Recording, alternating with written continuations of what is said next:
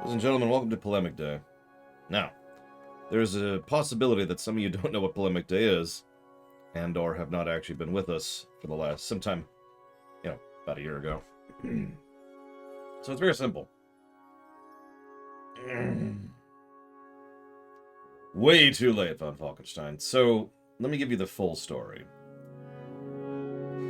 Sometime when I was about 13 or so, I'm not sure of the exact date, I realized that people suck. No, that's a joke.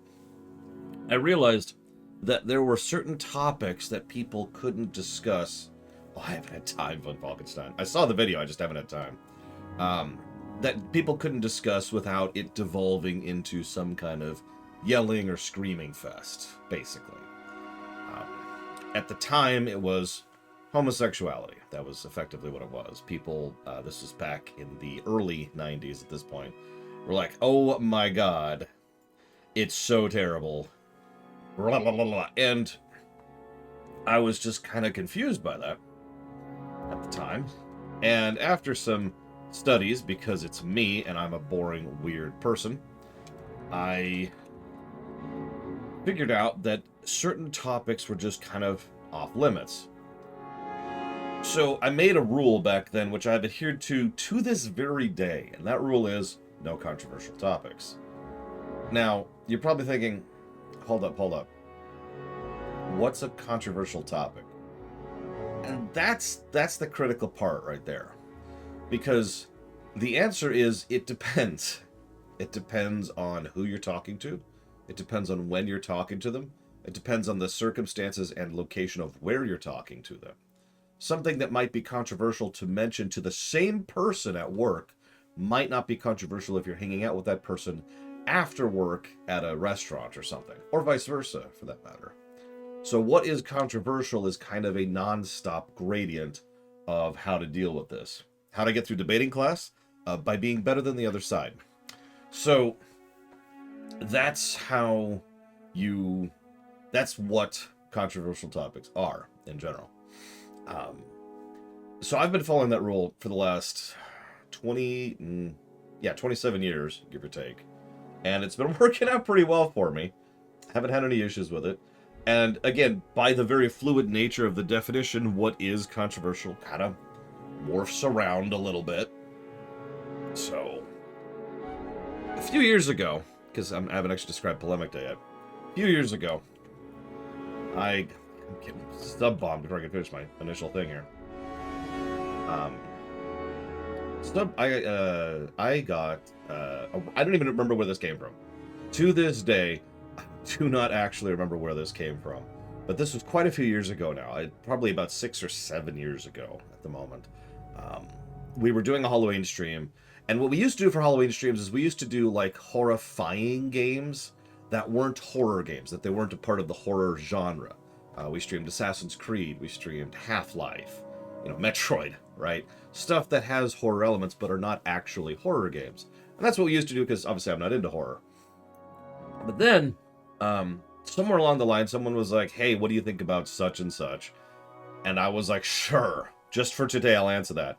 But of course, because I said that, everyone in chat was like, oh, well now it's open games.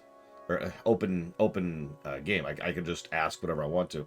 And it kind of became a thing. Yes, if you've looked at the background lore of the Assassin's Creed series, thank you, open season. Thank you. If you've looked at the background lore for Assassin's Creed, it is extraordinarily horrifying. The sheer level of just what the Templars get up to in that world is messed up. But anyways, to this day, I'll always point to Henry Ford as an example of that. But I'm getting off topic. So it became a thing.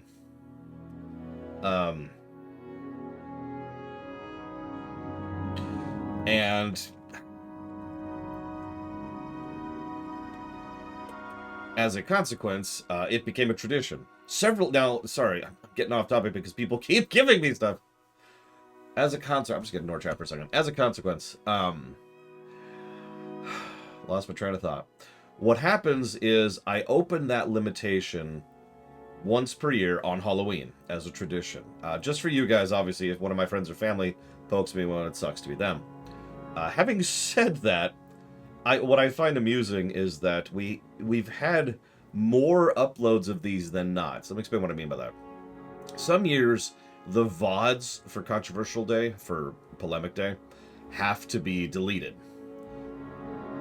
There's ifs, ands, or buts about why, but it usually boils down to certain things being a little bit too hot topic, or maybe certain elements of chat just got a little bit too feisty with each other, and I decided to just kind of nip that into bud and not walk back to it. But for the most part, the overwhelming majority of these VODs tend to go live on YouTube. So if you're seeing this on YouTube, you'll know right now that we're cool today. Having said all of that, that up there says everything it needs to. But let me make this very, very clear. Rule 0 still applies. Rule 0 always applies. That's why it's called Rule 0. That's the whole point and purpose of that. However, that's kind of it. That's the big limitation. As it says up there, you can ask me whatever you want. I reserve the right to not answer or veto any question you ask. That's just kind of normal in general. Having said all of that, one last thing I wanted to mention. Last year, because these tend to evolve into QA sessions, I had Valvedrix and Raximus helping me out, and they were manually grabbing questions from chat and dumping them into a document so that I could read them and can catch up to them, because chat was just kind of flying by a little bit.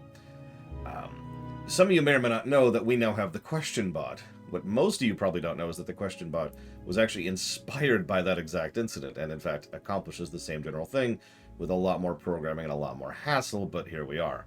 So this year, if you want to add a question to the Polemic Day question queue or whatever, you want to talk about something, !Q, space, and then whatever it is you want to say, it'll get tossed into the question box, which I've got right there on my monitor. We can chat and look at it and answer it there too. Any other questions? Put them in the bot. All right. Now, thank you, Colin Peluso. I will put that towards Xenoblade 3. Thank you, Jordan T. Hurt. I will put that towards Dealer's Choice. I hope your financial situation improves soon, Oculus. You didn't put that towards anything, but thank you for the bits. And by bits, I mean... thank you for being here, is effectively what that is. Thank you for your presence. Alright, now, let's look at this. So, first question on the list is, let's mute that, unmute this, make sure everything's in the right order. Caspian says, what do you think of fatness? I don't understand the question. Plutonia says, does Question Man Bot have a slow mode to dissuade spamming of questions by a single user? No. I'm not even sure such a thing as possible given how we have this thing set up. Hang on. Thank you, Sigma. I haven't seen your name in a while. Hope things are going well for you. I will jot that down for StarCraft.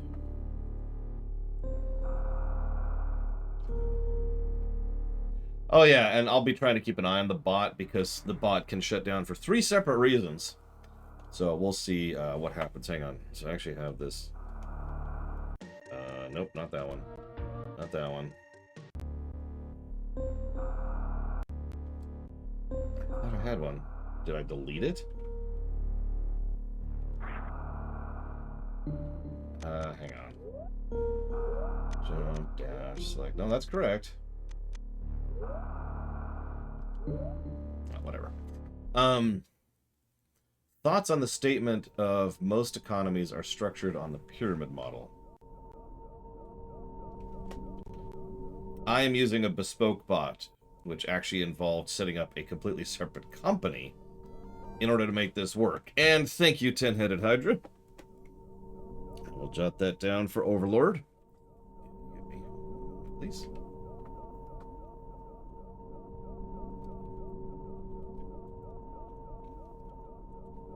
Okay, hang on. Making sure. All right, we're good. We're good.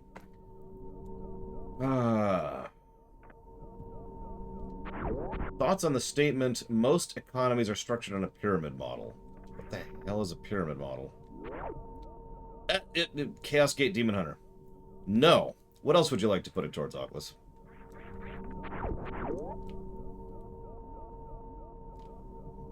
I know you've said that at least once before, Zedslayer. Most economies are structured on a pyramid model.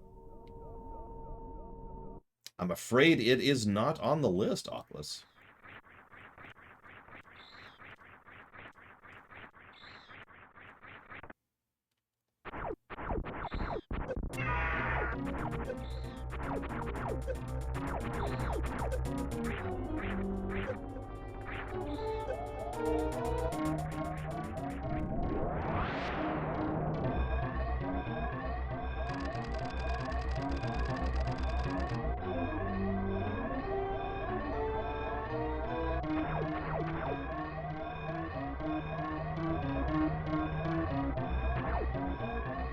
I'm still chewing on Echt's question, because Echt asks an interesting question.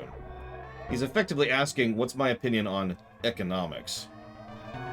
And that's a very difficult question to answer. It's like saying, what's your opinion on the planet Earth? And it's like, okay, well, my opinion is that Wraith is trying to make sure that I die in the space station right now. That's terrible. 38. Thank you, Wraith. Very, very much. As always.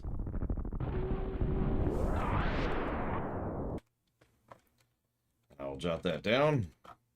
Or something. I don't know. We'll figure it out in a minute.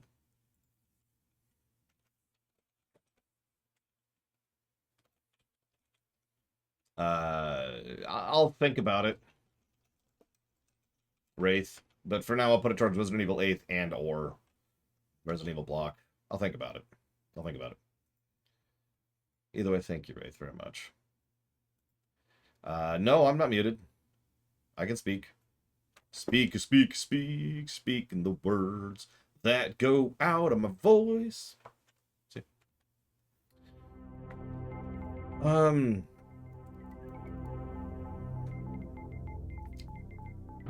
I don't have a problem with there being rich people. Let me answer your question by saying that, Act. The problem I have is the gap in between tiers of people. And that's all I'm going to say about that, because I don't know what else to add to that. Opinion on wearing socks with sandals. Sure, I hate doing it. In fact, I've only done that under very brief and temporary circumstances before, specifically because I was about to put on real shoes. Okay, Oculus, apparently I got to explain this in full detail. So there's only one reason I will ever tell you no if you donate for something that has been donated towards that's already on the list. Now, because I got to tell you this straight up, it's because it's funded. Now, Oculus has just proven one of the reasons why I continuously and constantly spam my chat with, hey, guess what? I have a website. Because I take great pains to keep that website up to date, specifically so people can go check for things like this. Yeah, it was funded last Thursday, Oculus. 1, 2, 3, 4, 5, 6. Oops, too far to the left. Anyways. So, next question. Thoughts on the United Kingdom going through prime ministers at a rate of knots without an election? Britain has its own issues right now. That's my thoughts on that. Although the government that decided to lower taxes during an inflation crisis needs to be frickin' fired. A 10-year-old could tell you that. In fact, I know that because my niece could tell you that. Of course, she actually listens to me. Anyways, on the topic of economy, have I read up on what's going on with the UK? Yes, I am quite aware of what's going on in the UK right now. I hope they get their crap together and fix it, because ironically what they're going through is a very fixable situation. Now, whether they are willing to do what is necessary to fix it, that's a little bit different. So I suppose we'll see. Is game swapping for games both people want ethical or no? What the heck is game swapping? Offshore Twitch account, help me out here. Let's see. What is the most controversial opinion I have on anything that I feel free to share? Okay, so this is going to sound like a joke, but in my experience, this is, yes, Evo, yes, this is the most controversial thing I've ever talked about. I think people are people. And historically speaking, that is probably the most controversial thing I've ever come up with. I have no problem admitting that, though. All right. Is The Last Jedi still controversial? Last I checked, not as much. No, it has finally started going down. Did someone kill the bot already? Hang on. Hold up. Hold up. No, the bot's there. I have all the questions. We're good. Bot is still operating. Jeez, don't scare me like that, Act. Okay, so where was I? All right. Okay, so that was the Last Jedi question. Delete, delete, delete.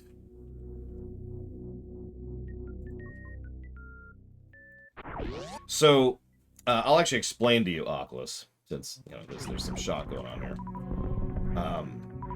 There's a thing called a thank you stream. It's something that is almost every stream in the queue right now is a thank you stream. It's a way to say thank you to people for helping me out with the website or with the fact that I just screwed up. I'm just going to do that right now while I'm here. It's people who help me with the website, people who help with moderating Discord, people who are just cool in general, who I owe stuff for, like for the question bot. There we go. So, last Thursday, Third, who has helped me with a tremendous amount of the website stuff, said, hey, can you stream Chaos, whatever the hell it's called? And I said, yeah, sure. And lo, it was so. I dumped a bucket of Dealer's Choice on it, and it is now funded.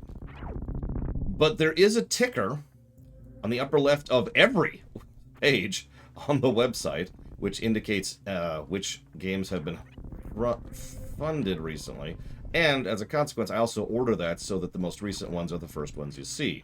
So you should be able to tell quite literally at a glance what has been funded recently. Any questions? Yeah, I'm just going to say this one more time. Website.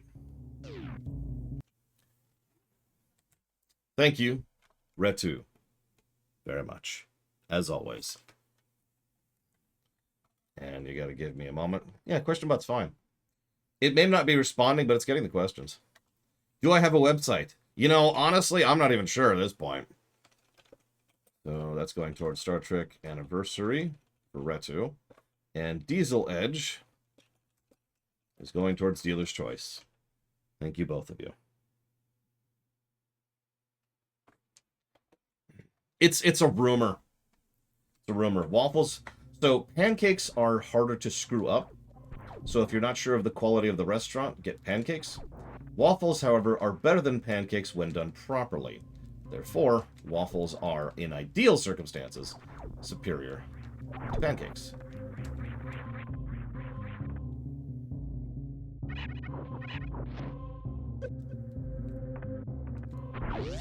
Alright, so next question. Okay, hold up. Apparently it didn't get a Star Wars question? Let's double check that. Star Wars. That is correct. It did not get Star Wars 9001. I think it's just not used to the rate, maybe? But that's the only question it didn't get. Like, I got a question from Don Crow just now, so the bot's still working. Yeah, there's a question from Offshore Twitch account. Although it might not get Ponka, so if you both ask a question at the same time, I think that's what's causing it to not catch. So if you don't hear me say your question out loud, it's because it literally didn't get it. Next question from Offshore Twitch account. Did you ever read To Kill a Mockingbird? Yeah, it's required reading. Isn't that required reading, like, still? Like, to this very day? Has that changed? Did I have that one kid in chat that was super giddy to read a word I'm not saying out loud on it? No. If I could have a real-life hitman kill any famous person who is currently alive, who would I pick? Putin. Thoughts on race swaps in movie or TV adaptations of games, books, or reboots, etc. I don't care. And I mean that with total sincerity. I'm not trying to be facetious here. My opinion on that is I don't give a damn as long as the finished product is good. That's really all I care about. If you want to make a female Captain Kirk, done. Like, I have absolutely no problems with that if you get a great actress and she does a good job with it. That's honestly always been my opinion. I am the opposite of a purist. Yeah, this is an interesting stress test. Well, yeah, the real answer is like 57 different people von Falkenstein, but I was only given one, so one it is. All right, so who do I think would win in a fight? Grant Morrison or Alan Moore? Dude, Alan Moore's crazy. He would be like kicking and scratching and biting. He would not play fair. That man would just be like, and be like Gollum, you know? He doesn't look like much, but man, he is willing to go the distance. I'm going the wrong way. I'm lost in my own speedrun. What do I think makes political critique in media good? That's an interesting and leading question, I might add. Because it automatically presumes that I presume that political critique in media is a good thing, which is not necessarily true. Get to the correct spot here. So, hang on. Gana says, I missed the Bioshock stream, but in your rumination you mentioned you like it. However, I felt it was kind of dishonest to say, oh, well, your ideas are bad and will lead to failure because the person's leading are bad, instead of trying to... I'm sorry, I don't actually understand your question, Gnas. Help me out here. I don't actually understand the question. I am too stupid. Stupidity mode engaged. Beep boop. Cashel says, do you think religious nationalism has gotten worse in recent years, or has the GOP simply become more open about it? The latter. Besides rich people ruling the world, what do you think the biggest problem plaguing the world today is? I'm not in charge of it. Thoughts on COVID vaccines? It's a vaccine. Or a virus. What possible thought could I have about that? Gonna pay attention for 1 second. Because this is literally a frame-perfect trick. Which I did first try. You know, I haven't played this game in a year. Now, here's the funny part. I'm out of missiles. Because I screwed up earlier. I haven't noticed I screwed up earlier.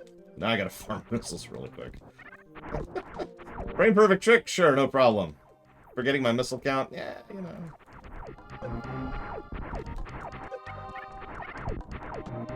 Dang it, I'm taking too many hits. One more. One more. Come on, one more. Okay, fine, we'll do this. How effective they are? I am not a magic wizard who can magically reach into the ether and know how effective a vaccine is. Yeah, the last time I played this was last year's Polemic stream. I mean, it's true, Zensla. You're absolutely right. It's always the little crap. Anyways, alright, questions. Do I believe there should be a limit on how much a rich person can be and how poor a person can be? Yes, absolutely, and without hesitation or question. There should be a built-in ceiling and a built-in floor. I say that speaking as someone who has very rich grandparents and who has literally been homeless and starving. So I kind of have both sides of that. Okay, so... Now we're gonna pretend we totally did that right. Hey, look, first try! Wasn't that great? Oh, I did that first try without any problems. Oh, yeah, that was just amazing. Star Wars Bounty Hunter, you got it. Hang on, let me...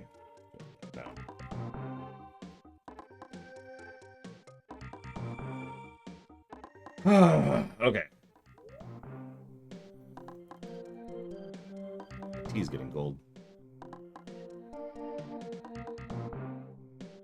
God, that's good.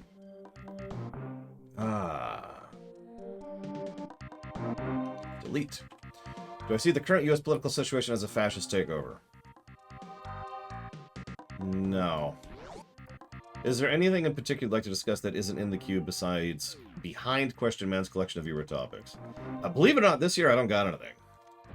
Usually I have prepared topics, but I actually don't have anything here. So, this is all on you guys today. No pressure or nothing, but if you ask terrible questions, this stream will suck. Thank you, Nemesis. I'll take that as a compliment since I literally haven't played this game in a year! To the day! I was actually really nervous that I'd really screw this up. Alright, is there... have I ever 100% or in the Blind Forest? Yes, I actually like to do Ori randos quite a bit. In fact, I was debating doing that today instead of Metroid, but I wanted to play Metroid because I haven't played Metroid in a year. So, Yeah, I love doing Ori randos, and I tend to enjoy 100%ing randos literally just for fun. Don't have to, of course. You hit go mode way earlier than that, but it's just fun. So, anyways, thoughts on Sweden and the NHS in the UK restricting or discouraging the use of puberty blockers in minors. So that's actually an interesting question off your Twitch account because I have no idea what you're talking about. I don't know, Eva. Now, the reason I say that that's an interesting question because I don't know what you're talking about is I want to mention something here. I've got one tiny topic for you. You ready for this? It's the dumbest topic ever. When I was younger and stupider, anytime someone would ask me a question that I didn't know anything about, I would feel obligated to try and come up with an answer based just on what they said, to try and compilate something. Not because I wanted to make myself sound smart, because I know I'm an idiot and I have since I was a child. No, it's because I felt obligated, right? Like, I felt like it's like, well, you asked me something, and therefore I don't want to waste your time. I don't want to disappoint you. And that was the mentality going into it. Whoops. Oh, that's bad. No, we're okay. We're okay. We're okay. Recovery. So, nowadays, I'm all beyond all that crap. I'm way too old to try and pretend elsewise. So all I'm going to say is, I have no idea what you're talking about. And I'm going to move on. Can't believe I did that accidentally. Oh, that's funny. Hang on. I might die here. I'm going to die here. Ugh! Nope, we're good. We're good. Recovery! Oh, man. That's funny. Completely unintentionally. Superman would beat Goku 10 times out of 10. Alright, so. What's my next question?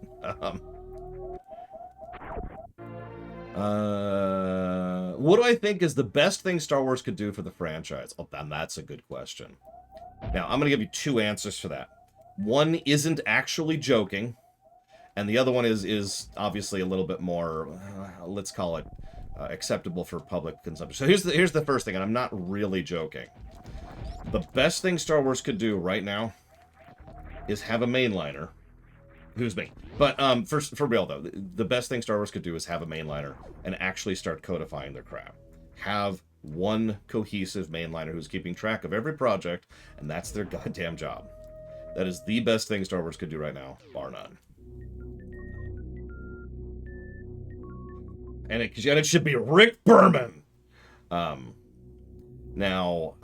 I'm not even gonna give it a second answer. We're just gonna move on. What makes Rat good? Well, I see, and you start digging into it, and there's this bite to it.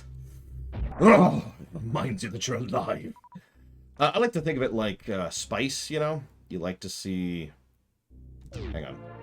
There's actually a very tight trick I want to do here. Give me 1 second. I'm just going to concentrate for just 1 second. Got it. Booyaka. Alright, so... Just save me like 3 seconds. Speedrunner, right? Oh, thank God I saved 3 seconds. Hard to do. Alright. That was the question. Rat. So, yeah, I like to think it's spicy. I like to think that the extra, the pain and the poison of it actually adds to the flavor and gives it that extra bite. So that's why the Arshay Angonian really loves rat. What do you think about the shop teacher who went to class to get big fake plastic mammary glands? I think that drama died down, so you might not have heard it. Yeah, I have no idea what that is. Who cares? Is my automatic reaction to that, though. If you want to go in for plastic surgery, who gives a crap? Do we give people guff for deciding to do things like, I'd really like to wear makeup today. And I'd say, oh my God, that's not you, that's fake. Who gives a crap? Moving on. Thoughts on the next Dragon Age game? Probably won't even come out. And then I keep getting these junk texts, and I think that's when it's missing out on questions. Because it's literally just a dump of random code text instead of actual text. What's the best kind of egg meal I love? You're gonna laugh at me for this. My favorite egg meal is egg. You can meme about that all you want, but that is actually legitimately my favorite egg meal. What's the best... I already answered that. What game on the list do I think has the best chance of dethroning Portal 2? Grand Theft Auto 5, Chrono Trigger, Final Fantasy 6, and Dragon Age Origins, I think, are the big contenders for the top slot. Raw egg. Oh, yeah, I have raw egg every day. It's delicious. And I let it run and dribble down my throats. Oh, yeah. No. Okay, how many of you think I'm going to get this trick after a year of having, you know, inconsistent rate of even doing it and having not practiced it for a year? You gotta eat this. You smash the shell on the face. That's what you do. I'm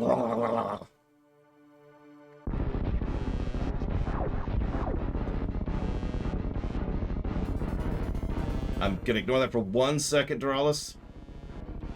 Up, start charging. There we go. Nope, I lost it. I was too early. Thank you, Doralis. Very much, as always.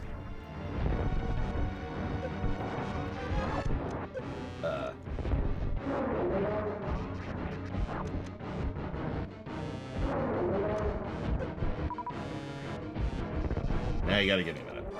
There we go. Okay. I will put that towards Mega Man Legends 2 in just a second. See you around, Diesel Edge. Careful if you find Doom in your candy. It's going around right now. You can kill him before he goes up. I actually came pretty close to it. Alright, hang on. I gotta delete a bunch of questions here. Delete, delete, delete, delete. Then I gotta write this down. Let's see, that was Duralus towards Mega Man Legends 2.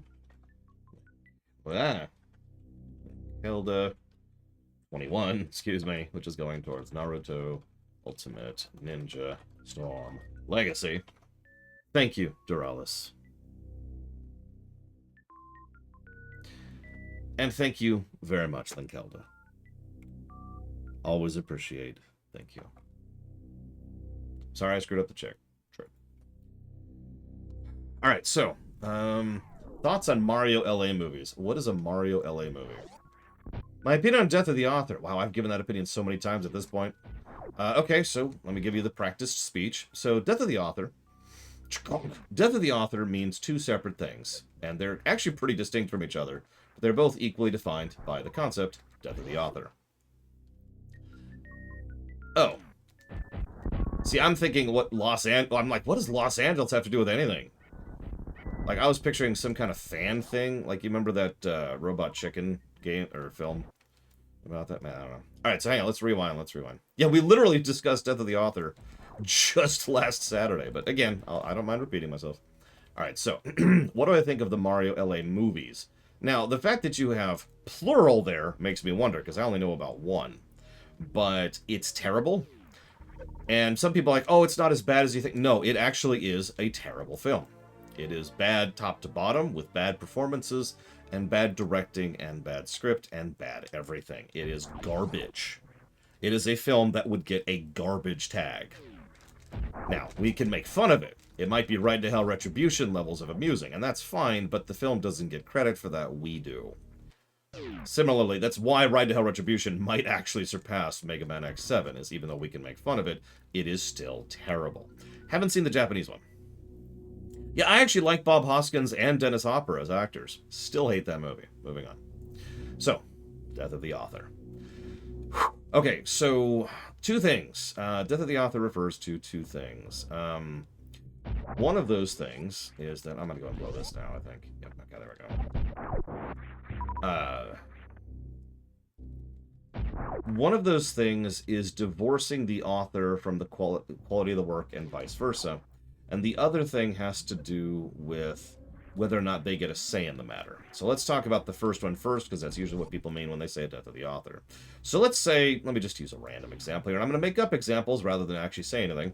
Let's say Hitler says, you know what, I'm going to write a story. And Hitler makes Final Fantasy VI. I'm just gonna lay that out there like that. Like, Hitler makes Final Fantasy VI, one of the greatest games of all time. It's like, okay, well, that sucks. What do we do about that? Well, Death of the Author is the neat solution to that. It basically says, The work is divorced from the worker, to put it into simple terminology. Now, before I move on to discuss the second concept, what do I think of that? I think it depends, is honestly my answer to that. In fact, I've actually talked about this a few trillion times, because what it really boils down to is chocolate and hills, which is a speech I've given so many times. I literally gave it to my brother-in-law just last week. That's how often I give that stupid speech. Ugh. I'm not going to give you the whole speech right now. I'm sure you've heard the chocolate and hills speech, but it boils down to this. If you have something that really bothers you in a particular amount or a particular way, and there's nothing really wrong with deciding to say, I don't want to support this thing because it was made by such and such. Or maybe some people are just a sufficient amount. Oh my god, I cannot believe I did that first try. Do you know how hard that jump is? That's actually the hardest jump in the game for me, personally. Oh my god. I cannot believe I did that first try.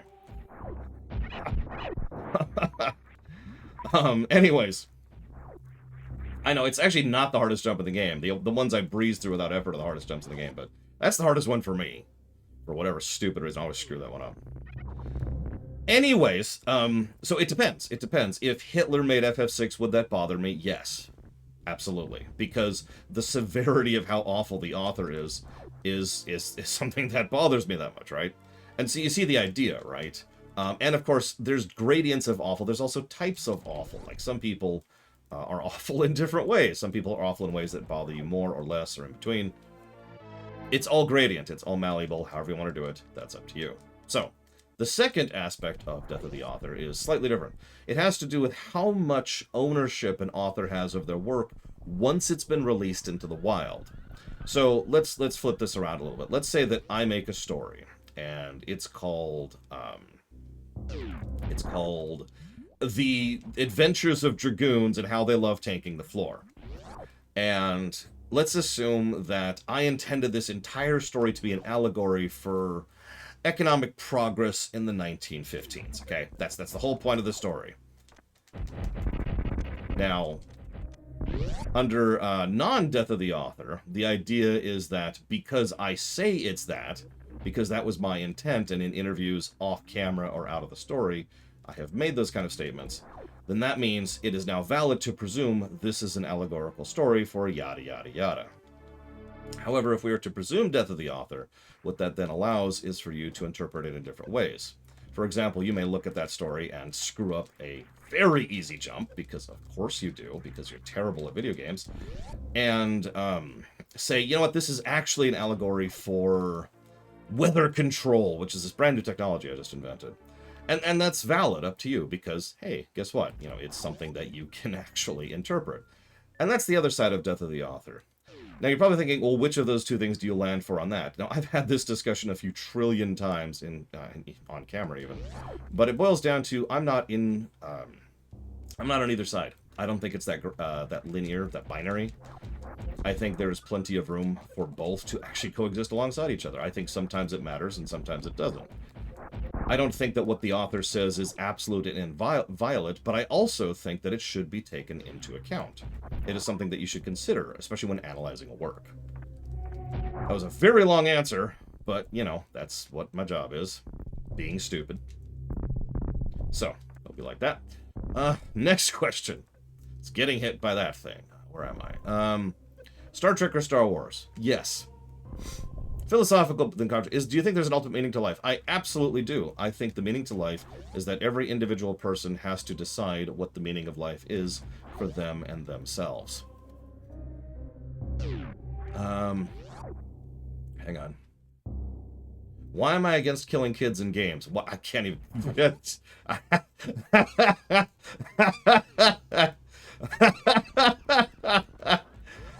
Okay, next question. Should games like Call of Duty or Tom Clancy game have free reign as to which real-world groups nations can be used as their antagonists? Yes. And is it reasonable to care about such matters in fiction? No. As a kid, have I ever stood up for other kids being harassed or bullied? Oh, all the time. I was the kid who punched Evo. And I punched hard. Usually didn't get caught for Nah, I gotta give me 1 second because this is actually kind of a thing. No. Okay, we're good. All the time, Zed Slayer was the only way. It was the only way. She had to be punched. All right. This is just not handling today well, is it? There we go. Hang on. Excuse me. Excuse me. Let's see here. You know, at this point, I actually don't know how to go through Super Metroid legit. I think I've mentioned that before. I've had that problem. I have the speedrun route so memorized that I do not know how to go through this in any other manner. Anyways, just thinking about that, because if you're paying attention, I'm kind of going through this entire section backwards. But moving on.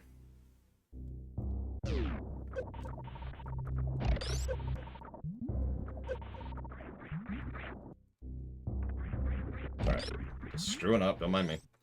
Where was I? What game am I playing? Super Metroid. Thoughts on grinding fates for relic upgrades? Well, I kind of wanted to die while I was doing it, but unfortunately I didn't actually die. So that was kind of a net negative overall. If I had died, that would have been much better, I think, overall. Do I believe universal basic income will be a net positive to society? No. But that's because I can do math. How should that look in your opinion? The cap on the rich and the poor, I mean. Are you talking about, like, specifics? Because I don't have time for that. Or are you asking about, like, what ranges? Because I could probably come up with something there. Although that would be relative to now, and...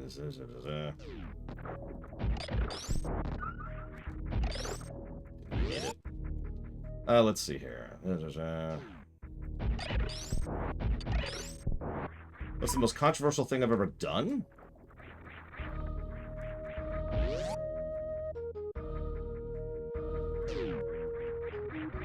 I'm not sure I've ever done anything controversial.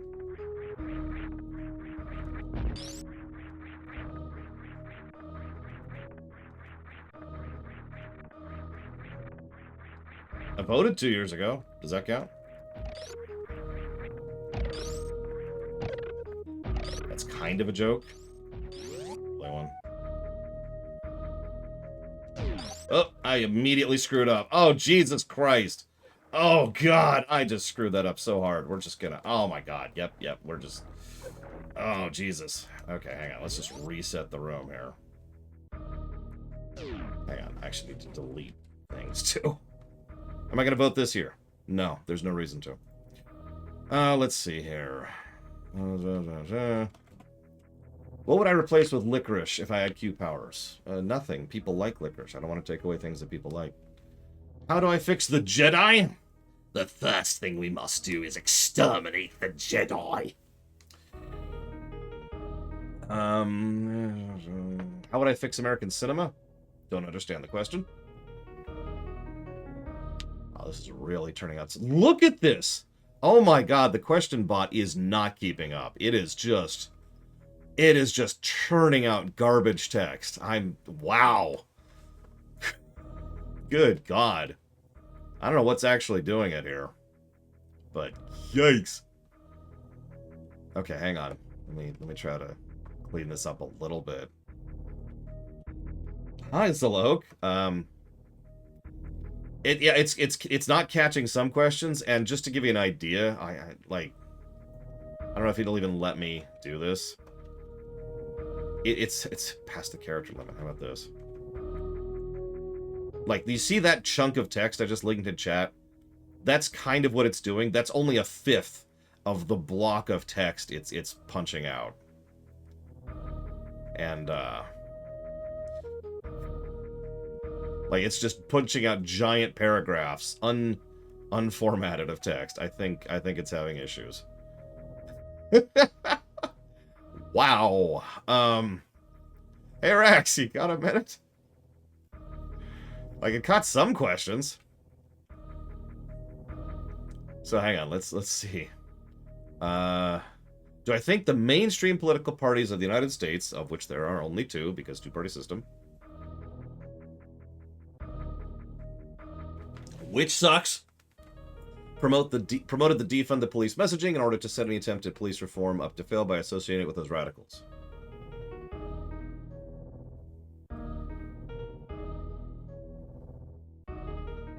No, I don't think they're capable or competent enough to do that. Thoughts on the Ukraine situation? What thoughts can be had about that?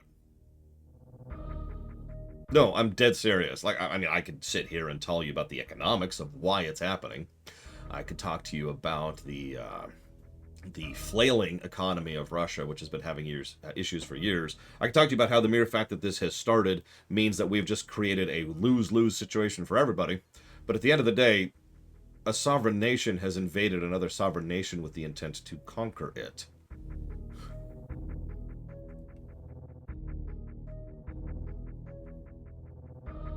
What else is there to add to that?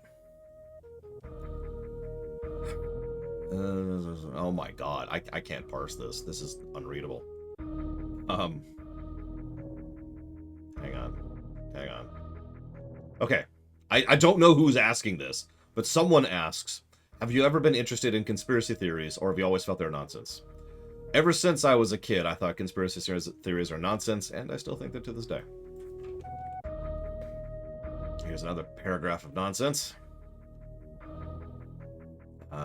Trying really hard to see if there's any questions in this paragraph. Because it's catching text that isn't part of a question. I think it's trying to capture like a chunk of text after the cue, and when text is coming in too quick, it's not catching it or something like that. I'm not sure exactly what's causing this, but it is happening all over the place. Have I ever watched Mystery Skulls animated? Never even heard of it. What do you think of the EU's current state of the economy?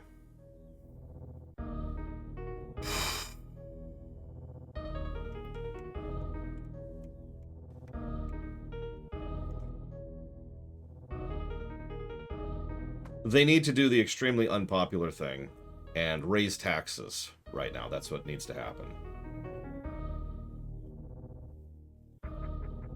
That's the summary. I could go much more in depth into that, but that's the summary. They also need to subsidize certain energy concerns more than they're doing, and stop being afraid of nuclear power.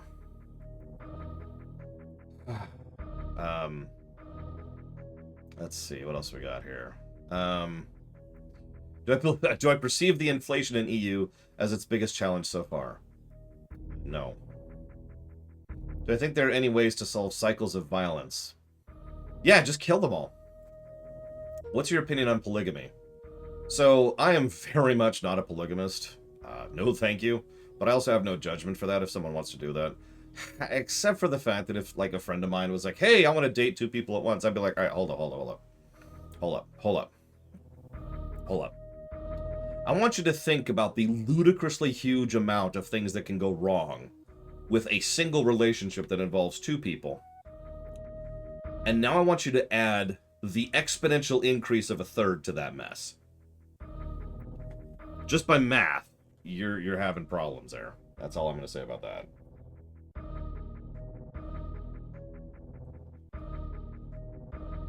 What do I think about M&M's being too sexy? Do we need to have a talk, Ikiclaw? Is there something you want to tell me about the M&M's?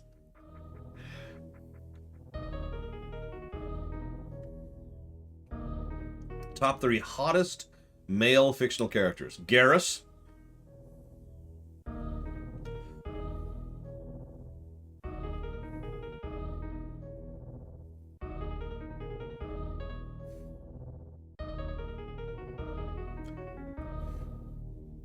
Zigbar.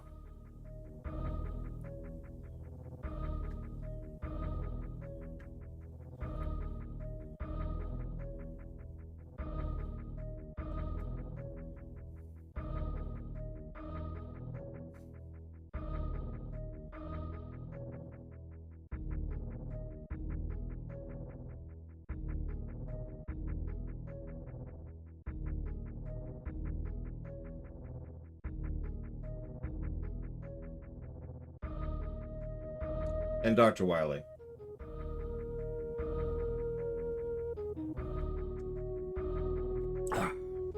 Oh, there was a second part. 3 hottest female fictional characters. Dr. Crusher. And whoever else Gates McFadden has played. Oh my god.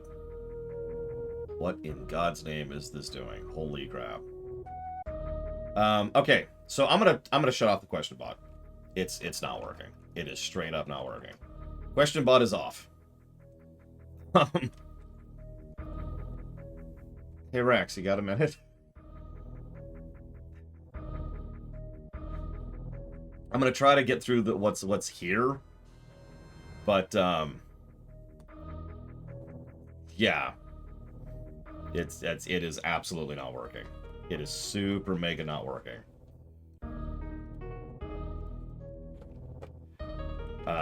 What the hell? Look like they're.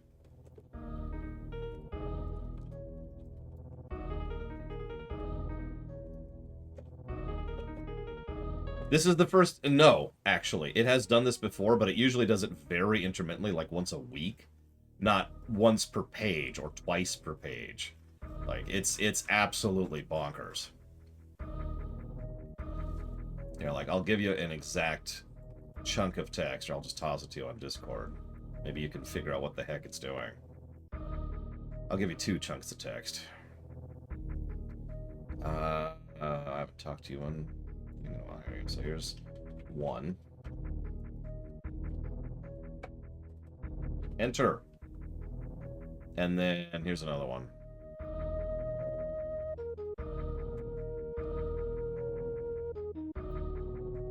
And some of them are weirder than that. In fact, hang on. Wonder if I can. Here we go. Here's another one.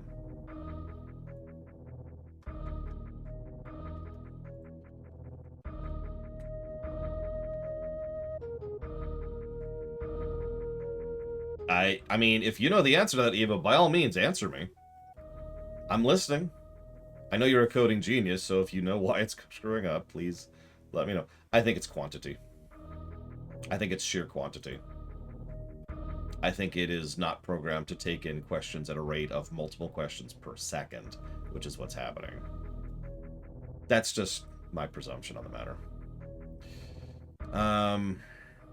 Okay, hang on. So now I gotta figure out where the heck I was in the actual question block. Pineapple pizza or seafood pizza? Well, I won't eat pineapple pizza, but seafood pizza would make me vomit. So I guess that answers that. Is there one thing that can be implemented to help improve the U.S. political system? Actually, yes. Give us a real voting system. As opposed to, you know, first past the post, which is the worst voting system that exists. So for Halloween, what did I go as back in the day? Mega Man bosses. What's my opinion on the prison system in Norway? I don't know specifics. However, you followed up with the added point of, are they too soft on criminals? Criminals are people too, and I don't get on board the hate train of, hey, we need to punish people because punishing people is fun. So, I guess that gives away my opinion in a nutshell. I am far more on the rehabilitation side than I am on the hurt people side. Thank you, Dusty Drongo. Always appreciate, and that's going towards Age of Mythology. Thank you. Guys, if you're asking questions, they're not going into the bot, and Rax isn't even set up for that yet, so... Questions are being ignored for the time being, FYI. What is your most controversial take on the French people? They're awesome? I've only known like 3 French people. What do I think of Drake and Josh? Who and who? You ever get a feeling of deja vu? Actually, no. That was probably a joke question, but I legitimately do not get feelings of deja vu in real life.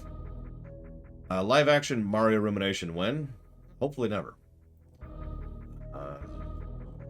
If you could add one storyline into Star Trek Online, what would you base it on? Actually, I already answered this question, but I'll repeat myself. The Borg. We need a Borg story arc. We don't really have one. We need one. A good one. If Shepard died at the end of Mass Effect 1, you could choose any squad mate from the trilogy to start the second game as the main character, other than Garrus, because that's the obvious choice. Who would it be?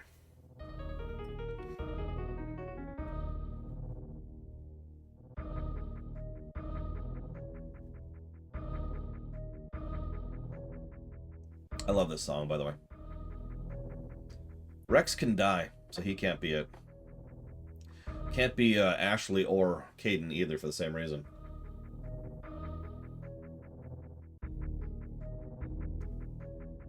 And it shouldn't be Tali, which quite literally only leaves one person.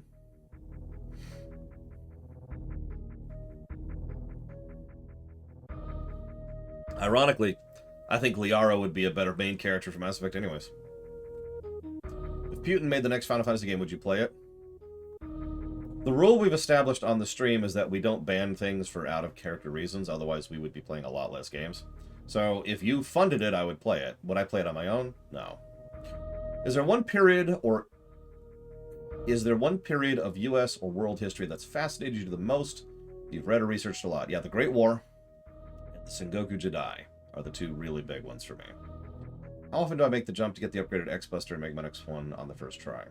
About 1 in... or rather 2 in 3 times. 2 in 3 times, give or take. Evo says, I have a political question. Dun, dun, dun. Say you live in a country that gets more fascistic by the year. I can make so many jokes here. What would you as a normal person do? Flee the place while you can, or stay to try and make things better? And if you flee, do you make things worse by removing yourself from there? That's a good question. Let me go ahead and give my opinion on that before I actually say anything about that. Let me leave Discord while I'm thinking about it.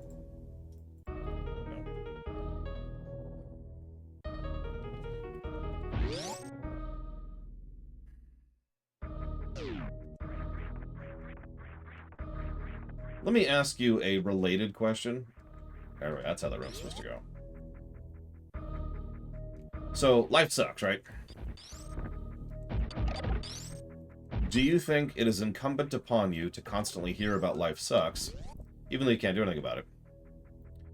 Or would you rather just kind of turn a blind eye to things and just try to live your life?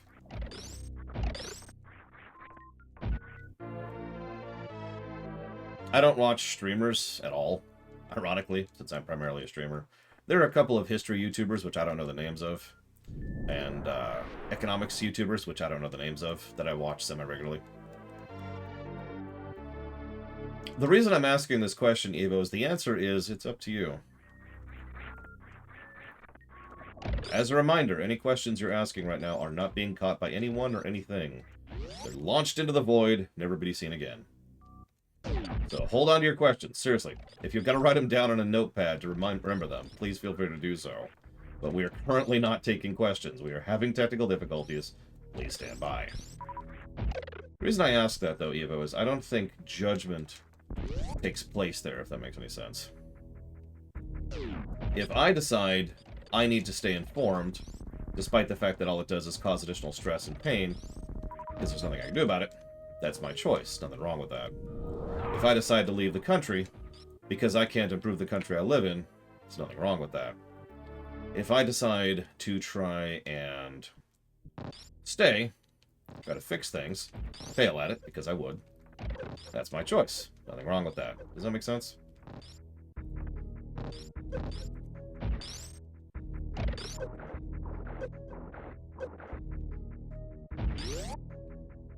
Good morning, Ross. So who's ready for the actual hardest trick of the game, which I usually have much easier time with? Oh, thank God, Lord Harriman. That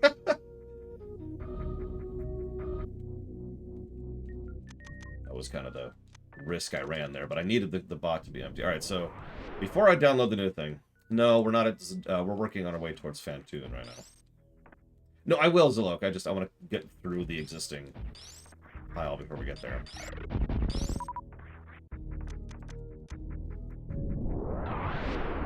I'm a bit too much of a realist to presume that me staying or me doing anything is actually going to accomplish anything, which is why I tend to not care.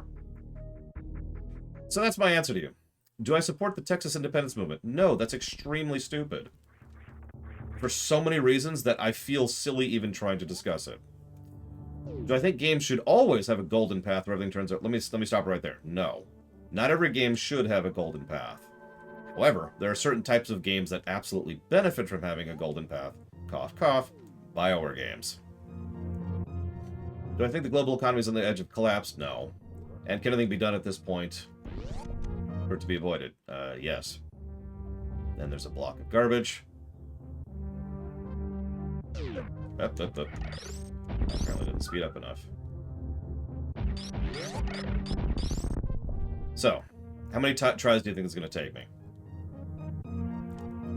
That's 1. It's 2. Ah! I keep screwing myself up because I keep forgetting where I'm doing this. Oh, it has been a while, hasn't it? I keep doing it early because I think it's right there. Once I actually do the jump, I do it perfectly. Oh, hang on. Okay, we're taking questions again. How do you want to be notified, Rax?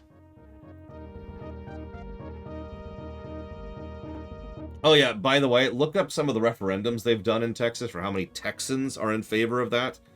Hint, it's the overwhelming minority. Like, nobody wants that from Texas. Alright, so.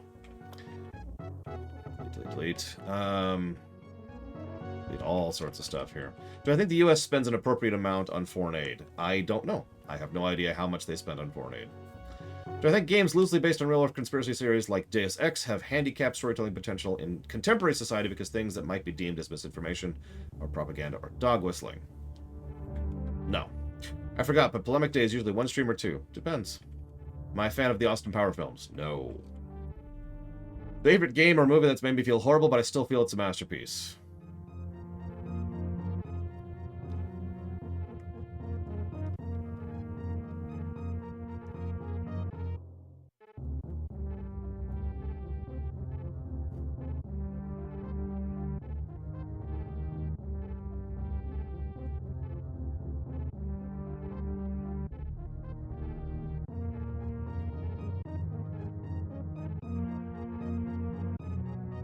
I can't think of any. Favorite game, am I going to vote this year? No. How do you feel about right-wing's dominance of the news narrative, and how do you think leftists should respond to clearly false both sides narratives pushed by media outlets? Just by continuing to share the truth, as is common. What tea am I having? Not the pepper kind, unfortunately. I just picked one randomly. I have no idea what it is otherwise, though.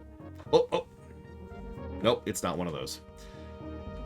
Oh, hey, here's Caspian's clarification. Do I think fatness is a moral weakness? No. Do I think it's bad for you? Yes. Do I think what extent is it okay? There is certainly such a thing as a healthy amount of fat, which a lot of people tend to forget about. But let's be very clear. The biggest reason for there to be fat, for people to be fat, I don't mean have fat, to be obese, to be overwhelmingly large, is because of the overwhelming number of environmental concerns, which are in most cases impossible for normal people to overcome. You don't have access to better food. You don't have access to a less stressed lifestyle. You don't have the capability or the money to be able to take care of yourself properly. You gain weight. That's life. That needs to be fixed before we can even think about people being overweight as the problem. I keep hearing universal healthcare will never work in the States because of the sheer scale. What's your thought on this argument? It's an extremely stupid argument. Universal healthcare would work extremely easily because the infrastructure for universal healthcare already exists. What is the most meaningful contribution those in chat and those watching the VOD can make to create the most global good? I have no idea. What's my opinion of King Henry VIII? I'm one of those people who agrees with the theory that the bump on the head screwed with him. Just absolutely screwed with him. Oh, sorry. You know what? I just realized, Rex. I just realized something. Hang on. Hang on.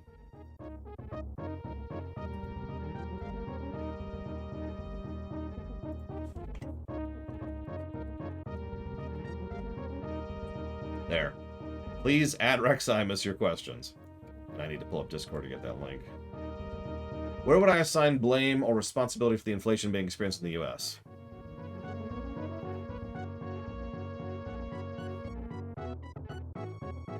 Certain individual large-scale companies, I am not going to name out loud, are the specific core cause for that. Do I think the talking heads on the right actually believe their own rhetoric, or are they just doing it for the money? I'm sure there's people who believe what they're doing, what they're saying, and I'm sure there are people who are just doing it for the money. Thoughts on the EU's GDPR, now that's been able to see the results of it. I actually don't know what the results are, so I can't actually answer that. Is inflation the fault of the Biden administration? No. Or is it the fault of the global COVID economy? Kind of. Favorite animated movie? I'm going to assume you mean traditional 2D animation, and discount 3D animation from that list. So in that case, overall, it would probably be Lion King. Okay, now hang on. Let's pull this up as the correct person.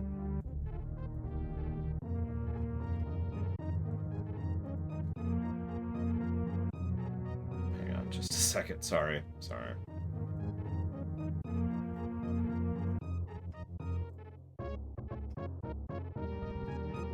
Actually, you know what? I just realized someone earlier asked me the most controversial thing I have.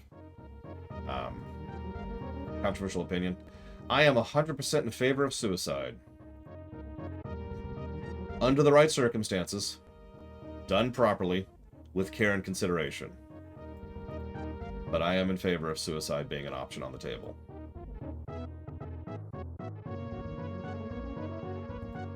One moment here.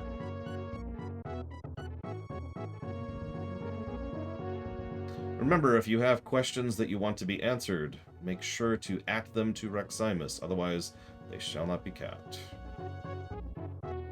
Essentially, yeah, Crazy Norris. Like, here's a little factoid for you.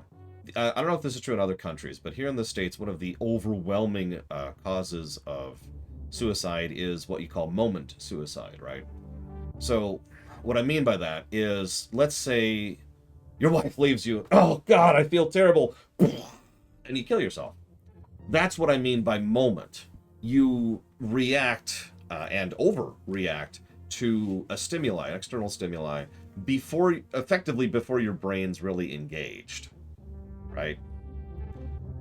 You don't, what I mean by that is there's a lot of evidence that in those kind of cases, you don't actually want to commit suicide. It's just, you're having that momentary kind of a thing, and you react to it, and if you successfully kill yourself, well then congratulations, that sucks. But then, okay, hang on, you take a moment, breathe, talk about it, talk with your friends and family, go to a counselor, and if you go through all this stuff, yeah, exactly, Crazy Norris. You're absolutely right, because death by gun is huge here in the States. Because, and this is going to sound strange, because shooting yourself tends to be a very quick, immediate death. By contrast, if you go to try and jump off of something, you have time to look at it, time to consider it. And I know that sounds horrible, but you get what I mean. Time to think, do I really want this? There's no time in between grabbing the gun, loading, and pulling the trigger. Like that's just done. But it takes a lot of work and effort in order to get up there and get out, look down, and oh my God. You know, and that gives you a chance to get your brain engaged. That's just one example, but you get my point. You get my point. So that's what I mean when I say I am in favor of suicide. It's not that I want everyone to be able to just kill themselves all over the place. It's because of the fact that I want that option to be on the table for people who are in the correct circumstances. It reminds me of something from Horizon Zero Dawn, of all things. Now, I did get the sub, but you didn't put it towards anything, Oculus, and I'm kind of getting buried in chat right now. So, I'm just going to ask you flat out if you want to put that towards something, Oculus. Either way, thank you for the sun. And by sun, I mean sub. I should probably stop reading chat while I'm answering. Let me see if I can remember where UABot is. That's another thing. This is going to sound very harsh. Like, very harsh. But we should probably think about letting older people die, or killing them, if they want to, rather than forcing them to continue to survive and being a colossal burden on everyone around them, both physically and mentally and emotionally and financially. I'm old enough at this point in my life to have had multiple family members who wanted to go, and it was not legally allowed to go. I have a website, and and so they got to be several dozen $1,000 of months of horrible pain and excruciating existence and not living.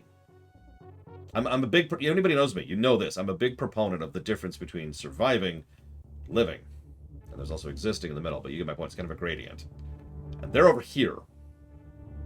And they're like, yep, oh, I'm good. Nope, wasn't allowed. Huge burden.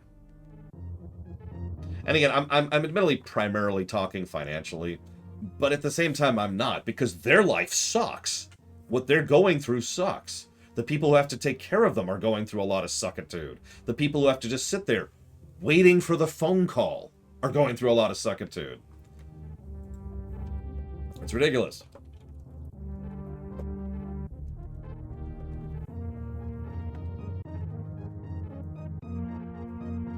Sorry. There you go. There's my controversial opinion of the week. I got it for the Dragon Age block. Thank you, Optus. Okay, so... and God, it really is so expensive, too. God, it's so expensive. Now, there is some gray here, of course, because there are a lot of people who reach a point where they can't make that decision for themselves. Now, some people have documents written up in advance.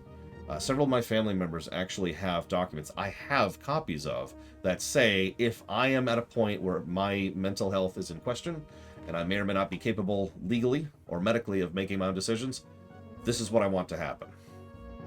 But how many of you know people who do that? I'm just gonna give this away. It's in such a minority of the population that it's a fraction of a percent, at least in the country I live in. Most people do not have that documentation. Hell, even amongst the people I know, I actually can only name 2 such people. It depends on how you set it up, but the answer is yes, Mike Romano. Where is the frickin' QA bot? I know I saved this link, Salok. I know I did. Here it is. Aha! Found it. And everything was updated 15 months ago. This is not it. That can't be it. Through a lawyer, Andrew.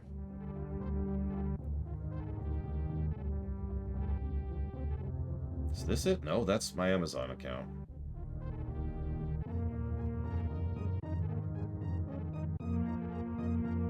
Well, today we're going to be relying on Rax while we figure out what the QA bot is. So hang on, let me...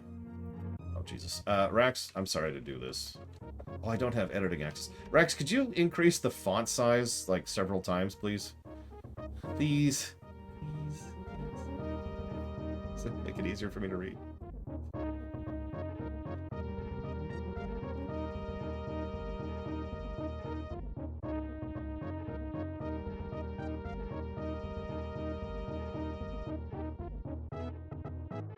$150% should be okay. I got it. Hopefully Loner won't donate right now. That would completely throw my thought process. I thought I had a copy of it, but the only one I have is Lore 2021, which hasn't been updated in forever, so I know that's not it. Obviously, I'm just stupid. Thank you, Loner.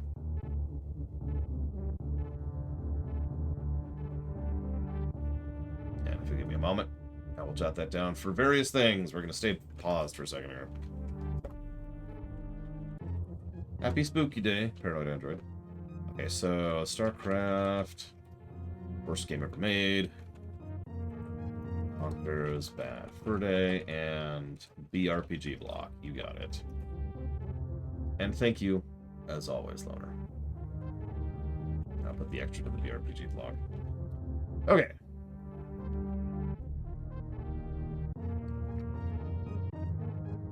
Okay, let me move this over here. There we go. Okay. So, what format would I consider playing Death Stranding in? The same format I play every game in. So if I was to do that, that would be the only way I would do it. Do I think the US will ever overcome the two-party system in my lifetime? No. Even if you improve the voting system, two-party systems are kind of inevitable, just by literal math. That's sort of how that works. Thoughts on B&W adding subscription services for stuff? Very terrible. Whoops. Timing on this is actually the second hardest jump in the game for me. This is very tight timing. You have to not sprint, and then you have to start sprinting, and then you have to do it right here. Oh, jeez. And you have literally pixels to make this happen. This is a very tight jump. So this will probably take me a few attempts. Should games like Grand Theft Auto have full liberty regarding the topics of their offensive humor?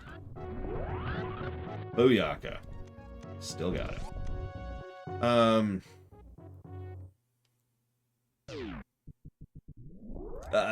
No. No is the answer to that question. There's no such thing as absolutely everything, everywhere, forever. Carte blanche. In any circumstance. So, by simple default, I'm going to go with no on that.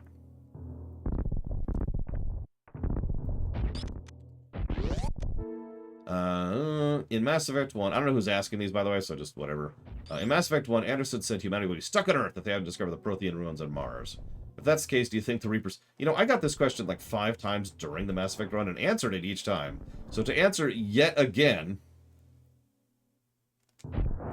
Yes, I do think the Reapers would have left Earth alone, because, I mean, why wouldn't they?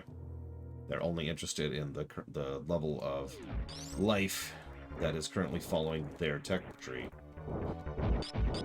Did my enjoyment of The Force Awakens diminish after watching 8 and 9 and seeing how they handle the mystery that is established?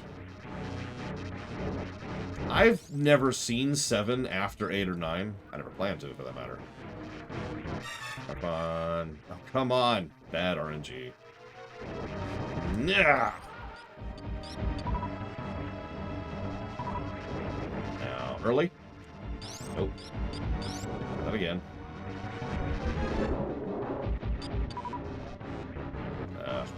Really bad RNG today.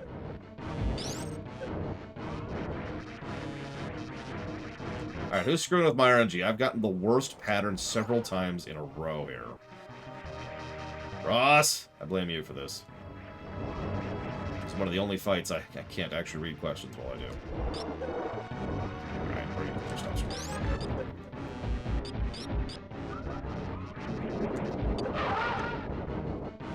Come on, pop! Nope.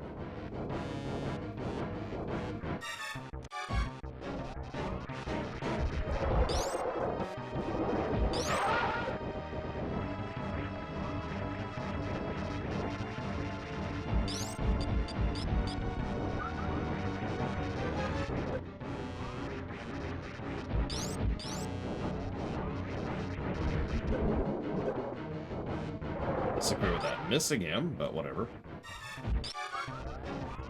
Wow! Damn it, Paranoid Android. You are just cursing my run here. Just want you to know that.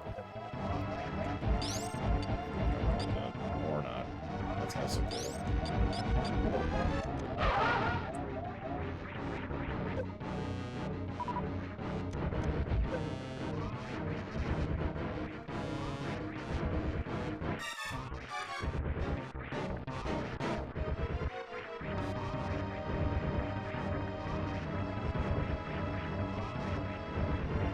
Jesus.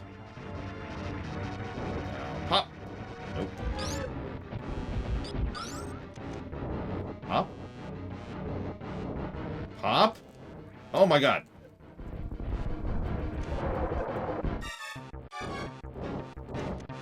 Screw everything that just happened.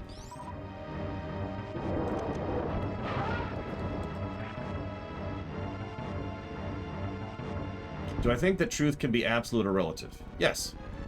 Can I request something from when you eventually do Hitman 3? Since you already did the 6 main Hitman 2 missions, will you take requests for mission stories we'd like to see in your replays? I have no idea. Ask me when we get there. Do I remember... Hang on. Do I remember the post on Tali's trial and its connection to Mass Effect 3's ending? No. Do you think it was a coincidence, or were the writers drawing from that when they created the ending? They were almost assuredly drawing from that, since they were just kind of locked in a room doing whatever.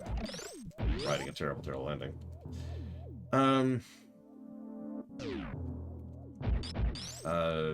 Losing my track here. Where am I? Come on. There we go.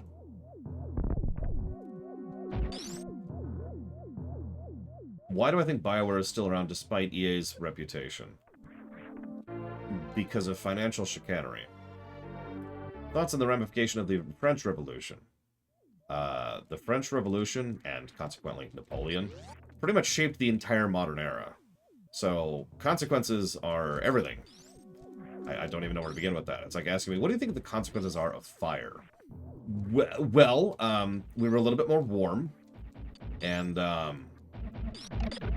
chemistry, and video games. And all of that is a valid answer to that question.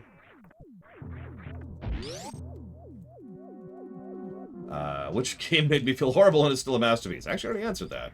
None. That has never happened.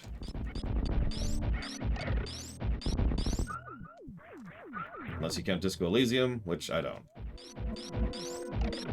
I wouldn't call the game a masterpiece. It's a terrible game. Hate it. I spit on it. 2E.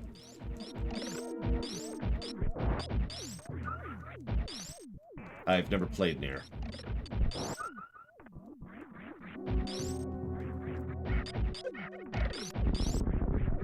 And Drakengard is not a masterpiece. So. Automata didn't bother me that much this time, weirdly. I hate doing this, whatever.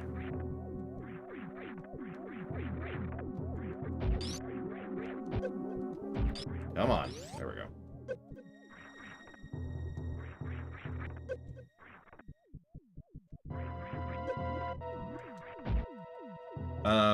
Favorite 3D animated work? Zootopia, by a colossal margin. If you wonder why, then please go watch my rumination on Zootopia. Come on.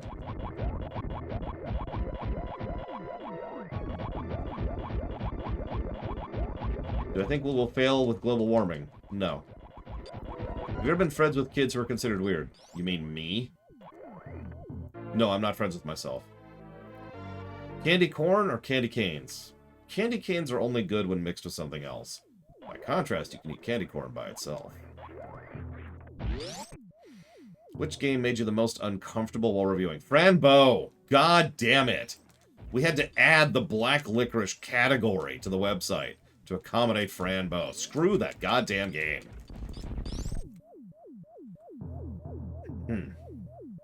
Cats or dogs? No.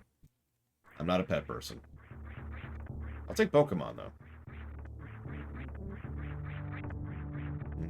Delicious wax.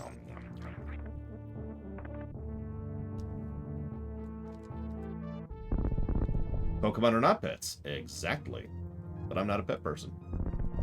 Do I think that talking... I already answered that. Do I think things like healthcare and education should be free for everyone? Yes. Although that is actually an interesting story in its own right.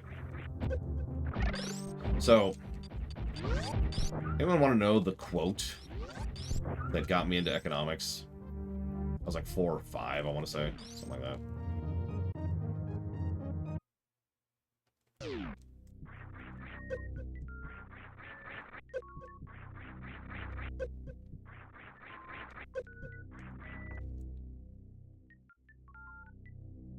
Yes, the rules of acquisition, which didn't exist when I was that young.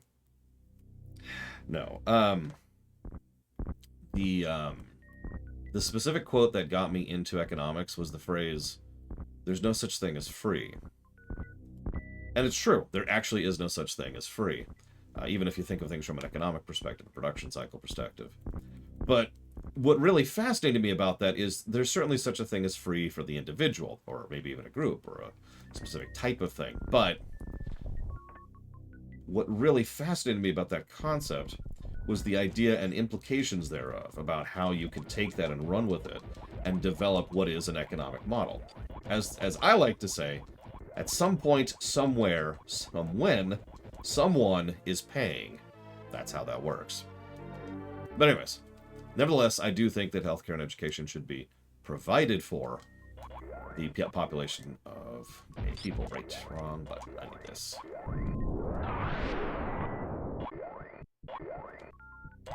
Top 5 U.S. presidents. Whoa, I am really low in health. Okay. Nope, yep, we're dead. And that's Super Metroid. Boop. Let's see. So top 5 favorite U.S. presidents. Man, I don't know. Let's see. We've got There's that one president who did that really cool thing. I don't like any U.S. presidents, if I'm being completely honest. None of them really work for me or stick out for me. So I'm going to just default on that question. No, I actually uninstalled Division 2 because we beat it finally. So, sorry, I can't show that off. What do I think should be done to avoid further mass shooting deaths in the U.S.? I mean, maybe try to remove the amount and style of guns in circulation might be a good idea. Random thought. Maybe a little bit less media circus surrounding these events to get more attention so people have more motivation to do them while we're on the subject. Do I get tired of the constant American bashing by Europeans in chat? I found it comes up when discussing healthcare or politics, and it gets old very quickly. Yes, it does get old. I absolutely am irritated by it, especially considering that Europe is not exactly a sunshine land of rainbows and paradise. But, yeah, no, it does irritate me. I don't have anything else to add to that. What type of economic system does the Empire use and why? Oh, jeez, that's a long question. Whoever asked that, ask me again some other time. Was I surprised by the animated series? Yes. The animation is absolute garbage. Like, just absolute total garbage. And the sound mixing is bad, and the special effects are bad, and the music's bad, and the writing's bad, and everything's bad, except for two things. There are scripts which are interesting and not as bad as I meant. And, of course, there are James Doohan. James Doohan is the other good thing about it. Because James Doohan is a surprisingly talented voice actor, and he voices 90% of the non-main characters in that series, and he does a very good job about it. So, props to him. What's my opinion on the way FromSoft Souls games convey their world? See, that's too controversial. I ain't touching that with a 10-foot pole. What are my thoughts on gun controls? I feel like I already answered that. Am I in favor of gun control? You're just hitting me with this. What would I rather have in real life? Health bars or checkpoints? Checkpoints, easily. Give me some save state powers. Give me the ability to save my game periodically. Sploosh, sploosh, sploosh. I've often joked about how nobody wants to hear me talk about economics for hours on end, yet I'm not sure. Let's spend a stream talking about economics. Is that something on the table? Ask me again after I've taken over the world. Because trust me, I'm going to shove so many economics down your throat, you're going to vomit. That's a bad analogy, but whatever. What was my Halloween costume? I feel like I answered that, but I used to dress up as Mega Man bosses. Loreconomics. No, don't do that. I don't want the name... I don't want, like, a Reaganomics thing attached to my name forever. That would just... Oh, God, that would be awful. Oh, no. See, both of those... How do I explain this? If you asked me what programming language I like best, and then you were expecting the answer Windows or Macintosh, that's kind of how that works. Socialism and capitalism don't really answer the question, right? Economic models have to do with a lot more than just broad scale, zoomed out attempts and ideologies. In fact, frankly, capitalism and socialism are more political lines of thought than they are economic ones. How do I get... Is it cull? Do I cull stuff? Excuse me, can I cull you? I'd like to cull you, please. Nope, it's not culling. Gather? It is gathering. Give me your wool. Give me your wool.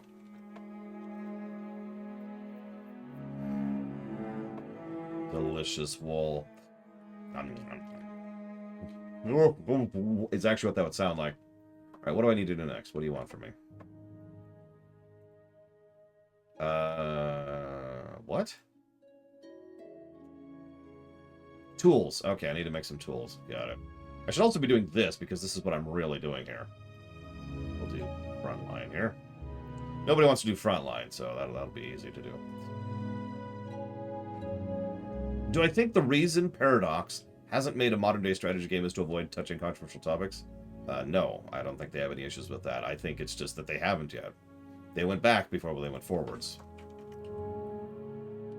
Oh, apparently I do not have editing access. Okay, well, that's fine. Favorite video game choices with non-obvious good or bad options. So, based on the way you ask that, it sounds like you're wanting an individual choice, not a game.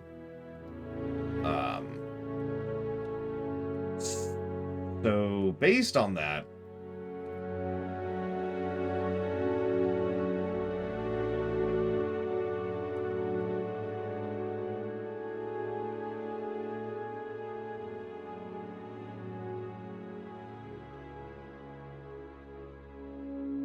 I can't think of any. Next question.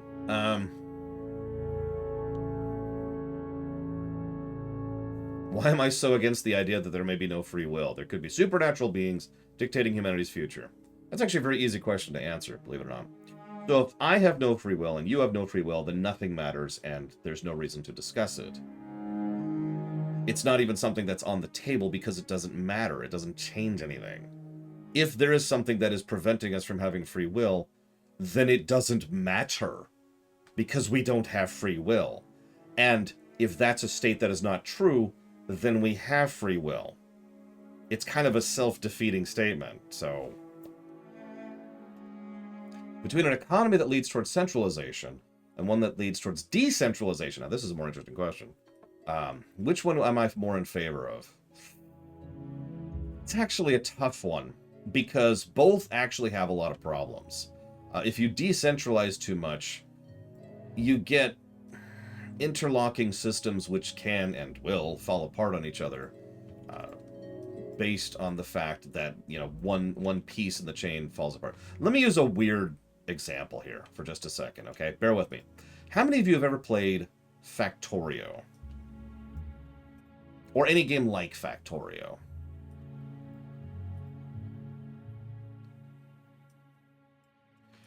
Most of you have played it, probably already know where I'm going with this, but just bear with me for a second, okay? For those of you who haven't played it, you kind of probably can tell the idea just based on how I described it. I might have enough time to water these. I haven't played Satisfactory yet, Eric. Although Satisfactory does have built-in co-op, so that's kind of a plus there. Although I guess Factoria kind of has a multiplayer thing. I don't know how that works exactly. Anyways. There we go. Plenty of time. Plenty of time. I should probably actually set up my PvP bar for Bard. In Factorio, let me try to get specific rather than giving you vague answers. Give me just a moment. So let's say you want to get... Let's say you want to research something that requires red and green, okay? Don't at them at me, Colin. At them at Rax. So you are... is this it? Here we go. Hang on. I don't know what any of these abilities are. I'm just going to not contribute. I'm just going to be a load. So you want to produce these three very complex goods. Each of these, two of these complex goods require multiple other complex goods, right? What is that amount?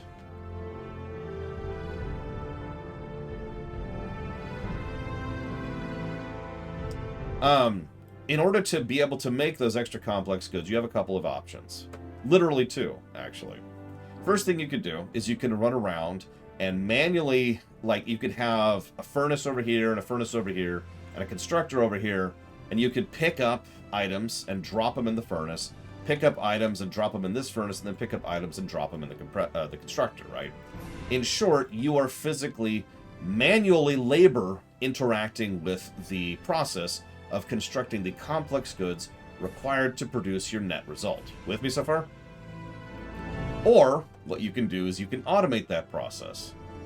Now, the problem is when you're automating that level of complexity, even just what I just mentioned, which is very low level for Factoria, by the way, what you are going to have is a colossal chain of doom trying to sort out different raw resources to multiple different sources, because you're going to need copper, and you're going to need iron, and coal, and stone in huge quantities, but you also need it in different quantities for different things in order to construct different lines of the chain. You with me so far?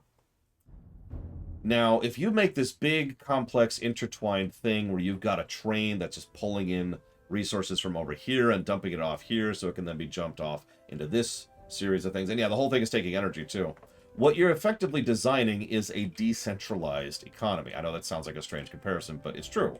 What you have is this massive interwoven system where each of these moving parts contributes a piece to the eventual whole. To continue the analogy, pretend that what I'm describing is the construction of an iPhone, where this ore is mined here so it can be processed here, so it can be pieced together here, so it can be constructed here. That's a decentralized economy, and that's actually what we have in real life for the most part, and have for quite some time at this point. What's the problem with that? Well, have you ever played Factorio? What happens when one of the steps in that chain has a screw-up? Now, the thing here is, obviously there's ways to work around one of those steps being missed. Lots of ways, even. The real problem comes in when certain companies, which I'm not going to name any examples here, lean so heavily into this by forcing so much of their production completely out of any other source other than the one which is the cheapest one, then what they have is a situation where they are reliant too heavily upon the decentralized economy. And as such, any loss is not merely a bad thing, it's an awful thing. And in many cases can't even be properly recovered from. Which is another thing we've seen multiple times, in multiple circumstances in real life. So that's the disadvantage of the decentralized economy. Now, if I have to tell you what the disadvantage is of a centralized economy, then you've never read history before. And I'm just going to say it that way because it's so much easier to understand. A centralized economy has all kinds of internal problems instead of all kinds of external problems. So if you're paying attention, what I'm saying is both of them taken to an extreme are bad. So if you say I have to lean one way or the other, I would lean towards decentralization. But if I had to pick one or the other, I would say no. And that's my answer to that. Now, I have to bow. So what I'm going to do is I'm going to auto-run into this swarm of enemies here and hope they kill me. Thank you very much, Katabu. I will jot that down for Stranger of Paradise. Oh, hey, they're killing me. They're killing me. They're killing me.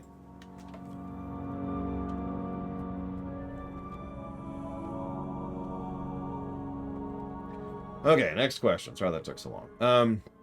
Do I think our generations are worse than off than our parents? I misread that. I thought you said worse than our parents. And I was about to be like, no! Do I think our generations are worse off than our parents? Yes. What do I think is the major cause? Extremism. Do I think the next Mass Effect game is going to come out? No. You don't have to answer this if you don't want to. Outside of... I'm going to ignore that question. What is your personal impression of socialism when someone mentions that word? Like, what's the mental image in your head? Government providing things instead of the private market? Also, like, years of war. If I was to design an economic system to de-incentivize and minimize greed, what sort of axioms would I build it off of? I've thought about that for years, and the truthful, totally honest answer to you is I don't know. The core problem with that question is incentive-based economics are a good thing, inherently. But by their very nature, incentive-based economics are extremely exploitable. They tend to lean very heavily towards greed and excess and extremism and problems, right? If you have an economy which has no incentive whatsoever, what you have is an economy where people only do their jobs because they have to, and that can and has caused a whole lot of problems, even nowadays. And you probably think I'm describing communism, and you're wrong, because how many times have you ever worked at McDonald's, and you have had no incentive whatsoever in order to do your job well? How many of you have ever been to insert any place ever and you've wanted to have good service or a good product at that place, and you haven't because they have had no incentive to do a good job. So incentive-based economics is, and I'm going to say this one more time because this is a pretty controversial take, in my opinion, a legitimately good thing. It is, however, very exploitable, and that's the problem. Now, I'm not going to just kind of, yeah, exactly, Uthor. I'm not going to cop out completely because I do think there is an answer to that. Unfortunately, the answer to that is people. The answer to that is oversight. One of the weird things humans tend to do, and I notice I'm getting questions like this in chat, is that people tend to presume that systems fix things. But systems are not sentient, sapient beings.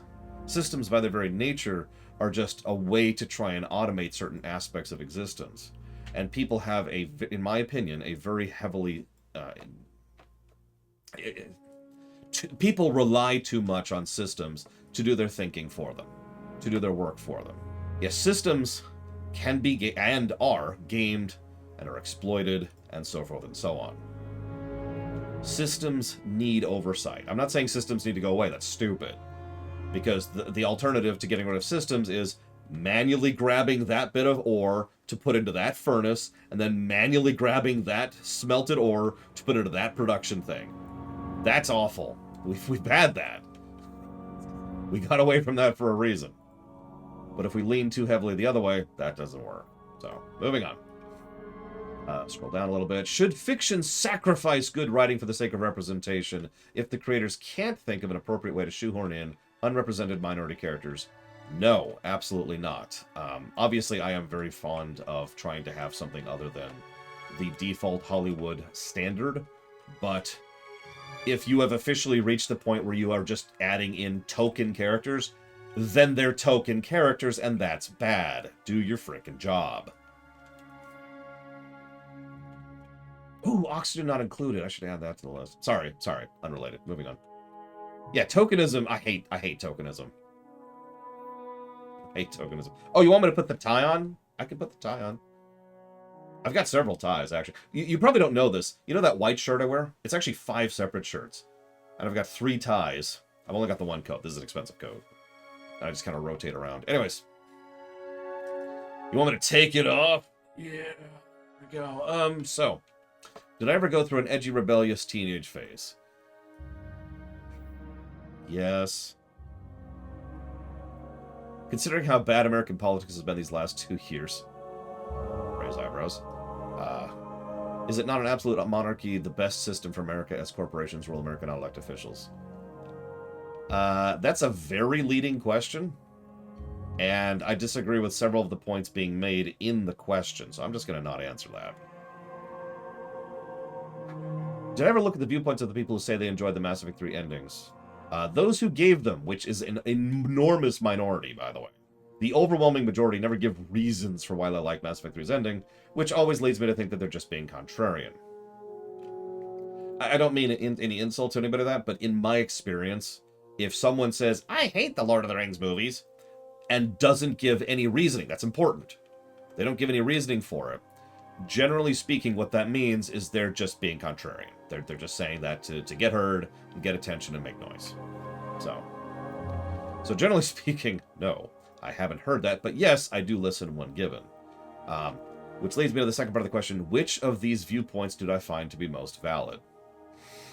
The most valid reason I've ever heard for liking the Mass Effect 3 ending is, well, video game endings suck in general. I'm not actually joking. I got another one for you. Very related. How many trilogies, cohesive trilogies of movies or games can you name that stuck the landing in the ending? I could think of 3, by the way. And that's the other argument, is nobody else managed it, so why should I be so upset about BioWare doing it? Or BioWare failing at it? 5! That's better than I got. I'll go ahead and tell you my 3. Lord of the Rings, Back to the Future, God of War. I would not include Baldur's Gate, since that doesn't work that way at all. Lord of the Rings, yep, Lord of the Rings I mentioned. Metal Gear Solid, No, I wouldn't count that one. Witcher 3? Absolutely not. StarCraft 1? That's stretching it. I wouldn't even count that one. The original Star Wars trilogy? No way in hell. Return of the Jedi dropped the ball so hard and so often. I'm amazed it's a good film still. Dragon Age Origins? No, I don't think Inquisition really nailed the ending there, personally. Warcraft 1 through 3. We were thinking about that, but Warcraft 3 isn't the conclusion of the trilogy. WoW Legion is the conclusion of the trilogy. And WoW Legion is way further down the line. So again, disqualified. Why am I alive? Kill me! Thank you. Who was it? Who was it? Hang on. Somebody donated. It was Magister. Thank you, Magister. Much appreciate. And that's going towards the BFA Shadowlands block, speaking of which.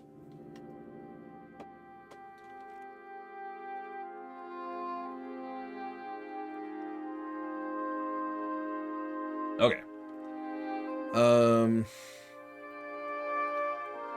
If I could make any fictional character a U.S. president tomorrow, who would I pick? Senator Armstrong! That's a joke. That's a joke.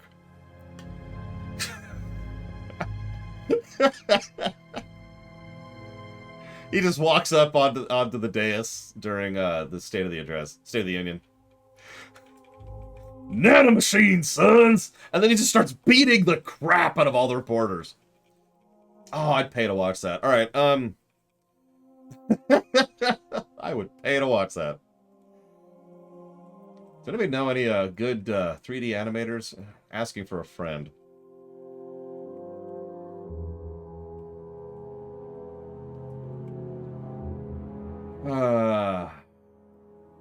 Draw? Draw? What? Oh my god, it is! That's hysterical. Okay, so real answer for a fictional character being a U.S. president. Give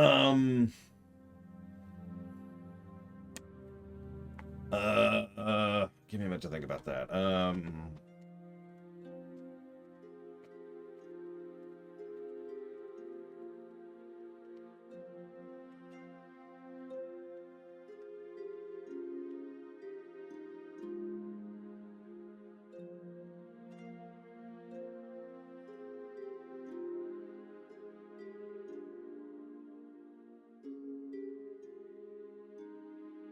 Hi, Zitzler.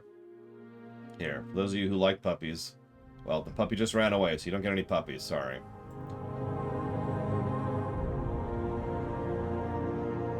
No, Thrall's a terrible leader. Well, he's a terrible governmental leader. Great war leader. Great on the field.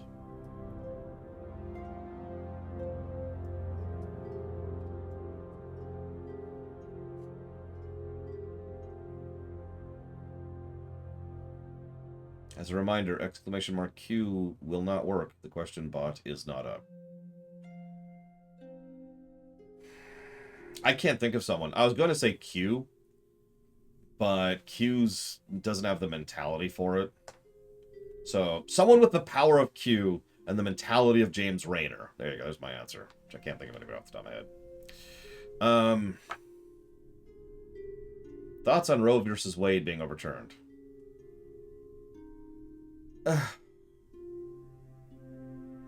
And that's my answer to that. It's just...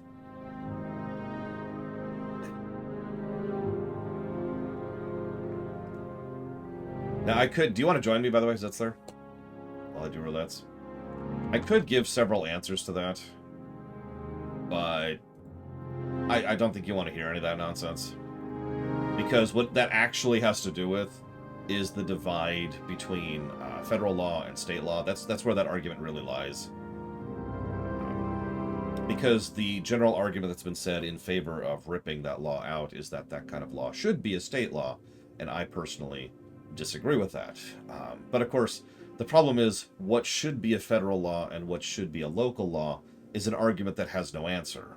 Nobody agrees on that. So, here we are. Actually, let's do this first.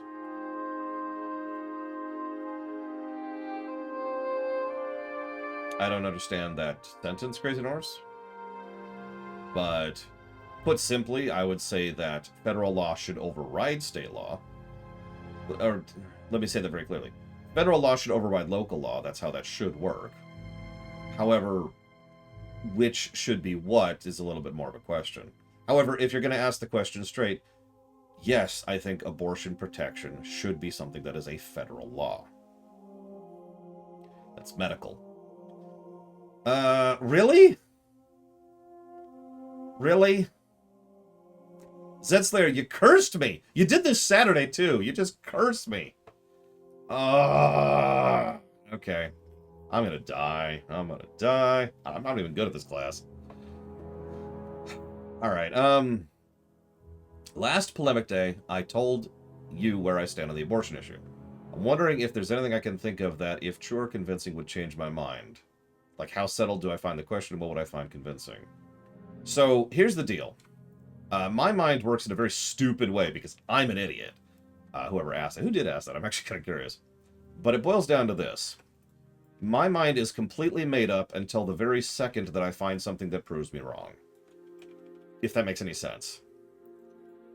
So, I am totally and 100% convinced of my opinion about abortion. And nothing that I am currently in the circumstances of, that's going to be that, like nothing that currently exists, no current argument that I've ever heard changes my opinion on that. However, the second I hear an opinion, the second I hear a factoid or something that challenges that or throws that into question, it is immediately questioned and then re-examined. And that's not me trying to brag. That is actually just how my brain works. So, that's my answer to you. Whoop! Whoop! Again. Triple whoop. There we go. All kinds of whoop today. How many of you do you think I'm gonna fall? Bonus question. How many of you think Zedslayer's gonna fall? Triple question. How many of you think all of us are gonna fall? We're all gonna fall. Hang on, let me scroll down. Do I have a method for keeping up to date with the news? I have several methods. As I like to say, I throw the net wide, and that's literally my method. Because generally speaking, if you throw the net as wide as possible, between all the different people and all their different either misinformation or biased information or whatever, you tend to get a bit of a in-betweeny, if that makes any sense.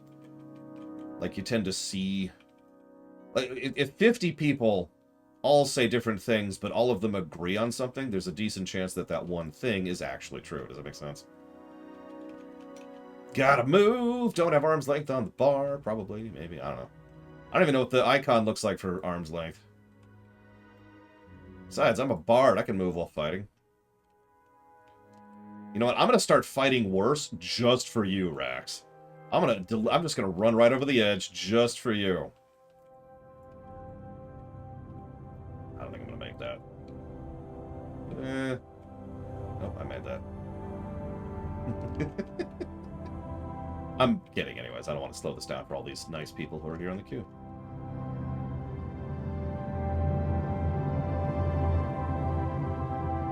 I don't remember that spell.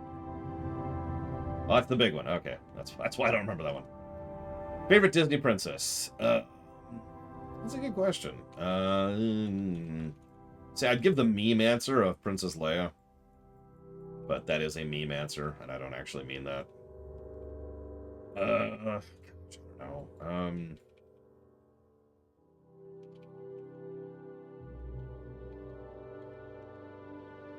I can't even think of any off the top of my head.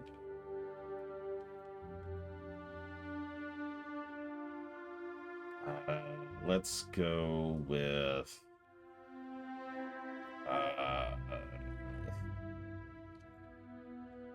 Nope, I give up. I got nothing. I can't even think of a good one.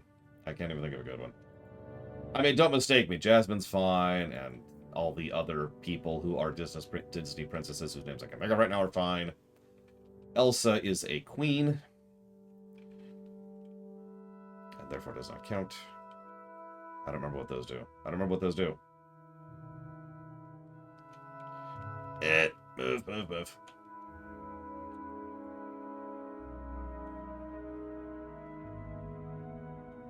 go and eat this one. Yeah, I guess I deserve that. All right. She's a princess for like 5 minutes. Oh, hey, we lost a healer in that too. Nice. Who's Merida?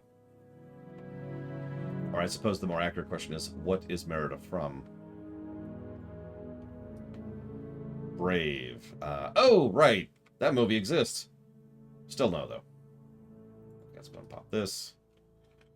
Let's hit the wrong button because I'm stupid. I'm gonna go over here because I don't know where arm's length is. I mean, because I'm just trying to mess with Rax at this point. Out, out, out. Let's see here. What will the Metroid block consist of? Oh, Jesus. Ask me again in 22%.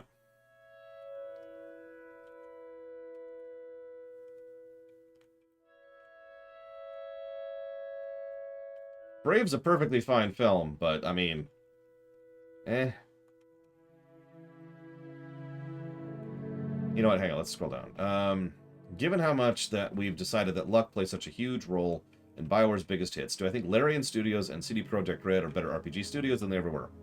I don't know about Larian's internal structures. However, I can say with total certainty that CD Projekt Red is not actually a better studio than BioWare. They have almost all the exact same problems. And, the end. So, we'll see on that front. Do I think overconsumption of fiction in the modern day by mass audiences has led to people having more dulled emotional intelligence or lack of moral nuance because the good versus evil narratives are more interesting? No. Bonus question. Do I think that good versus evil narratives are more interesting than morally gray narratives because they can be used to explore more hypothetical or less carbon copy of reality situations? No.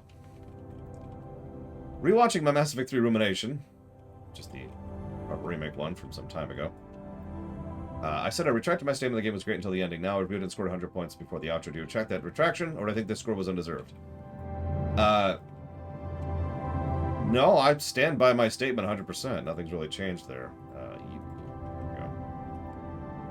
Yeah, Larian's got some... has to get some more games under their hood. Alright, so you asked me what games are in the Metroid block. I actually have a list, which is why I wanted to pause before I just answer that. The Metroid block will consist of, in order, Metroid 1. Yes, Metroid 1, Metroid Fusion, Samus Returns, Other M, AM2R. That's not in order. Why is this being done in this order? Okay, not in order. It will consist of Metroid 1, Metroid Fusion, Samus Returns, Other M, AM2R, Metroid Zero Mission, Prime 1, Prime 2, Prime 3, and Super. This is really out of order. I don't know why that's so out of order. Most of these are in order when I have the block set up. Like, I can tell you the Zelda block in order. It's going to be Skyward, Minish, Four Swords, Link to the Past, Link Between Worlds, Awakening, Oracles of Ages, Oracle of Seasons, 1, 2, Phantom Hourglass, Spirit Tracks, Wind Waker, Twilight Princess, Breath of the Wild, Breath of the Wild 2. No falls! Nobody fell. Scroll down a little bit more. If I would have the capacity to replace body parts with implants, what would be the first body part I would replace? I've actually thought about that a few times, but my digestive tract is my first pick. Food intake, apart from calorie... Oh, excuse me, my food take, apart from coffee, that many people disagree with me on. Other, of course, than black licorice. Yes, I would veto DDO. All MMOs, other than the ones that are on the list, are currently in a state of veto. For all the reasons.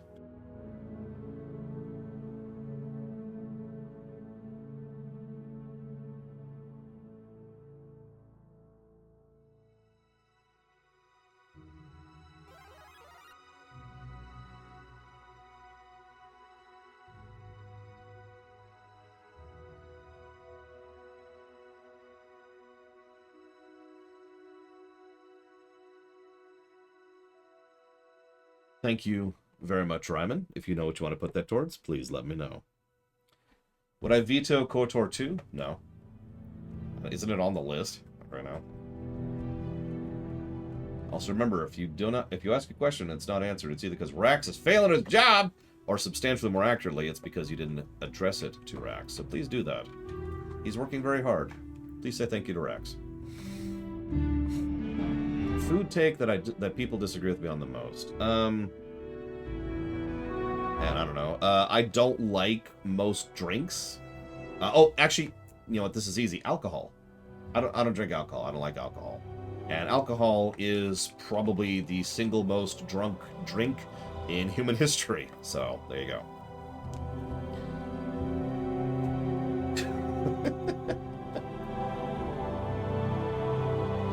And I will put that towards the BRPG block, Ryman. Thank you. Alright,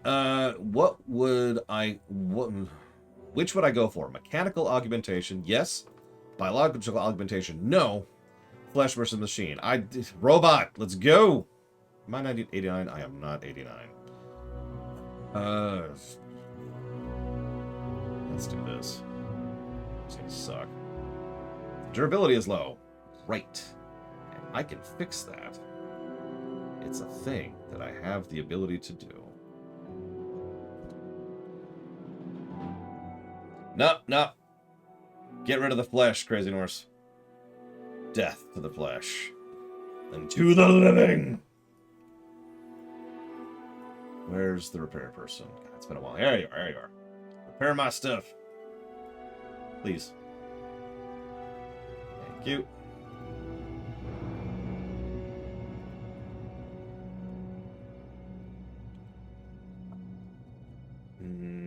How do I get back to my island?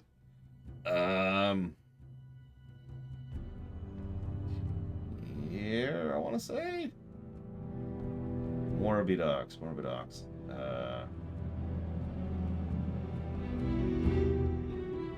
Do I think that the U.S. has failed to regulate corporate consolidation? Let me answer that question more accurately. Do I think every government in the world, historically as well as in modern terms, has failed to regulate corporate consolidation? Yes. Do I think companies are too consolidated nowadays? Yes. Would I have one company that rules the world if I could? If it was my world? Yes. Imagine I'm evil. Hang on, that's really hard to do. Give me a sec. Okay, I think I've got it. Alright, I'm evil now. I'm in charge of a fallout shelter. What do I do?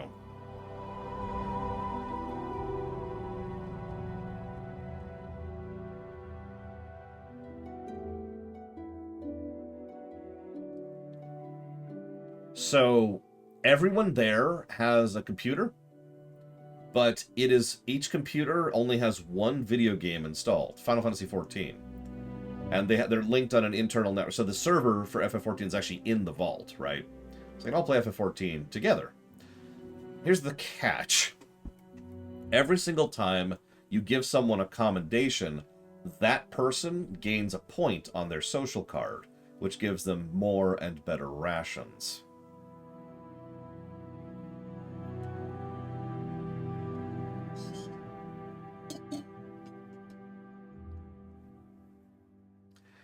What do I think of a character who's so great they have thousands and thousands of songs sung about them before they were even born? And the time and circumstances of their birth? Wow, that sounds terrible. Do I watch Netflix? No. Will I do a top 10 videos for TOS and Enterprise? Haven't decided yet. What are your thoughts on Elon Musk's takeover of Twitter? Believe it or not, I don't have any. There's nothing really to talk about there. So, we'll see what happens. I don't think it's a particularly good thing, but we already talked about consolidation, and Elon Musk is an asshole, so... Any favorite monologues in Star Trek? Actually, yes. Now, the problem is it hasn't really done anything or gone anywhere, and Twitter, yeah, if Twitter just kind of went away, I wouldn't really shed any tears about that one, to be completely blunt. You know what? Hang on, I think I actually wrote it down.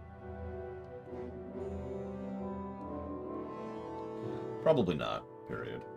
Not a lot of kids around here, period. The good old game of war. Pawn against pawn. Stopping the bad guys while somewhere, something sits back and laughs and starts it all over again. It's probably one of my favorite Kirk speeches ever. For the X stand, what do I think is the most likely medium you will first see my works in? Terribly done YouTube videos. Imagine I'm a kid in school. Bear with me. Okay, hang on. Alright, I'm there. Oh god, kill me, kill me! Would I try to be friends with a kid who's ostracized from others? Yes. Knowing others, you'd be ostracized for being friends with them? Yes. Would I risk losing all of their friends? Yes. For gaining one in return? Yes. And you know little of the person? Yes. And you don't know why they're ostracized? Yes. And maybe it's for a good reason? Yes. Any questions? His name was David. 6th grade. He was a cool kid. I remember you mentioning that you used to work as system network admin. What advice would you give for someone transitioning from a retail job to an admin role? Good luck. Okay, real talk. You've got 2 options here. Well, then I'm in the perfect position to kill him. Yeah, that's a good point. Don't work salaried unless you really know what you're doing. That's step number 1. Step number 2, and let's ignore finances for just a second here.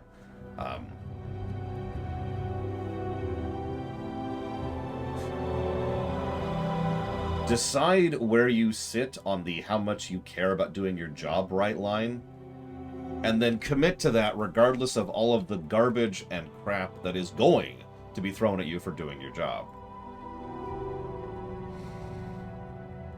Where do you see yourself in the next few years? Having conquered the planet. Do I plan more projects or changes to the channel? Actually, everything that I currently have planned is stuff you're already aware of. But on the off chance anybody currently listening is not aware of my plans, I'm going to be going full tilt into the rewrite project very soon. In fact, I am one step away from being in full production mode for the Trek rewrite, and the Diablo rewrite, and the Mass Effect rewrite, and the Warcraft rewrite, and the Star Wars rewrite, and the Final Fantasy rewrites. I'm digging into the rewrite concept hard. Me and Reloaded have had a lot of meetings and a lot of production stuff about getting ready to make it nice and smooth without getting in the way of our full-time jobs, which is, of course, the main problem. There will also be more theaters. Theaters are a little bit different from my perspective, as this is going to sound like a strange thing, but the overwhelming majority of work on a theater is all upfront, which means I have to sit down, I have to record the raw footage, I have to edit the raw footage, I have to timestamp every line in the game, I have to write down the new lines that are added to the game, I have to give direction for every line in the game, I have to notate that all in a way that the actors can look at and understand properly, and then once that enormous amount of work is done, then it's mostly hands-off for me. I'd hand it over to the actors and they give me lines, of course, but punching in someone's lines is a joke compared to the ridiculous amount of work that is that. So I literally am physically incapable of starting a theater while I'm streaming. That's one of the reasons why we'll be taking a streaming break. After we get to Stardew Valley, I believe is the specific spot. Because otherwise there will never be a theater again. I have to stop streaming to start working on the theater. There is no ifs, ands, or buts about this.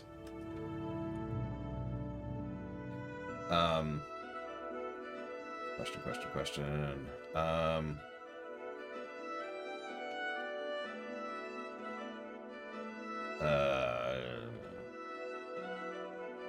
Here we go. What remakes or remasters would I like to see in the future? Completely unconnected to anything. I'd like to see a proper remake of virtually every game ever. That's not a joke. Have I ever met a competent manager? Do I count myself? Otherwise, yes, I have met one. Literally one.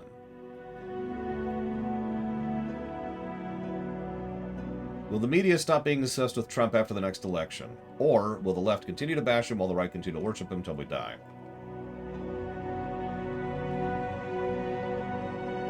Trump's a flag. Nobody actually gives a damn about Trump. Trump's just a flag. And if I need to explain that, I can. But it boils down to, I don't think that's going to stop until a new flag is found. Human beings like to centralize things. Let's say that, random example, Nazi Germany invades France. Well, what most people say then is Germany is invading France. Or what actually tends to happen all the time is Hitler is invading France. And so people will fixate on Hitler. And I am now a frog, just so you know. I like being a frog. It's kind of cool, really, but I need to get away from my healer because I'm a moron. My point being, people tend to focus on individuals, good, bad, or in between. That's why I call them flags, because they're not really the person at that point, they're just the symbol.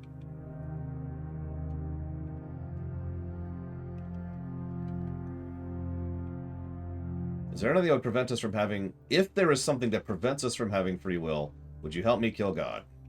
Well, we can't. We don't have free will. Thoughts on Tony Blair? Who? Favorite civilization... This is a strange question. So you say, what's my favorite civilization to play as? I assume you mean which civ in Civ? Am I understanding that question correctly?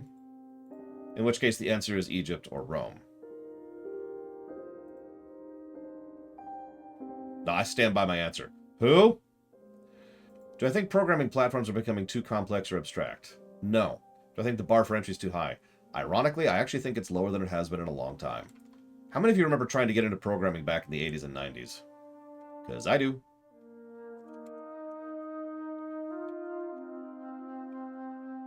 I could be wrong about that, but that's just my take on that. I really do remember how bad it used to be trying to get into programming and the just dearth of information and the dearth of resources. Nowadays, I'm pretty sure that if I sat here and spent a week combing over resources and Reddits and YouTubes and other people who have already kind of figured out everything for me, I could probably learn a particular coding language. I'm not going to because I don't have a week and I have no reason to do that. But my point is, I'm not bragging. I'm saying anybody could do that. Like, that's kind of awesome, you know?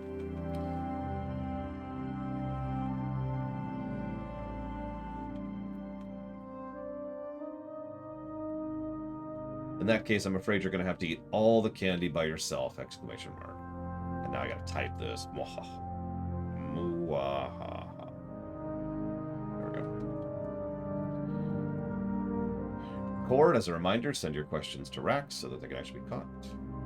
Okay, so, if I could only choose one ideology, Vorlon or Shadow, which would I pick? Vorlon, 10 times out of 10. The chaos that the Shadows posit is just a really exemplified version of Darwinist nonsense. And I'm just going to say it that way because that's what it is.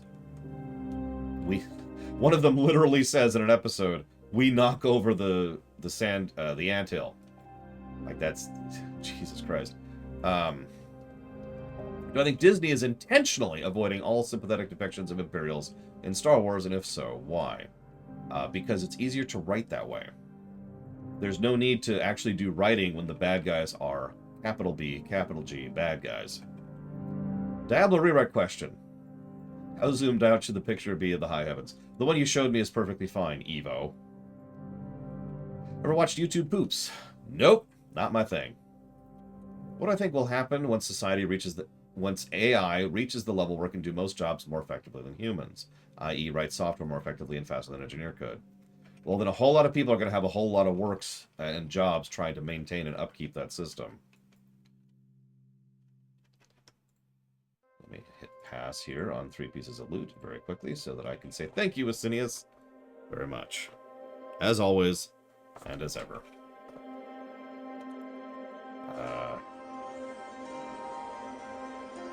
Come on.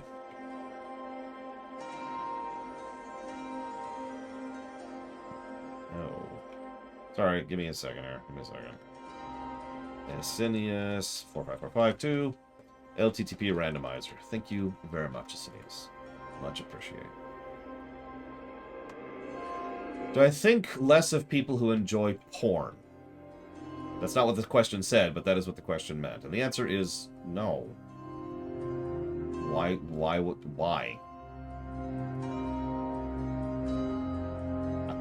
don't even know what to say about that. Do you think less of people who enjoy Mexican food? How dare they? All that rice and beans and... Oh, my God, it's disgusting. Oh.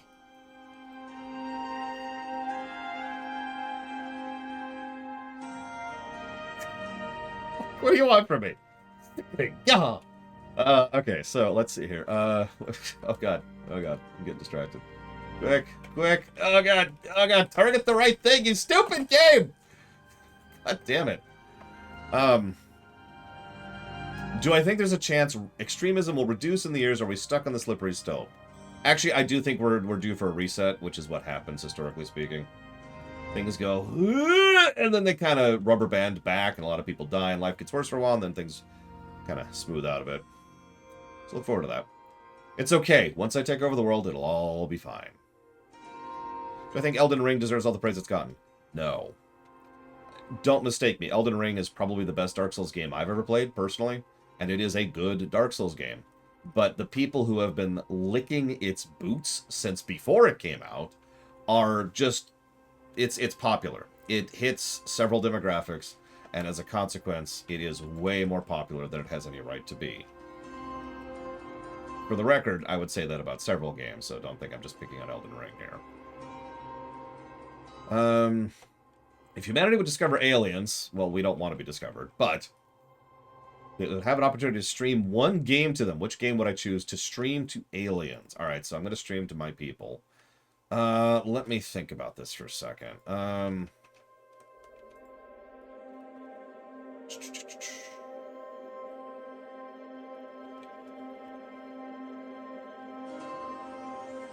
Mario Odyssey. What's my solution to economic migrants?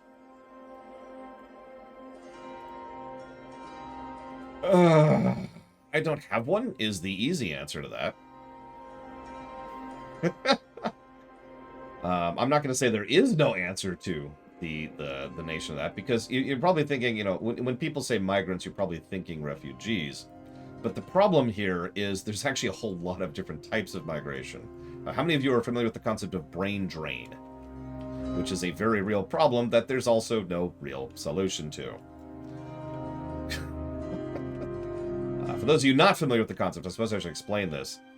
Brain drain is a concept where it's not the smart people, it's more like people will deliberately leave country A to go to country B because country B has more things to provide higher-end jobs and education to get them. So people tend, you know, so the group of people who are interested in getting that kind of an opportunity and using it leave, go to country B, and country A gets to suck it. Now, brain drain is one of those interesting problems, because under normal circumstances, there's actually nothing wrong with brain drain. It's only, I know this is going to sound like I'm just a freaking broken record today, it's only when it's taken to an extreme that it really provides a problem. If some people decide to move to another country for a job opportunity, that's whatever. In fact, that's normal. One would argue that's even healthy to make sure that we are intermixing economically as well as culturally. If an inordinate quantity of people are bailing on a country to try and live a better life, both countries now have a problem. So that's why I say I don't really have a particular answer to that. The answer, let me just make this very clear, that closing the borders does not work, first of all, and second of all, is not the answer. And the other side of that is opening the borders wide open and just having fun with it.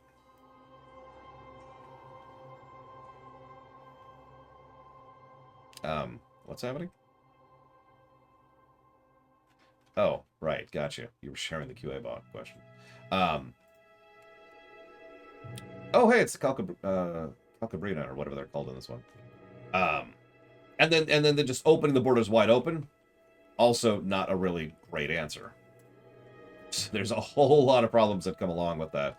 And I'm just talking from a purely economic perspective, because there's other problems to this too. Like, for example, the fact that we've got some, like, problems of language, problems of culture, problems of bias, problems of mentality and mob mentality and line mentality. It's just, there's just all sorts of things that just kind of smash into each other to make that a bad thing. So again, that's why I say I don't really have an answer. It's not that I haven't considered it. It's that is an enormously complex situation. There are some things which I feel like I might have a workable solution towards, but that is not one of them. Moving on. Assuming BioWare managed to get Mass Effect 4 off the ground. Ha! What things, if any, do I think should be jettisoned from the Mass Effect 3 ending? The Mass Effect 3 ending. I know that sounds like a joke. I really don't mean it as one. I've said it before, and I'll say it again. I think that just etch-a-sketching the board is probably one of the smartest things they could do in that situation. They won't, because they're stupid, and because they're a corporation, and because they will insist on trying to make it work somehow instead of being capable of manning up and admitting that they made a mistake, which is something that, you know, corporations in general and artists in general tend to just be very anti, either because of stupidity or pride or misinformation. Either way, it's not happening, but that's what they should do. Judging by my reaction, have I played Oxygen Not Included? Unfortunately, no. I very much want to. I've been in a huge building games mood lately, and the next building game on the list is Subnautica, which is like a month out, so I just get to suck it on that one. But been really hoping to play Oxygen Not Included, Satisfactory, and Factorio have all been things I've been really looking forward to playing, and, well, we'll get there at some point. Do I think monarchy has a place in these day and age? Absolutely. To be perfectly blunt, while there is a lot of questionable stuff that can be said in her colossally huge reign, the fact of the matter is that the Queen of England provided a huge benefit culturally and economically to the United Kingdom. A demonstrable and provable benefit. You know, something I could point to and say, here, this. So, absolutely. Absolutely. Now, do I think an absolute monarch has a place in a modern day and age? Frankly, no. I've said this before, even if I was somehow in charge of the world, dictator with counsel, right? Don't actually want to be the absolute on top of that. Anybody else want to join, by the way, before we queue up? I'm finally 89, which means I might actually be able to hit 90 here. What do I honestly think of the new Star Wars trilogy? All right, here we go. I'm ready. This is it. This is the most controversial question we're getting today. Hang on, I'm out of tea. I'm out of tea. I've got a little bit of seltzer water. Okay. Ready. Here we go. What I think about...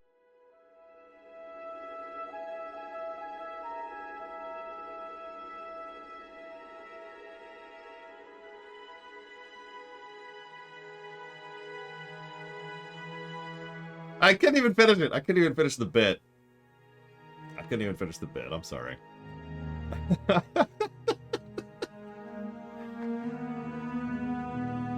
Force Awakens was inoffensive. I barely remember it. I hate The Last Jedi. I hate that goddamn chase scene. I hate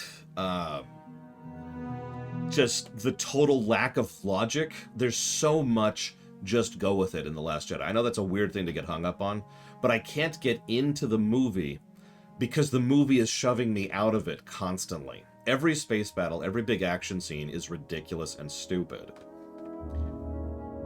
I liked several of the ideas in The Last Jedi. I like a lot of concepts in The Last Jedi, and I really was hoping they would really go forward with them. The idea of abandoning the past and starting something new was something I was fully on board with until Kylo just turned into another Sith. The scene... I'm sorry, these are all super spoilers, by the way. I should have said that initially. Sorry, super spoilers, super spoilers. Oh, God, don't even tell me about the light speed room. I don't even want to talk about that. Yeah, no Jedi, no Sith. That sounds awesome. Really, really changing the status quo. Really just sledgehammering the status quo. Sounds awesome. You know, killing off Snoke like he's no big deal and just he's done. That's awesome. I love that. I love the idea of the First Order being just kind of pathetic and only being at the whim of some stupid child. You know, just there's several other ideas. Oh, I liked the idea of the two being able to reach out to each other through the Force across huge distances. I like a lot of the concepts that they could have done with Luke, etc., etc., etc. And all of it went nowhere. Which leads me, of course, to Episode 9. Now, this is the most controversial opinion I have about the Star Wars sequel trilogy. You ready for this? My favorite of the three movies is Rise of Skywalker. Now, I've said that before, so it's not something I've spoken... It's not something that's like some big secret. I've said that many times. Here's why. I don't like Force Awakens. I don't like The Last Jedi, but I can at least enjoy Rise of Skywalker. Does that make sense? Rise of Skywalker has, it's so stupid. It's so stupid on so many levels. I don't even know where to begin. If I was to actually dig into that script, I would tear it to goddamn shreds. It's one of, not the worst scripts I've ever seen in cinema, but it is competently acted, competently executed, and there is legitimately good camera work and effects usage and set piecing, and just the gameplay access of Rise of Skywalker is actually pretty decent and probably an overall net positive, even if the story axis of Rise of Skywalker is colossally negative. So, that's my opinion on the sequel trilogy. No, really. What is this outfit that's there? Oh my god. She's given in to the emo side of the Force. I actually like that mask. Oh.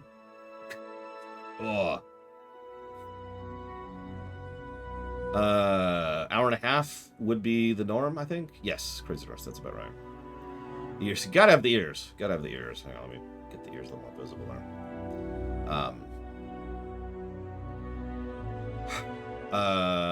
Right, so, oh yeah, also, I'm just saying that Finn is essentially my favorite character from the entire sequel trilogy, and that gets more irritating with each successive film, where he has less to do.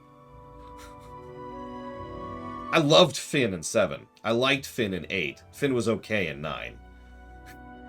You know what I mean? Like, goddamn, give me more of Finn. That was awesome. You had me with him. Also, Finn should have absolutely been the main character. I agree with that. Also, Finn should totally have had the romance with Poe Dameron. The two had such great chemistry. The two actors. Just, they bounced off each other perfectly. In every scene they had to do it together, it was just popping, and I loved it. Lean into that, for God's sakes.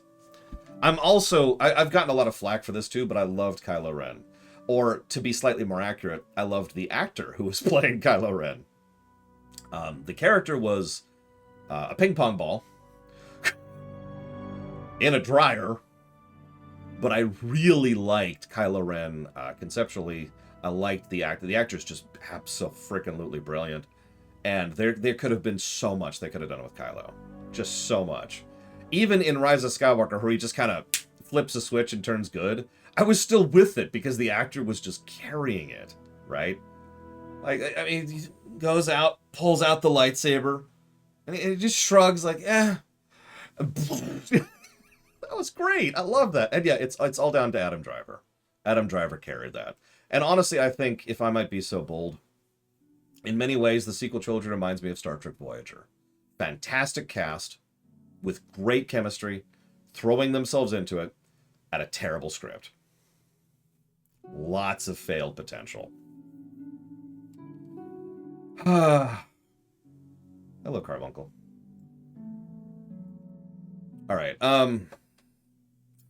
just been so good. Alright, so we've got leveling, trials. Did we do trials? We did not do trials. Doesn't matter, let's do MSQ. Let's do the easy one. Let's do the brain dead one. Actually, you know what? Hang on. Nah, screw it. Let's just do MSQ. Boop. Alright, sorry. Long answer, but sequel trilogy is a big topic. Back to the question queue.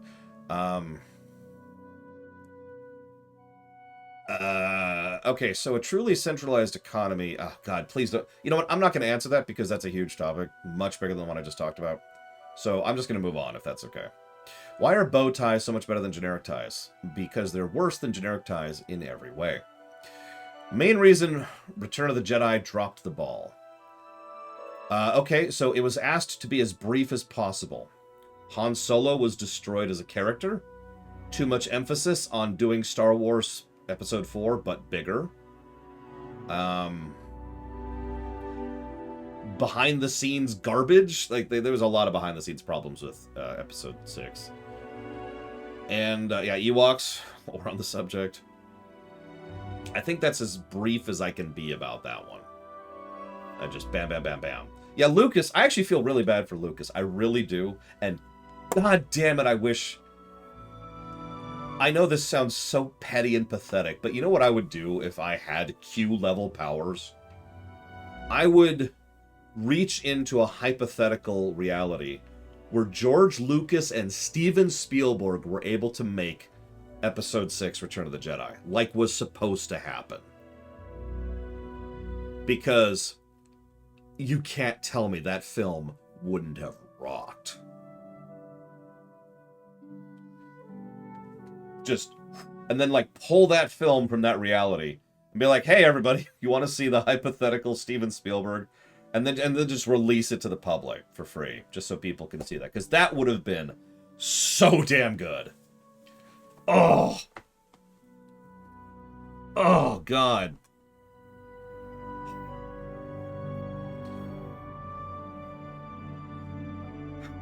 Sure we could, Jesse Smask. We're people, right? Well, you're people. Okay, so, can I do a brief rumination on Elden Ring right now? Okay, it's a Dark Souls game, but better than usual because of quality of life changes. Done! If Superman was real, would he turn out like Flashpoint Superman if he was discovered in his infancy? I don't remember Flashpoint Superman, so I can't answer that question. What games do I think would be a 10 out of 10 if they were actually fun to play? Planescape Torment. Also, probably Dragon Age Origins while we're on the subject. Grand Theft Auto 4 might be up there somewhere. Final Fantasy Tactics. FFT has its story flaws, but god dang. Vampire the Masquerade Bloodlines would probably be pretty high. Yeah. Yeah. Like, honestly, there's a lot of RPGs or story-centric games which just do not have good gameplay. Yeah, Witcher 3. I know I'm very unbiased. There's another controversial opinion for you. I actively dislike the gameplay of Witcher 3 to the point where I'm hesitant to even allow an audit run of it, because that would mean I'd have to play Witcher 3, which I very much do not want to do. But at the same time, Witcher 3. So, yeah, I can think of several. There's quite a few. Yeah, RDR2, that's another good one. Would I rather vote for the elusive man or Senator Palpatine for president? Which Tim and which Palpatine? Scroll down. What made me most angry about Mass Effect 3's ending?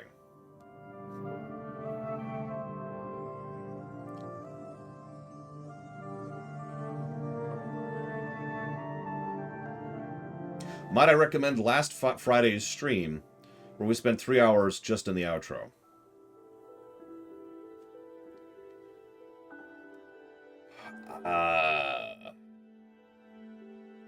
If you put a gun to my head,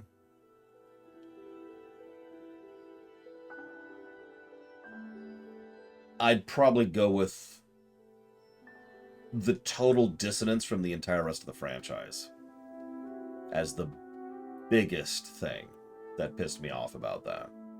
Starchild showing up out of absolutely nowhere and talking about stuff that barely has anything to do with the franchise and completely, like, someone mentioned this in chat and I forgot to say it out loud.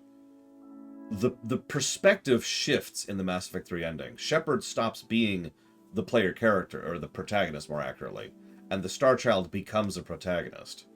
And I don't mean that facetiously, I mean literally, structurally, that is what happens. We don't question anything, we accept everything, and we serve as the NPC bot to let them speak and explain everything to us. Because they are correct. Yeah, Starchild becomes the total focus, and they're right about everything. And that, what? So, yeah, that. Thoughts on what happened on January 6, 2021? I obviously don't know specifics. I can't know specifics. So, without knowing specifics, I can't actually answer that, and that's kind of my thoughts in a nutshell. I wasn't there. I don't have infinite power that you know of.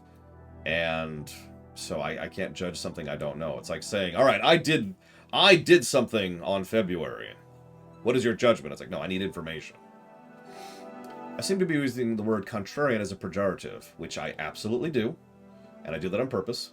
Do I think contrarianism can be a good thing too? So we as a species are contrarian. Yes, I know, Rex. We as a species are contrarian. It's kind of a survival thing. The problem is most people don't know how to divide that from survival land and everyday functioning land. Most people tend to be contrarian about stupid things, which tend to screw with things. And so I absolutely 100% think that contrarianism is, the majority of the time, a bad thing. But there are certain circumstances when it actually becomes a survivalist scenario, in which case contrarianism absolutely can be a good thing. Resistance against a overtly evil regime, or invasion by an external force, or even just something as simple as refusing to die. All of these are examples of contrarianism. There you go. The bot was not making it happen. I don't even know why. The bot just didn't make it. Um, Valvidrix, if you want to take over, Rax could join us for some stuff and then yell at me for being terrible at being a bard. Um, so, I'm guessing we're going to get the third MSQ because it's the longest and the worst.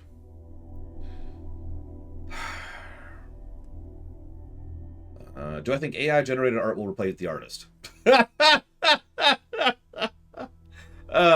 No. Absolutely not. I do think Zedslayer's going to die, though.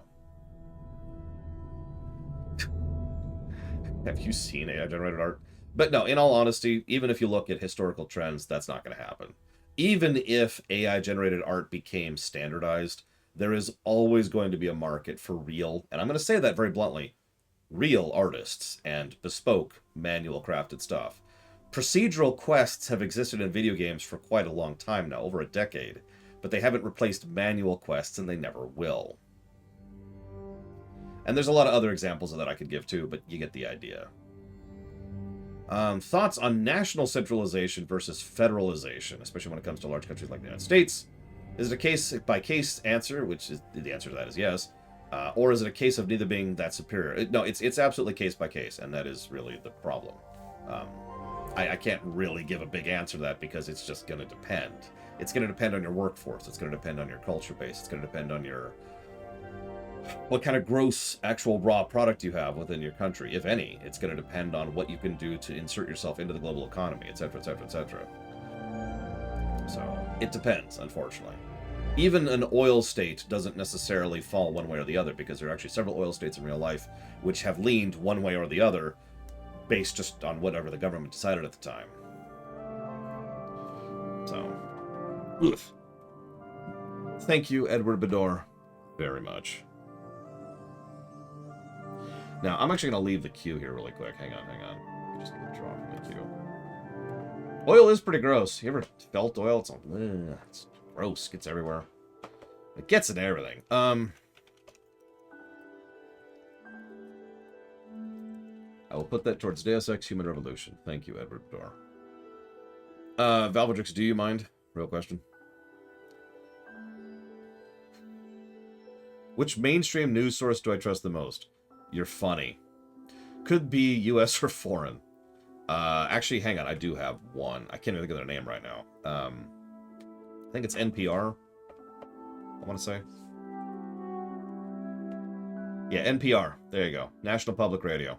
That's as close as I get to trusting a news source. What is something stupid that I used to believe in but now feel ashamed for believing in? Oh god, there's so many things.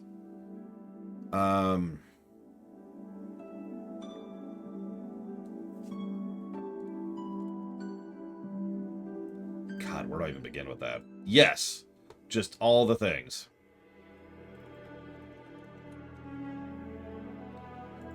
No, I actually never believed in Santa.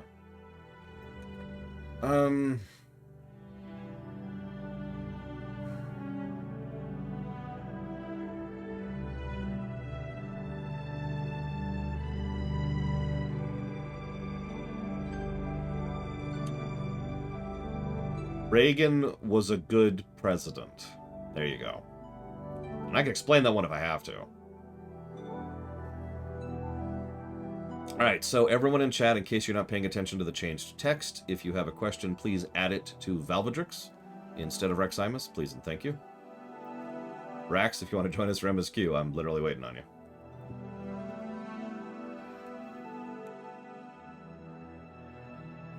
All right, so Reagan is not a good president. Let's just get that out there. All right. Now, here's the thing. You're probably wondering, well, why would you ever think he's a good president? Because my mother said he was a good president. I've given a theory before. It's actually a very strong theory at this point. I only list it as a theory because I insist on being thorough, but I am 100% convinced of this at the moment. That there's a bit of a generational thing, a bit of inertia or momentum when it comes to political factions, at least here in the United States. Because an inordinate number of people I could mention are either Democrat or Republican because their parents were, because their parents were, because their parents were. And so, haha, disco. And so there tends to be that kind of not really forming your own opinion on the matter, just kind of going with it because that's what you were told, sort of a thing. My mother was a Republican because her mother was a Republican because her mother was a Republican, to use a direct, immediate example.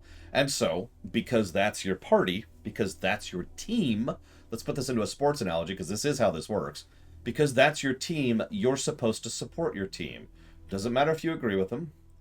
Doesn't matter if you're in favor of them, or you think this is a bad one, or you don't like it, or whatever. You're supposed to support your team, period. That's it. And that is that mentality. So, once upon a time, I actually thought I was a Republican. Not because I thought about it or identified as one, but entirely because I was told I was one. Does that make sense? Therefore, Clinton sucks, Reagan's good, etc. Did we lose Itz there? Oh yeah, she's totally asleep.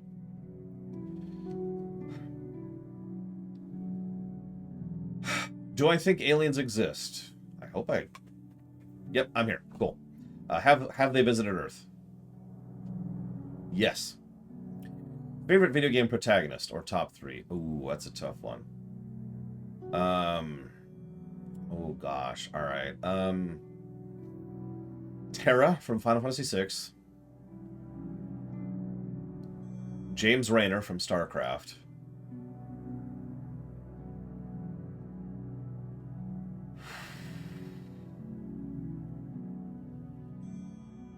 You sure, Rex? I don't mind waiting. I don't even... Do you need me to pay for your sub?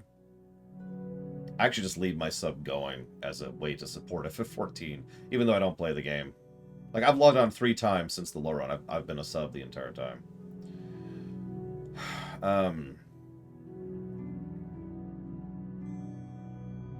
We're just going to hit MSQ and then leveling, I believe. And then Alliance are the 3 that are left. The big ones. Hopefully we won't get frickin' Ondor Monastery again.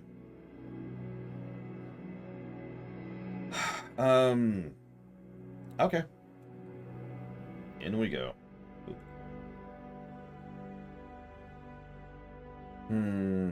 Cat crap. I can't think of a third protagonist. So hang on. I've got Raynor. I've got Terra.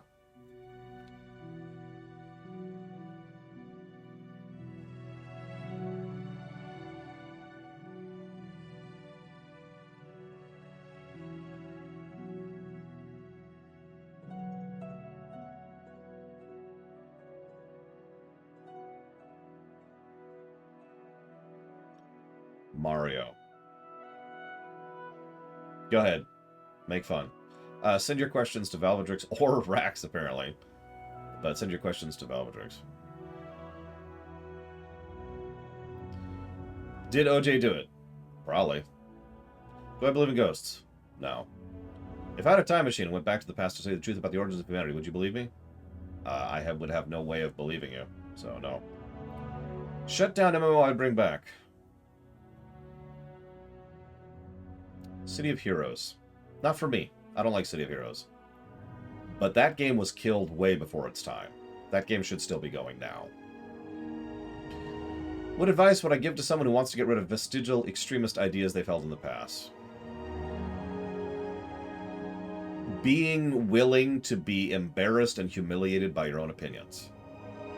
And I mean that sincerely. Being willing to look at yourself a hard, stark, unpleasant look at yourself and your own ideas and your own thoughts, and willing to say, that's wrong.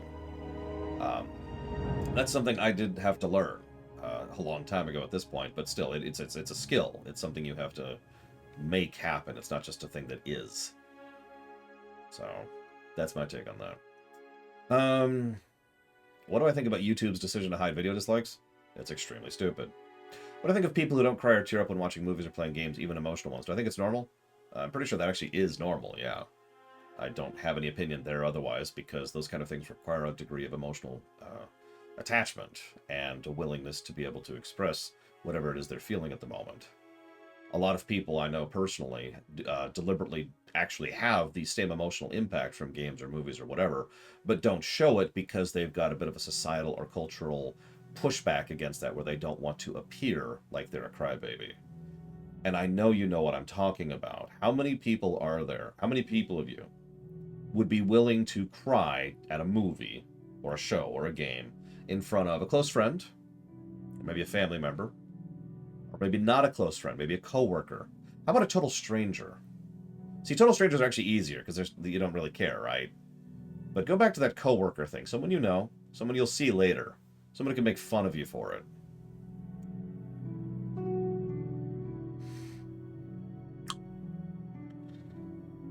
What are my general thoughts on America's foreign policy? It's dumb. You asked for general thoughts. Every country gets involved with every other country. That's life. We live in a global society. We live in a global economy. The end. The bottle is open. That's not going away. The question being how and when and where and to what extent you interact with whom and what and how. Having said that, I'm not sure I can name any nation off the top of my head that has a foreign policy that I'd actually improve, but the United States is certainly also not on that list. What's my favorite game I've played this year? Oh, hey, sure, hang on, I'll grab you a little bit. Like, give me a sec, give me a sec. Give me a second. Join. Let me pull up my website. Did you know I have a website? Dude, when I heard On My Left, our audience just exploded. God, that was such a great moment. All right, so games we've played this year. Let me scroll up to January. Give me a second. This is one of the reasons I date this stuff. All right, so Portal 2. There you go. There's the answer. Okay, that's cheating. That's cheating. Little Billy's a tank. So that's there. Don't worry about it. We just need a healer. But yeah, let's ignore that for a second, so because that is cheating. So let's answer this in two ways: favorite game, regardless, and then favorite new game. Okay. So yeah, I was gonna say favorite new game is probably Psychonauts 2, almost assuredly. Are you 50 plus, Yada? Favorite game in general technically is Portal 2. But there's a lot. Let me just go down the list here. Rather than naming one favorite, let me just toss out a couple. I got it. Get in here. Get in here, Yada. Let me just toss out a couple. So we've got Portal 2 was a great game.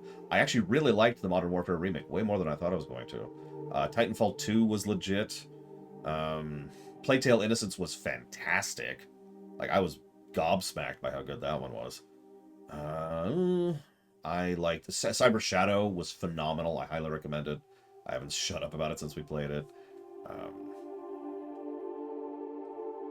Psychonauts 2, absolutely. God of War 3, which was way better than I thought it was going to be, like by a huge margin. Valiant Hearts, which ripped tears out of me like I was a leaky dam. Mortal Kombat 11, which I wasn't expecting to like nearly as much as I did. Hollow Knight, which was a damn good game. Lufia 2, obviousness, and Mass Effect 2, and I think that's kind of the list right there. So, boom. Next. How do I feel about separation of author from their works? I already answered that. Even if Tim had not been indoctrinated, do I believe Tim of Mass Effect 2 would take control of the Reapers if possible? No, I don't. Because I legitimately think that while he is very much an ends justify the means kind of a person, and he is, he's not stupid. Like, there are limits, and there is reasonability, and he's not that stupid. Have I played DDO? Yes, I have actually played Dungeons and Dragons Online. I didn't care for it that much, but that's not why I would veto such a review. So to explain this in full, the reason any MMO that is not currently on the list is vetoed is because MMO reviews are very different than other reviews, by necessity. We simply cannot show off... I know, right, Volvix? We cannot show off everything in an MMO. It's not possible. And in many cases, even showing a huge quantity of it is not feasible. Never mind practical. So the only reason the MMOs that are on the list is because I am sufficiently familiar with them to be able to review the things that I'm not showing you on camera. Point in case, World of Warcraft. The reason we'll even be considering WoW raids into the equation is because I could probably do some of those raids right now just from memory, because I was a main raider and an endgame raider for quite a while. So it requires that kind of investment. That's why DDO I can't do, because I never really even got to endgame in DDO, because I don't play MMOs by myself and nobody else was playing it, and that's a fairly simple requirement there. So, will I play KOTOR 2 on PC or Switch? Probably PC. Generally speaking, it's easier to grab. Also, I prefer to play RPGs like this with a mouse. What's my opinion on gambling?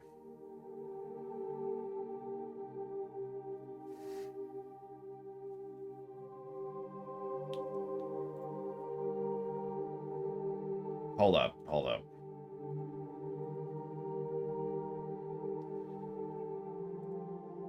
Before I even answer this, I'm just going to send an edit request.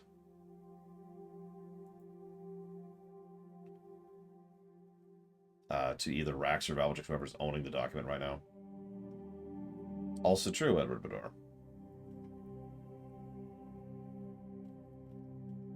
Just to clean this up a little bit here. I do have a lot of family in Vegas. I am quite familiar with gambling as a concept and as a psychological trap. And I'm going to call it that because that's what it is. It is insidious and disgusting, but to really give a proper answer, that is going to take a minute.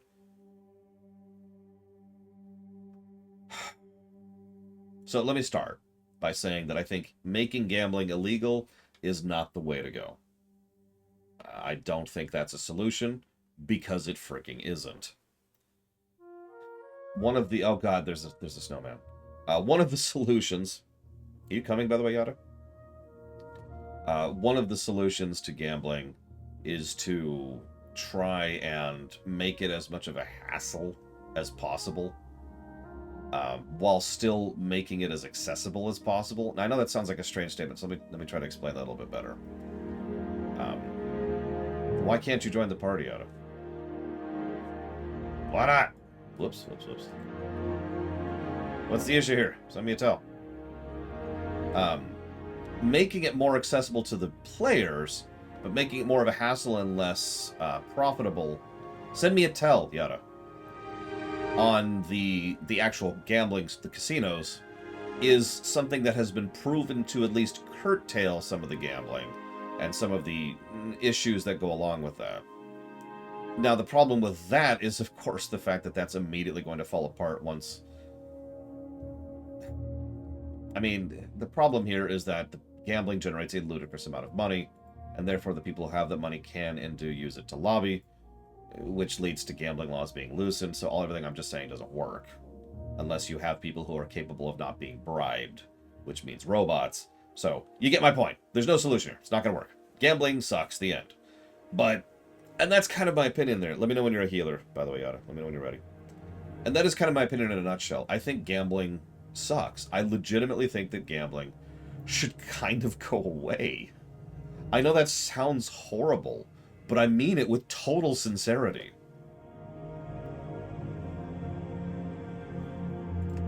Hang on, let me queue up here. There we go. It's just...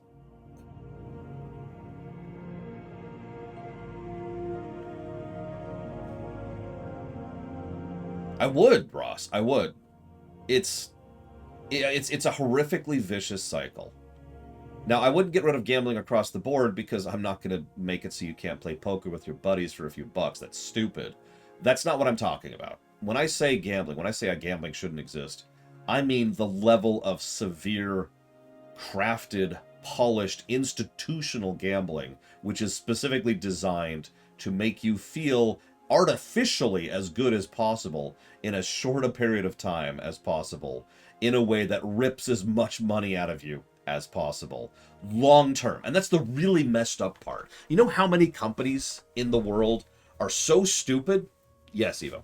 That they go for short-term games at the expense of long-term loss. Do you know how many times I've talked about cashing in on consumer trust in order to gain temporary money?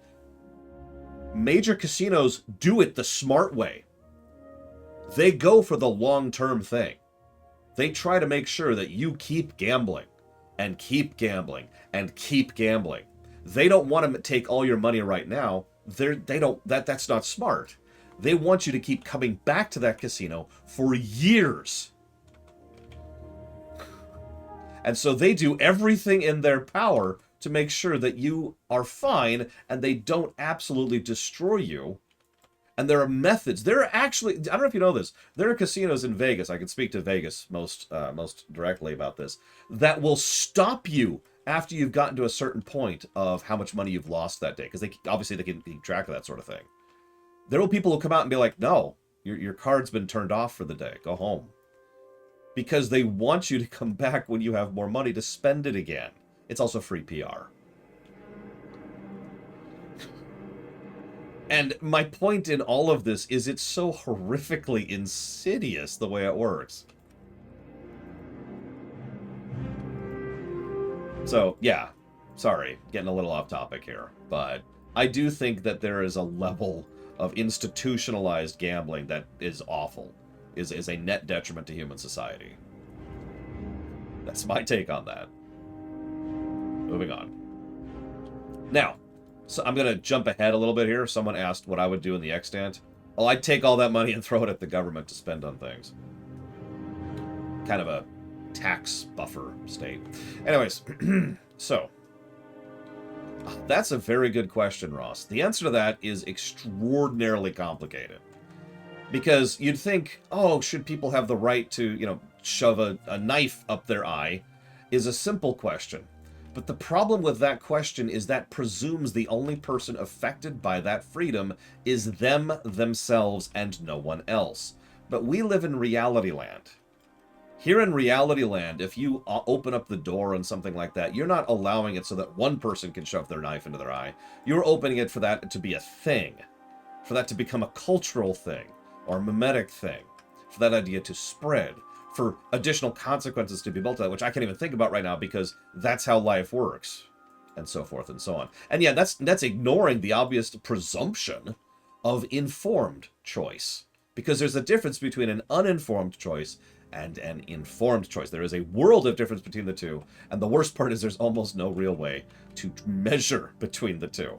How do you know someone is making an informed choice to stab themselves in the eye with a knife?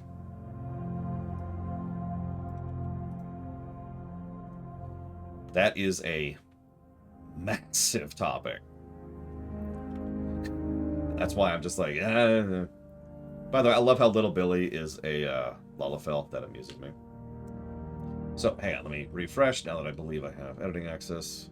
Hey, there we go. Okay, so now let me clean up the view a little bit here. Scroll down, scroll down, scroll down. Tim. Gambling. Okay, there we go. Oh, I'm sorry. The follow-up question was, have I ever gambled? Yeah, I've gambled all the time. I do it with my life every day. No, I'm sorry. I'm joking. I have gone gambling at a casino. No, I didn't enjoy it, for the record. But I'm not wired that way. Why do I accept donations towards Souls-like game despite not liking the Souls-like genre? If I only ever accepted donations towards games I liked, then what I am doing is artificially not only limiting my pool extensively, which will prevent me and you from seeing games that I might have otherwise liked, that I never would have known I would have liked, but I'm also artificially limiting you in which games you like that you can see me play. So, no. It seems to me that you're a pretty harsh judge when it comes to fashion. Would you agree with that, and what makes you so? Yes, and because in my legitimate opinion, fashion is bonkers, and that's why. Thoughts on the Ukraine-Russian war? I was actually asked this earlier, and unfortunately there's really not a lot of specifics to talk about it. What it really boils down to is the fact that it sucks, and it's horrible, and it's evil. There's some economic infrastructure there. They're obviously going for the raw resource fields. Russia has invested heavily for the last several decades onto its energy production industry, which is where an inordinate quantity of the Russian government's income comes from, and therefore any threat, perceived or otherwise, to that is obviously something they're going to respond with. So they thought, because they got away with the Crimean situation, which was also about the same thing, by the way, they thought they could get away with this one, and at the moment they are currently getting away with this one. But of course, it's difficult for countries to do anything other than economic sanctions because of the fact that getting rid of doing anything other than economic sanctions is almost surely going to lead to military shooting more, which is going to cause all kinds of other problems, which I don't even want to get into. And then there's the fact that everyone's scared about nukes. Does that answer your question? How would I design a social network of my own? That's a good question. Yes, Valvatrix is currently taking questions. It says right there. It's right there. Yeah, exactly right, Mr. Red.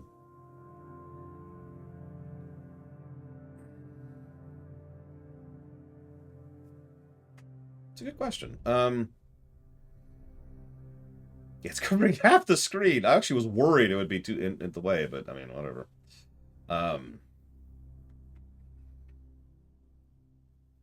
So I honestly think that if I was to design a social network of my own, it would probably be like a little bit more moderated Reddit. And that's probably what that would be. I feel like Reddit already has enough tools and systems in place to support actual communication, and in addition to that, to be able to be designed in a way that actually pushes communication as opposed to whatever the current character limit is of Twitter. I was talking about this to my brother-in-law literally yesterday. We were talking about the difference between Facebook and Twitter, because we both agreed both suck. But the thing is, while Facebook mostly sucks because of people, Twitter sucks at the ground, at the foundational level. Twitter was never going to be anything other than suckitude because of the nature of how Twitter is designed. So, anyways. Any recommendations for Terran ships beside the Lexington? I forget what it's called, but it's the Defiant wannabe. I think it's the Adamant, I want to say. And it is a very good ship. I'll run. And I know at least one person who can vouch for that. It is a fantastic ship. I highly recommend it. Where does the WoW Lorecraft go through? It will terminate at Legion. If I could change any one event in my life, what would it be? I wouldn't, as weird as that may sound. There are simply too many possibilities and changes that is, even for the horrifically worse than death things that I've been through, plural, I still wouldn't actually get rid of them because there's simply too many possibilities of changing things that shouldn't be changed. Or let me phrase this differently. If I had absolute power, I probably wouldn't muck around with time because I understand time. Obvious socialist issues aside, was Trump okay for the economy? Doesn't work that way. Invalid question. Presidents don't really have as much of an impact on the economy as people like to think. The primary influence on economies tend to be the Senate. If I had a time machine to see if the events of the Bible took place, would I go back and see the truth? Absolutely. Again, I wouldn't mind viewing time. That's different. Changing time is the problem. Robotnik from Sonic and Hedgehog versus Eggman from the games. Who do you think's more evil? I believe the answer to that is Robotnik from the cartoon. I could be wrong about that. But the answer is, of course, the one from the comics, who actually has attempted murder many times and is demonstrably very evil. Yeah, exactly, Crazy Norse. Let's not even get into the Federal Reserve Bank. That's something that Britain's learning about the influence thereof nowadays. We can make fun of the Prime Minister all we want because she was a moron. But let's be clear, and I wrote it down, hang on, who was it? It was the, where is it? The central bank, the pension fund organization, and then the actual government all at the same time trying to do things kind of screwed everything up. So, good job, people. Hope it gets better for you in Britain, by the way. I absolutely do not harbor any ill will towards my British viewers. Thoughts on the... Oh, sorry, hang on. I can talk about it today. How would I fix the sequel trilogy? I think that's Cord's question.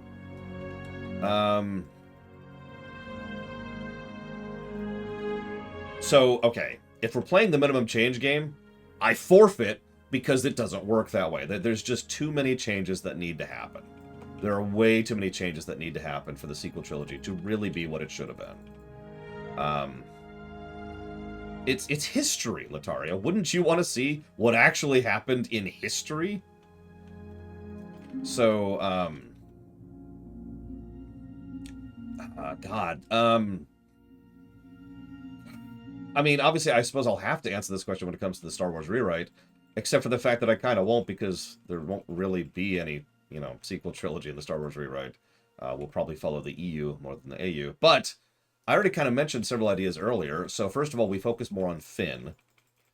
Now, let me be clear. I don't actually have as much negativity towards Rey as a lot of people do. However, I think if Rey didn't exist at all, and the story focused much more on the ex-stormtrooper of the Galactic Empire, who is now being caught up in the small terrorist organization of the First Order, I think that's a more engaging protagonist, personally. I think it does a wonderful spin on a pre-existing concept, a trope even, and I think that, Boyega is amazing, and Finn was an awesome character, and therefore, that's awesome. So there you go. There's like the beginnings of change right there as we focus more on Finn, change around the structure of the First Order. The New Republic being stupid, I could at least accept that because Lord knows the Old Republic was stupid. So, sure. Let's see, what else? Get rid of Snoke. Just get rid of Snoke. Just throw him out the frickin' window. I wouldn't get rid of Kylo Ren. I like Adam Driver too much to get rid of Kylo Ren. Restructure Kylo Ren a little bit. Make him a confused kid who's trying to understand who and what and where and how he's supposed to be. And he's being told all these conflicting stories about the Jedi and about the Sith and about the Force. And he just doesn't know what to think and he doesn't know where to jump. And he feels betrayed and he feels lost. And he's trying to just kind of make it work, right? And have him have his own character arc. And honestly, have a character arc kind of focusing on Kylo and on Finn would be a good arc for the entire trilogy. Oh yeah, speaking of which, plan out the entire trilogy from the start and then stick to it. I think I'll stop there because we're getting into the weeds at this point, but I think you get the general gist. Let's see. Thoughts on the concept of geological deep time. What the hell is geological deep time? I know exactly what that is. I have intimate knowledge. I am so familiar with it. Like, you wouldn't even know how much I know about what that is. Geological deep time.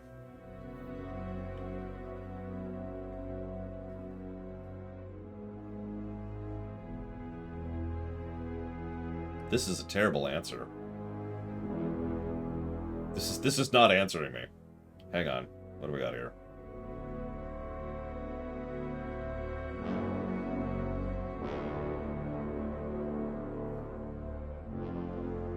Okay.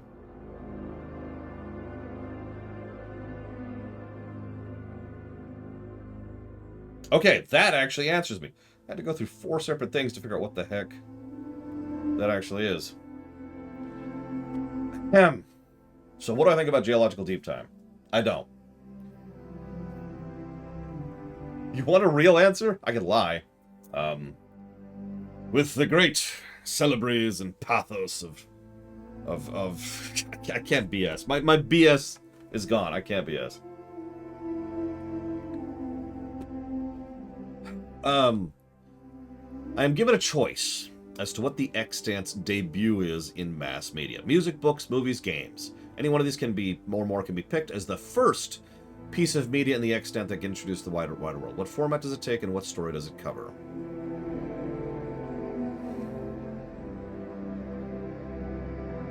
Here, I'll lick your fingers, Bragan. So game is the obvious answer. Let me just start with that. Honestly, there's only really 2 things I want to push in the extant, given infinite power.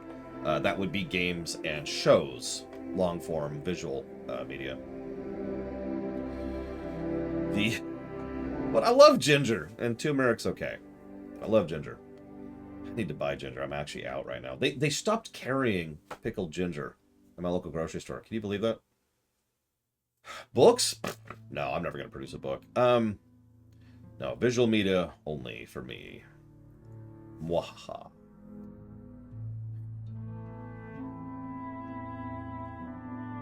The thing that's really... Oh, don't, Evo. The thing that's really making me stall is what specific story would I start with. I've actually thought about this before. I've actually thought about where would I start the extant if I could just make stuff, right? Either in terms of I finally get the money and power to do so, or, you know, in like a holodeck scenario. And I'm torn because on the one hand, you know me. I like to... You don't know me at all. I like to do tutorial stuff first. You know, work on this so I can work on this. So I'd want to start with something non-important. You know, start with something that I do to learn where I'm going with it and how to produce it and how to present it. And I'm also kind of wondering if I should start way back here at the beginning. Because I do have most of the beginnings of the timeline pretty codified at this point. And then move forwards. So, having said all that out loud, I think I'm gonna stick with, Bellatrix is on the... Oh, that's true, I didn't actually say anything. Hang on, let me take that to Rags, too.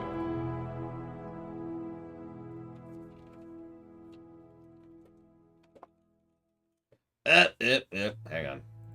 You broke it, Rex. There we go. Having said that, I think I would probably start with the Tale of the Three Mages, which is as far back as the timeline goes as far as what I will tell other people. I actually know what happens before that, because it's me, of course I do. But I think that's the first story, in general, that would ever be shown in the extant, timeline-wise. And I think that's the first one I would start with. How to turn that into a game, I have no idea. Actually, a show would suit that much better. Because I literally picture it being kind of a... I hate the word sitcom because it's usually used as an insult, but kind of a sitcom sort of a deal with the three mages interacting with each other and dealing with the initial days of spaceflight and eventually leading into the colonial dispute, which kind of starts to kick off the history entire. Whoop. God, have I ever mentioned Bard at 50 is boring? God damn! Sorry. Alright, so, I guess that's my answer. If humanity could create a real-world version of the Geth, would I support giving them freedom when they ask, does this unit have a soul? Let's see. Do I support slavery, or do I support people being treated as people? That's a tough one. I don't know. I mean, slavery's really tempting. No. I think we'll treat them as people. I think we'll treat them as people.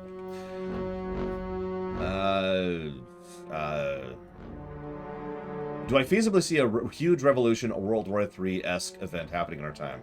Have you paid attention to Ukraine lately? There's actually more examples than that, unfortunately. I shouldn't even say that jokingly. Favorite example of world building in fantasy-style fiction? Currency, economics in general. Making a believable economy means, in many ways, building a believable political structure, believable culture, and a believable world. If you're asking for a specific example of that,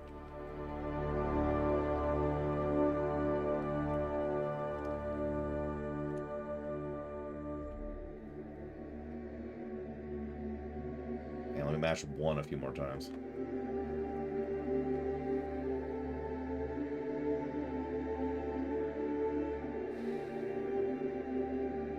Honestly, I'm tempted just to go with the paper money. I know it's the default answer. I know I've talked about it before, but I think I'm going to go with the paper money in Fallout New Vegas. What should we terraform first, the moon or Mars? Mars, easy answer. The moon is a death pit. That is a hellscape. You said you wouldn't answer this question, so I assumed you didn't have time, but what is the Nexus? It's the place where people can go after they die. If you were to face the judge, wait, if I was, hang on, this is a really weird question. If I was to face the judge and were given the choice of either being reincarnated as a completely new person with a new life or to relive my life, which would I pick and why? You're doing good, Yada. Thank you. Um,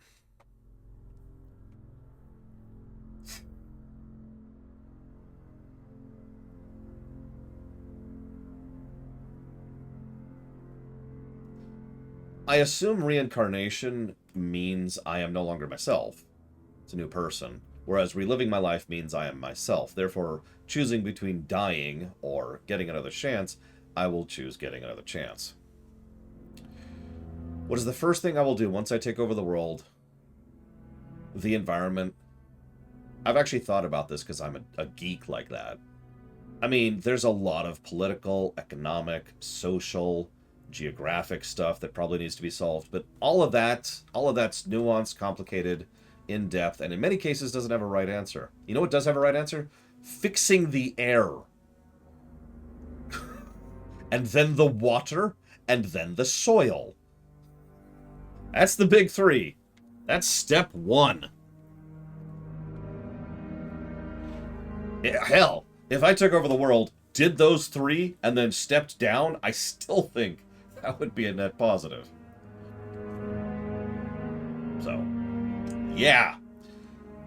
I recently saw fan theory, which I would love your opinion on. How bad do you think things would have been if Tarvin, I assume you mean Tarkin, took full control of the Galactic Empire?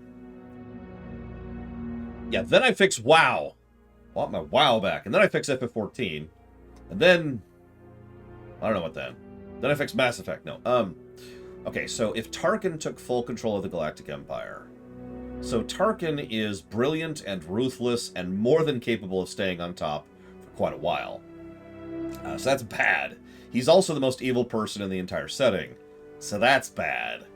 Palpatine, for all of his horribleness, really didn't actually care about the Empire. It was one of his weird things. He wanted the Empire to run and run smoothly, while he did his other stuff. Tarkin would get into the nitty-gritty. Tarkin would pull a Jadis to relate this to Tor. You know what I mean? Tarkin would try to actually fundamentally change and alter the structure of social interaction and cultures and people and economics in order to try and fix everything to make everything worse. So that would be bad, I think, is my summary to that one. Too polemic of a question. All right, here we go. Is it true that I love Dive more than any other plushie? No.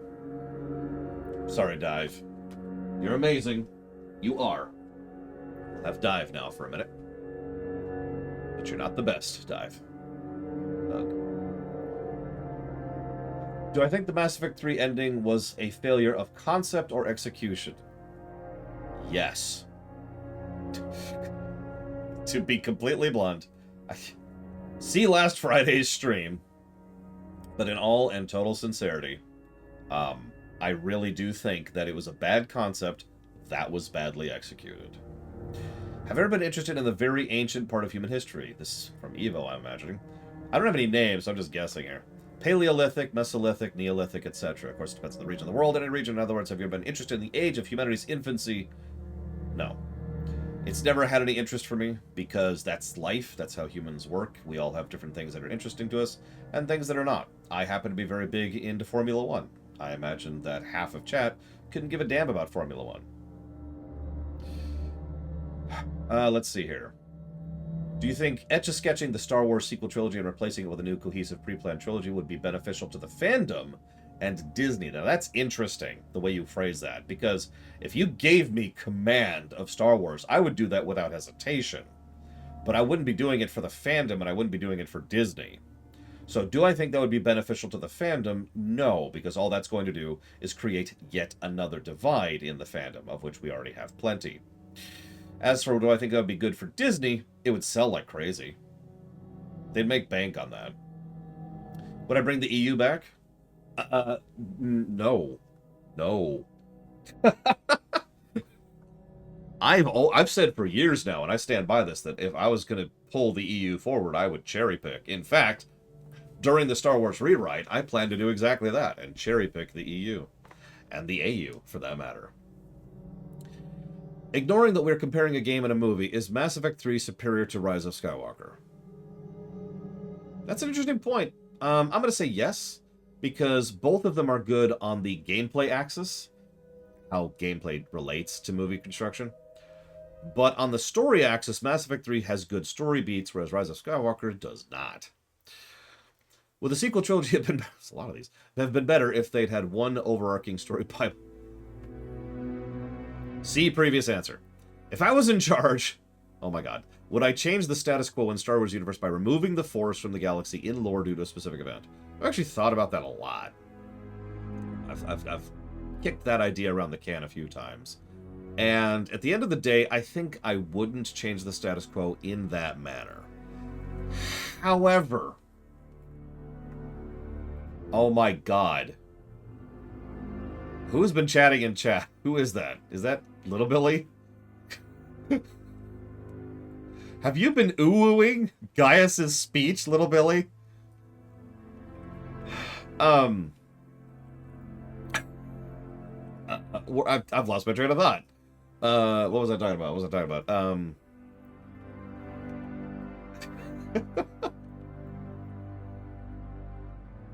Right, the Force. I think changing how the Force works is actually something that's a little bit more on the table, rather than just ejecting the Force entirely. Maybe the joke actually, maybe the Force, which is a joke, obviously, just kind of changes, right?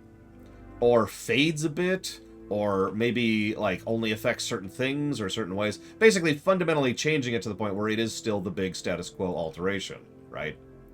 Just without actually getting rid of it. That hurt.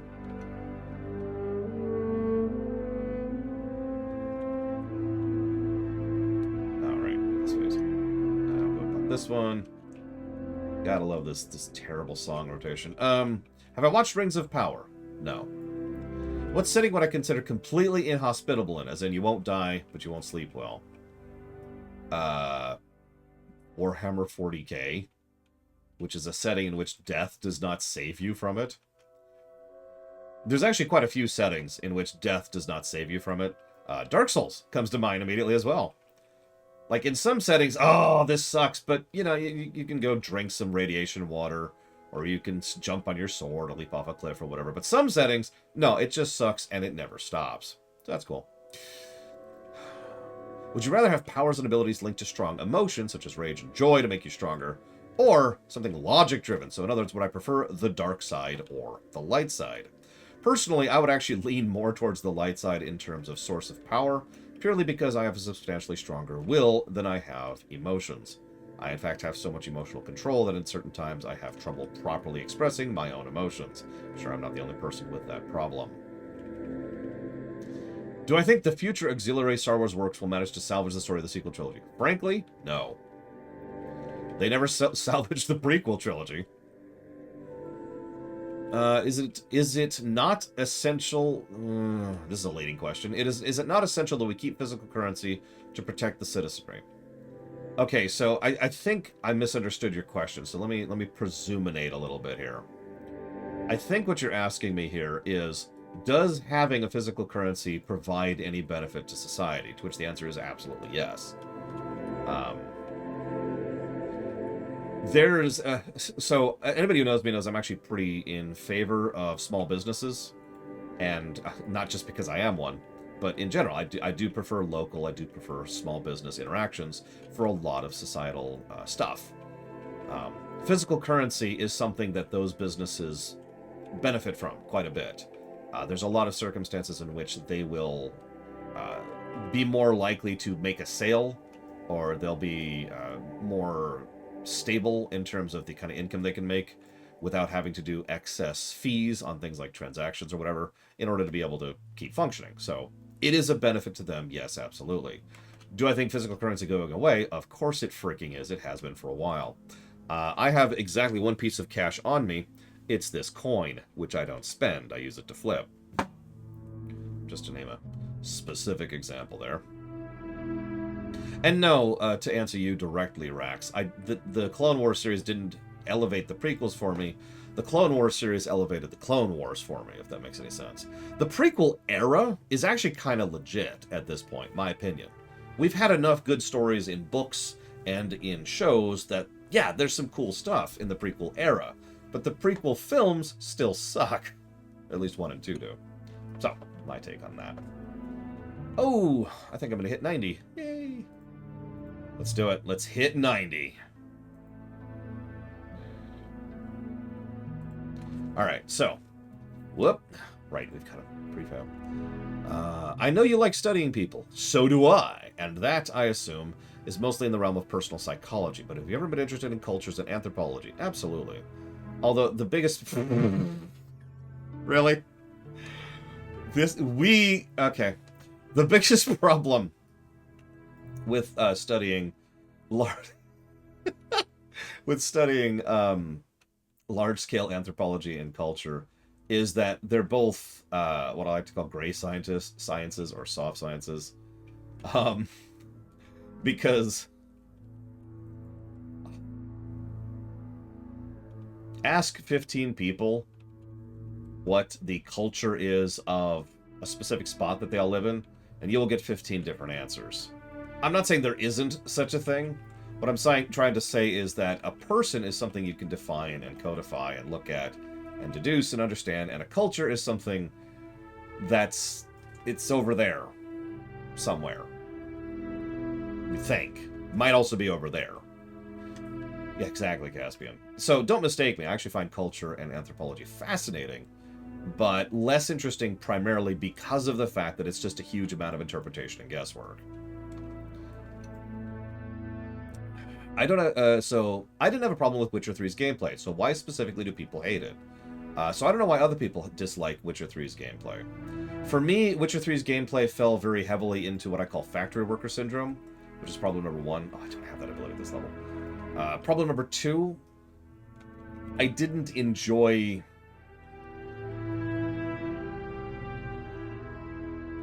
the core combat loop, if that makes any sense.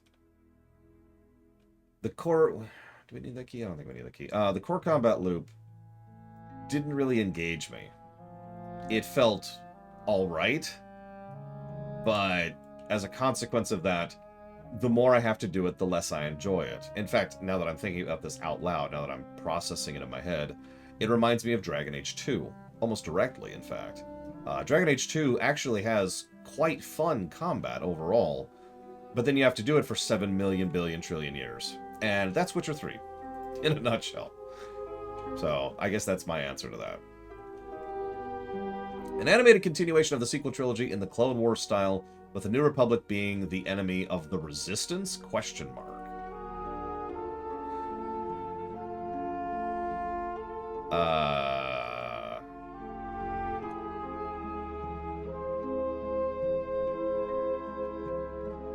Hello, Carvelas.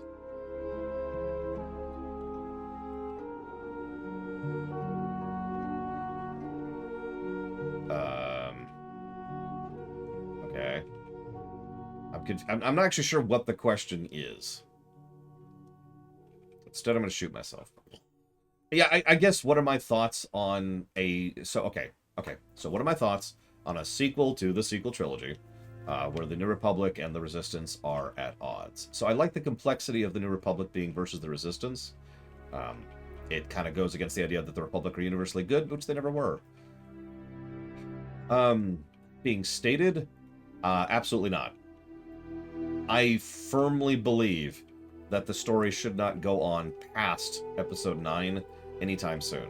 I think that should be the terminus of the timeline for the time being, and any movement forwards from there is something that should be very carefully considered, and I would honestly consider not even doing.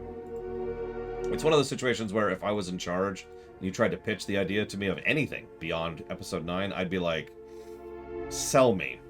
And you would have an uphill battle to do so. Not saying I would say no. I never do that, but you get the idea. Okay. Is there a particular series you would have loved to see... see the scrapped or in-progress version of, such as the original trajectory of the Mass Effect series before it got changed in 2? The Who, Warp Core? God, I have one song at this level. Oh, neck.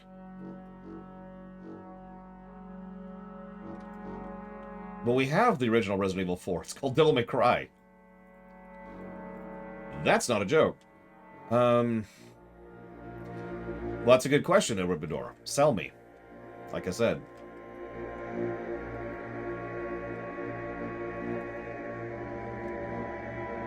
Oh, this is just my life, is tapping Z.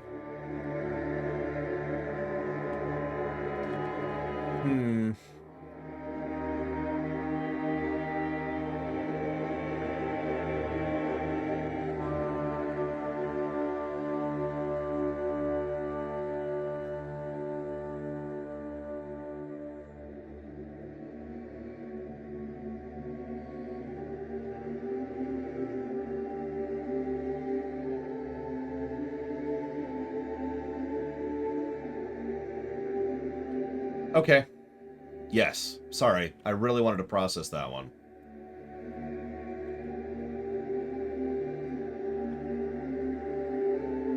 Warlords of Draenor. For those of you not familiar with what that is, it's an expansion to World of Warcraft.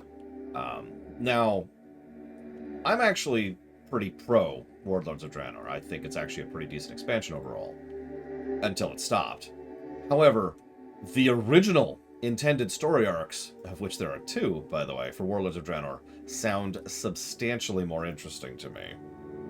And we know bits and details about what could have been. For example, we know that it was originally going to be very orc-centric, which they canceled because people were tired of orcs, according to what they said. I call bull on that. We know that it was going to involve going to BC, that is to say, Outland, and doing a Cataclysm-style overhaul of Outland to not only get it up to date with modern game design with new quests, but it was going to be set in modern time rather than pulling some stupid time shenanigans. That sounds substantially more interesting to me, too. So, yeah, that's my answer. What are my feelings on Larian making Baldur's Gate 3? Hope it's good. If the incident on January 6th had been successful with the backing of significant portion of military, Civil War would be inevitable. That's not a question. Who am I supporting on the upcoming World Cup? Spain.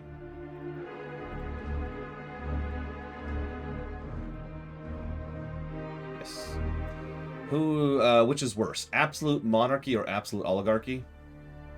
Honestly, this is just my opinion, but historically speaking, I would say absolute oligarchy is worse. Because they're both bad. Let me just start with that. But absolute oligarchy tends to involve people who do not give a damn about anything other than themselves. Absolute monarchy tends to involve people who don't give a damn about anything other than themselves and their family and their legacy and their country. Oligarchies have a strong historical tendency to not give a damn about the country they're running, whereas monarchs sometimes do. I know, that's not much, but there it is. Thoughts on Andor? I hope it's good. Haven't seen it. Man, we aren't, Ross. Yeah, no, you're exactly right. Monarchs tend to think bigger picture. Monarchs tend to think about national consequences. Oligarchs tend to think about personal consequences. That's how that is. Anyways, so, note from Rax. This is a large extant writing prompt. It's probably from Evo. Imagine a judge has a person they really care about. No! It's impossible! First thing that happens when you become a judge is you have to swear off romantic connections. Do me a favor, don't delete this chunk. And you cannot have kids.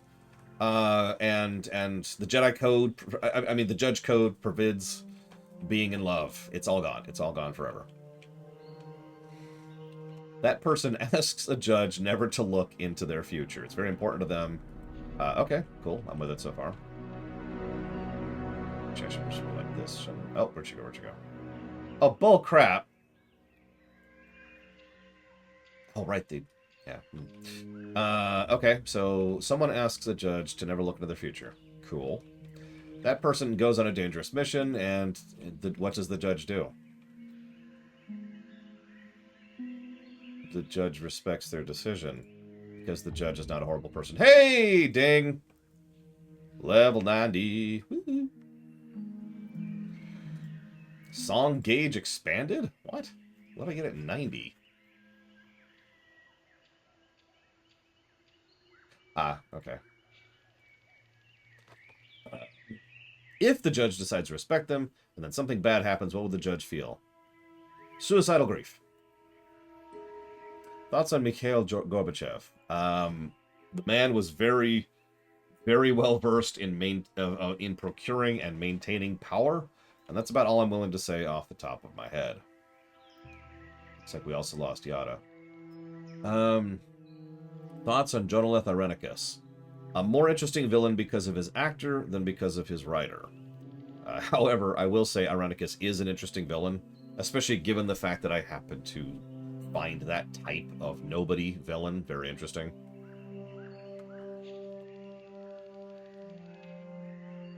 I don't know if I can invite people to Guild. But can I invite people to the link shell? Because that's the important one. But I really don't know if I can invite people to the Guild. Thoughts on anarchism? The peaceful kind, not the bottle-throwing kind. Sure, if the population is about 10 people. Do I have a favorite classical novel? Any novel before 1960? Actually, yes. There's only one, literally, only one that I like, and that is Moby Dick. I can never think of the damn name of it. Moby Dick. Okay, so hang on. So let me figure out. Let me get you in the party first of all. Can I explain why Reagan was a bad president? Yes. Okay, hang on. So invite to link shell. Go. And invite to company. Yes. Do I believe time travel will be invented in the future? Thoughts on Henry Cavill leaving The Witcher? Yeah, that show's dead. Did I ever cry at the death of a video game character? Yeah! God, I don't even know where to begin with that. I've cried at so many characters. My God. You say, then which characters in which game? Hang on, you got an hour? Let me go down the list. That's a common thing. Jesus. I cried, like, Thursday. In Mass Effect 3. Twice. Was George Washington's decision not to run for a second term a brave test of the idea of democracy in an age of monarchies, or a selfish move that put a stress on a fledgling union? The answer is, as you might imagine, yes. It actually was both. It's worth noting that by every historical count we have, Washington really, really, really did not want to be king. Excuse me, president. And so he absolutely did not want to be involved in that. And, yeah, it's just out. What's your opinion of transatlantic and... oh, God.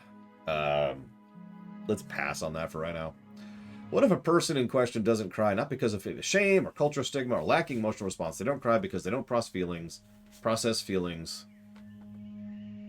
Hold on, hang on. So, a person doesn't cry, let's just skip forward here, because they don't process feelings that a game or movie brings through tears.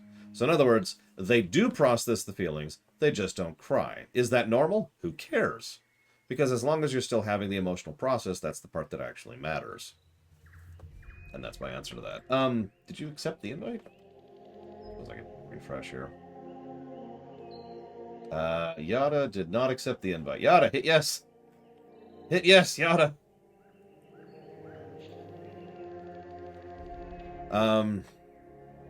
Assuming I want to add other MMOs to the list, which we've already talked about, would I consider doing a run of any ones that has a resurrected community?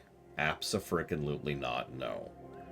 We are already kind of hesitant, hello Aspros, of doing, fan mods or, patches or whatever, but doing an entire emulated MMO, which is very debatable in terms of legality at the very offset, is something I'm just gonna walk away from. So, no, is the answer to that. To put it into simplistic terms, I will never do a review of Asheron's Call, even though you can totally play Asheron's Call right now. Invite. Unable to invite to cross-world link shell. That's interesting. Can I do this one? This feature is only available for characters currently on their home world.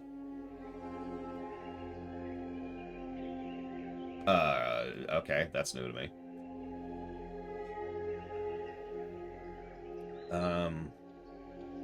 How does the Empire handle gambling? I actually already answered this. Um, the Empire is substantially more moderated about gambling, and gambling is something that is being done at a governmental level rather than a corporate level. As in, the government runs the gambling institutions, and they don't try to do what casinos do.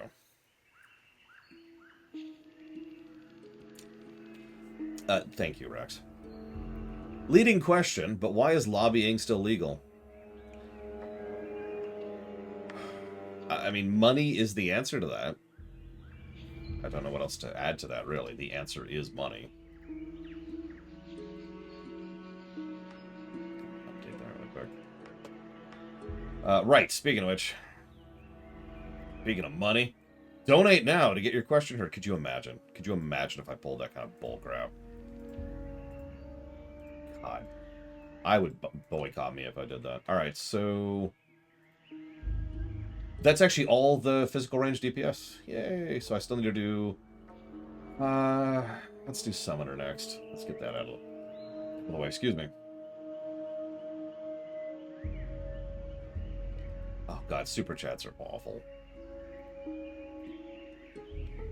One of your party members cannot do that. That makes sense. Yada, I'm gonna boot you temporarily. Because apparently... I'm guessing it's you. But I'm guessing you don't have access to any Alliance raid. Which the earliest would be Crystal Tower. If you have that. What commonly discussed conspiracy theory do I think has the highest probability of being true?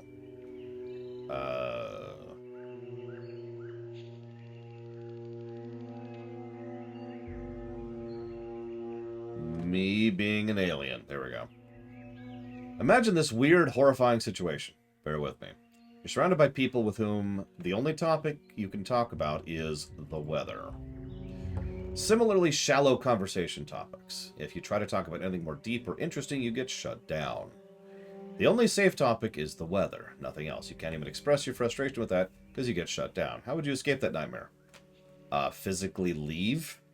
Physically leave. Just... Bye! Are there any positives to lobbying? Yes? Lobbying is lobbying. I mean, I'm sorry. Lobbying is lobbying. It's just a group or an individual or an entity, an interest saying, hey, this is how I think this law should exist. As weird as this may sound, lobbying should exist because of people should have the right to try and guide the government that runs their daily lives. Yeah, you can lobby for climate change. You can lobby for proper utilization of healthcare and management thereof. You can lobby for actually good standardized health tax codes and etc. Right? Lobbying isn't really the problem. Is it possible to abolish lobbying? As a legal practice? Yes. As a concept? No. What was wrong with the Soviet economy by the end of its lifetime based on what you know? From what I understand, and this is more early on than towards the end of the Soviet Union, but the main issue was quotas not being made and people lying about those quotas not being made to avoid, getting into trouble for that or to avoid having to deal with that.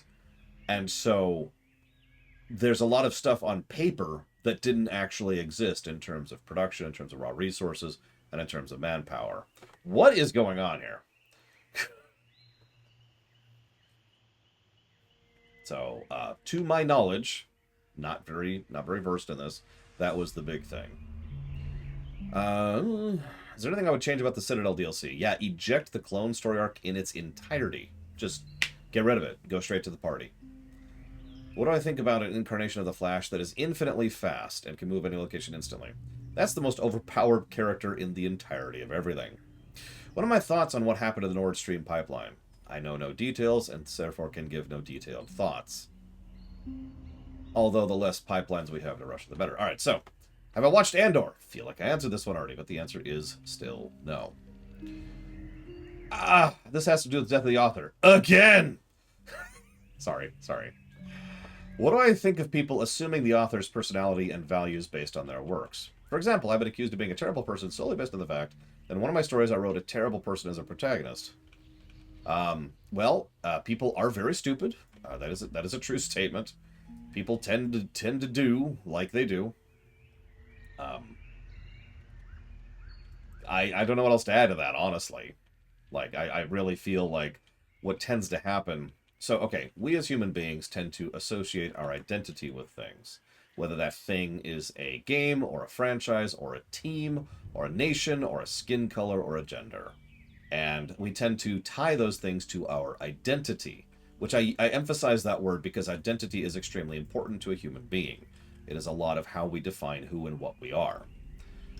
This is why, if I say such and such thing you like sucks, you have that immediate automatic emotional response of kind of recoiling and getting defensive about it. It's not because you have any problems with me disliking the thing you like. It's because you perceive it an attack on yourself.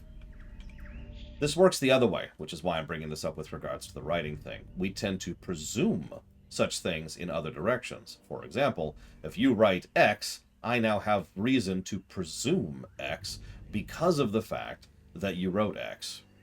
I may or may not be right. Who knows? I may even be right, and you may lie about it, which is another thing that kind of muddies the waters. But either way, that's kind of where that's coming from. So, Mike Romano and I are sharing a car trip for a long time. Whose music will be listening to? You can play as much music as you want, as long as you're okay with me taking your stereo, ripping it out of the car, and throwing it out the window after about 5 minutes. Thoughts on COVID? Whoa. Wanted to be in white. I'm not going to make it. Thoughts on COVID and vaccinations haven't changed. Nothing's doing there. Was Margaret Thatcher as bad as everyone says?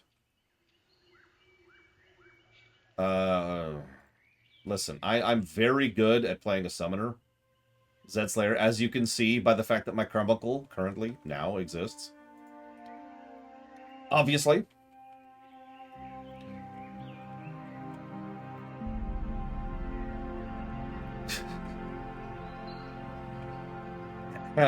But yeah, no, Margaret Thatcher. Wow. I don't even know where to begin with that, in all and total sincerity. That woman...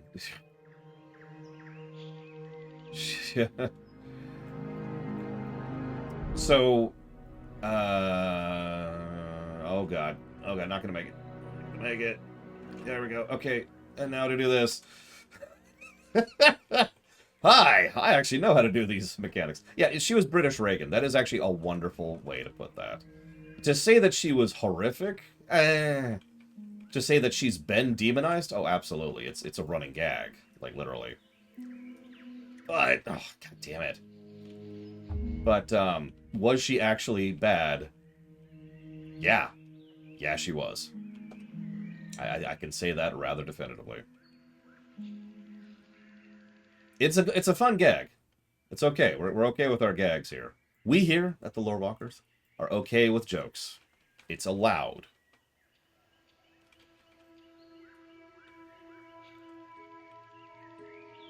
This frickin' fight, am I right? I gotta remember how to play this class. Is it this button? I think it's that button. Yeah, it's that button. I was right. Yay! Buttons. That should not have hit me. I disagree with all of that. Do I believe we'll be able to terraform anywhere? Anywhere at all? Or like everywhere? So let's answer two of those. Do I think we'll ever be able to do any kind of terraforming? Yeah. We can right now. People are actually currently, as of this moment, trying to terraform the Sahara Desert. That's a real thing. Do I think we'll be able to terraform everywhere? Nah. It's my job. Who should have run the Galactic Empire? Not counting me. I'm gonna die. I'm gonna die. Ugh! Wow, that was close. Okay.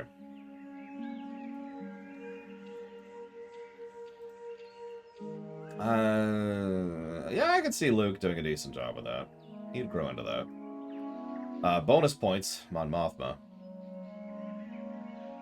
Have I ever had an interest in biology? I mean, not really, so no. It's one of the few things I'm not very geeky about. If I woke up tomorrow and realized I had the powers of a Kryptonian, what would I use them? First thing I do, fly into the sun and become extremely ultra super powered. You know, just really fill up the battery there, okay? First step. Listen, when I become a robot, Evo, we could talk about biology all you want. Because it won't affect me. As a reminder, there's a thing on screen right now, Aspros, which is how you get questions into the question queue. Please pay attention to the giant screen on the text. Text on the screen, excuse me.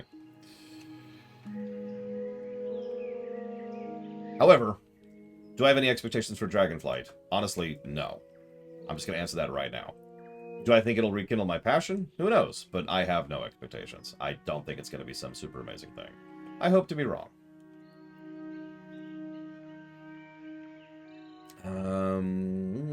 If I was president of Ukraine... No thank you, but if I was president of Ukraine, at the onset of the invasion, what would I do? Honestly, kind of the same thing that was actually done. The whole point at that point is to knuckle down and do two things.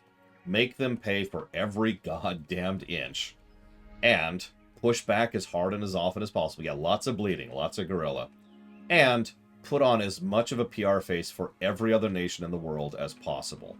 Make it very, very clear, and do everything in my power to make sure that everyone else is on our side. At least as much as is reasonable. Do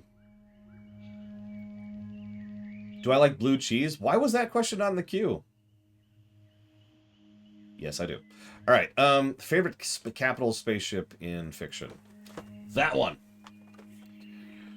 Would I rather have Daredevil's power set, heightened senses, but loss of sight and echo power set, be able to perfectly copy other people's non-super moves and abilities, or, oh, that, I guess that's it. So, okay, so would I rather be Daredevil or have mimicry? I'll take mimicry. A lot of cool things I can do with that. Actually, I mean the Executor, the Super Star Destroyer. Shortly after that is the Imperial Star Destroyer, and shortly after that is the Hyperion. All three of which are right behind me there, by the way. If there could be any character in Dragon Age Origins I could play other than the Warden, who would it be? I suppose the obvious answer is Alistair, but I don't have another answer there, so I'm just going to default to Alistair. It really is in many ways his story. Oh, neck. Oh, God! Follow-up question. Same for Dragon Age 2 and Inquisition. Okay. Well, in 2, it's obviously Varric, so duh on that front. In Inquisition, Cassandra. Same overall mentality. Let's see. Any advice on how to calm down and clear your mind?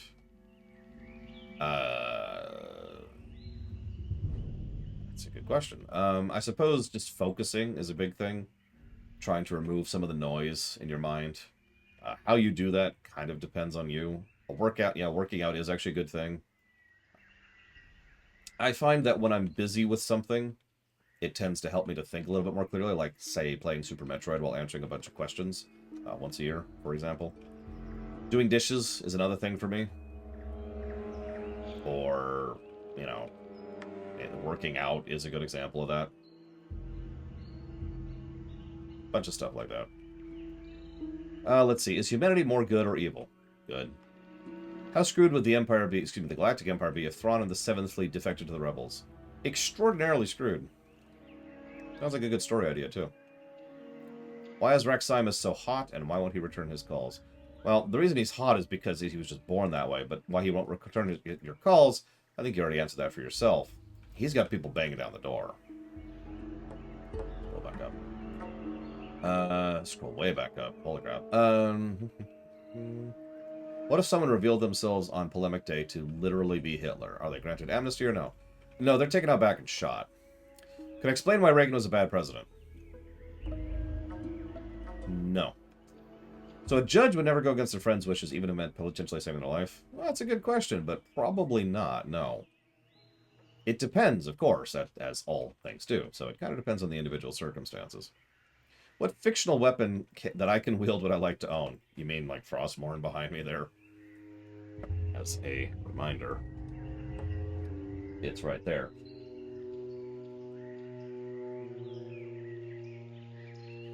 Going back to the discussion of the death of the author, how much do you separate the work from the creator?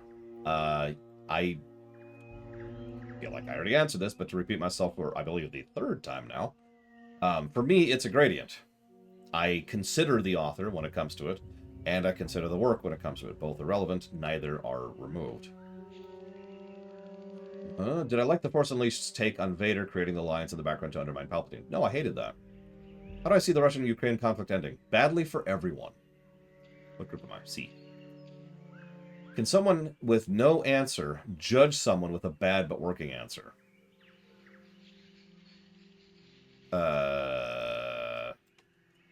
Hold on. Let me try to understand this question.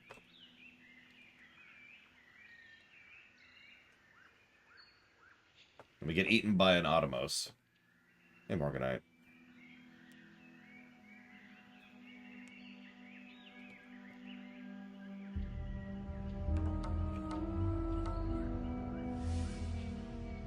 God damn it, Warpcore.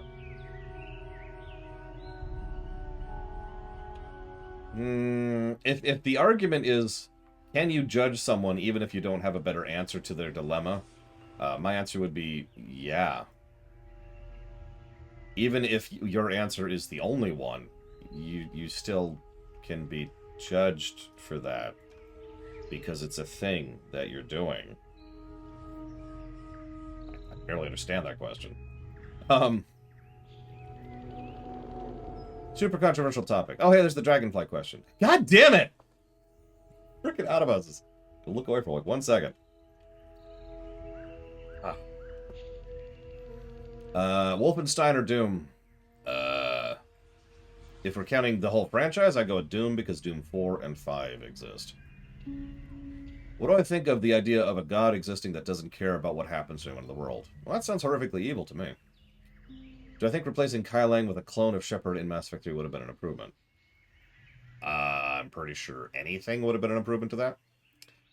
Tell me things you like about the economy in Germany, Norway, and Sweden that inspired you to incorporate them into your setting. Oh, Jesus. Okay, Sweden. We'll start there because it's the one I have most in my head. Safety net programs. So I'm not going to go into specifics because that would take time. But safety net programs are exactly what they sound like. They are ways to ensure that if something bad happens to someone financially, they have the capacity to continue functioning and eating and breathing. It's kind of what it is. I don't have anything else to add to that. But Sweden tends to have several of those, and that's awesome.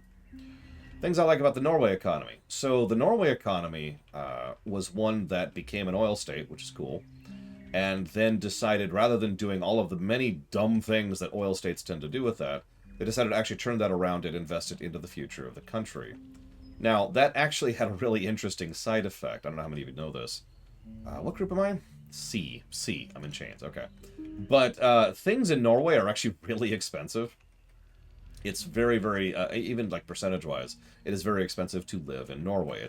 And that's a consequence of their policies and the way that they operate. However, as an immediate consequence of that, they have a huge amount of social protections and backing and education funding and all sorts of other things, which allows them to operate without a huge amount of uncertainty or fear or literal homelessness.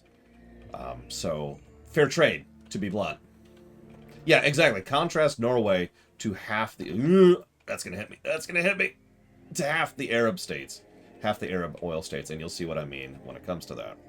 As far as Germany, Germany did something interesting. They had a large amount of government regulation, except when they didn't have a large amount of government regulation. And, whoop, okay. Grab the thing. Hang on. I know that sounds like such a contradiction, but my point is that the, okay, people got it. Germany's the hardest one to talk about, because what they did is fascinating. They have a term for it. Somebody remind me of this if you know it. It's like socialized capitalism or capitalized socialism or something like that. And they have this whole in-betweeny state where they tried to cherry pick some of the better ideas. Social market, thank you, that's it, the social market economy. Where they tried to cherry pick some of the better ideas and some of the better benefits of both. in order to try and implement them. And obviously, it has issues. Let's just get that out of the way. Every economy has issues, but from everything I've seen, they have actually been able to do some very good stuff with that. And I mean, the fact that they turned around, let's see, World War II and then the Wall into what they have now is all I really need to see to say to prove that point. You know. So yeah, that's why. Yeah, sorry. If we roll on back, it's the creation of the German Empire, then World War One, then the fallout, then World War Two, then the Wall, and now just whoosh. You know, big old thing. So that's why those three economies. I hope that is a sufficient answer. Eleazar, I hate to bug you, but could you send your questions, if you can read the chat on screen, send your questions to Raximus or Valvadrix. They will add it to the queue. Just for today. Just for today. It's a special thing. Okay. I hope that answers the economy question. As a consequence, by the way, those are the three countries I'm most considering moving to if I ever move out of the States. And basically for the same reasons that I just gave. If I was to live, direct example, if I was to live in Sweden and my job fell out from under me, I know that I wouldn't have to literally move in with my family to keep functioning, for example. But anyways, I would have a safety net. That's how that works. I'd have a safety net. Thoughts on morality types in fiction, specifically the black and white, black and gray, shades of gray, white and gray, and my thoughts on each of those. Okay. So, yeah, no kidding. Black and white, so all of these have their own purposes and points. As I've said many times, there's actually nothing wrong with having black and white morality as long as you do it right. There's nothing wrong with having a universal evil, yada, yada, yada, yada. We've talked about this before. I'm with it. It tends to lead to simplistic storytelling if that's all there is, but you can do some cool stuff with it if you tack other things on top of it. Black and gray, substantially less interested in that. Everything being horrible, which is what that really boils down to, is just not something that interests me. If I wanted to see that kind of thing, I'd go to real life. Shades of gray can work, often doesn't. Very, very, very few writers actually know how to write shades of gray. Pun intended. White and gray. Now, I like that. That's actually probably my favorite overall. The idea that there are people who aren't good, but are not fully evil, is really what that boils down to. There are people who are motivated by things that are selfish or individually perspective, or maybe they're willing to hurt someone else in order to push their own ends, but they're not completely mwahaha Nazi evil, right? And so I like that. Oh yes, please do not spam the mods, Valvadrix or Rax. They are working very hard to make this work smoothly, and spamming them does not make any of this work correctly. Please and thank you. Hate doing this as a caster. Okay, so what would I change about Mass Effect 3 to justify the players being able to do non-essential side activities without the looming threat of the apocalypse?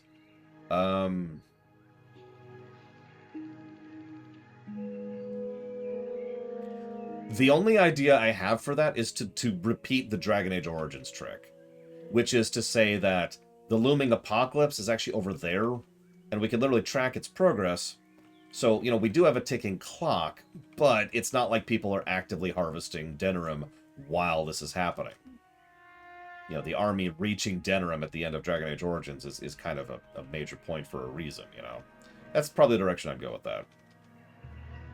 Otherwise, get rid of the ticking clock entirely. Make the finale being us going after the Reapers, rather than the Reapers coming after us. Do I think Nintendo will ever again? Will again? I'm gonna go over here. Will again radically change its platform next gen, or is the Switch too popular? Nintendo does whatever the hell they want to. And what I mean by that is I have no idea. Nintendo really does do whatever they want to, so I can't even begin to predict that. If you're asking what I would do, I would focus on taking the Switch and updating the infrastructure and hardware. When I say infrastructure, I mostly mean the netcode, specifically. Really try to push that sucker so the point where multiplayer games are a lot more feasible on the Switch. Ding. Good job.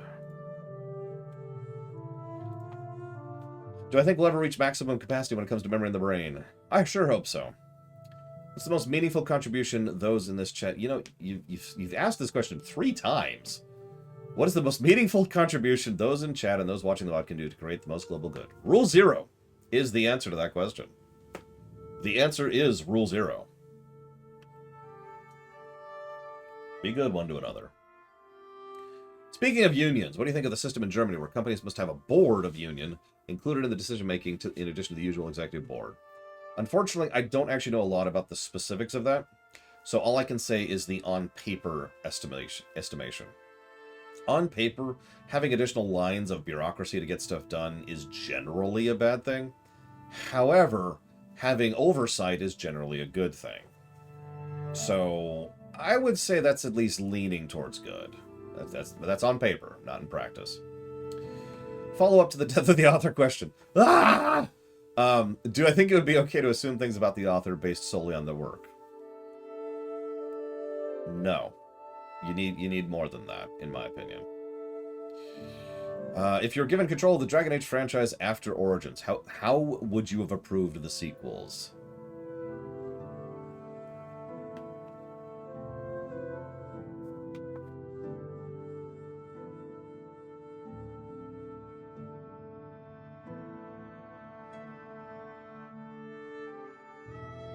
I would say...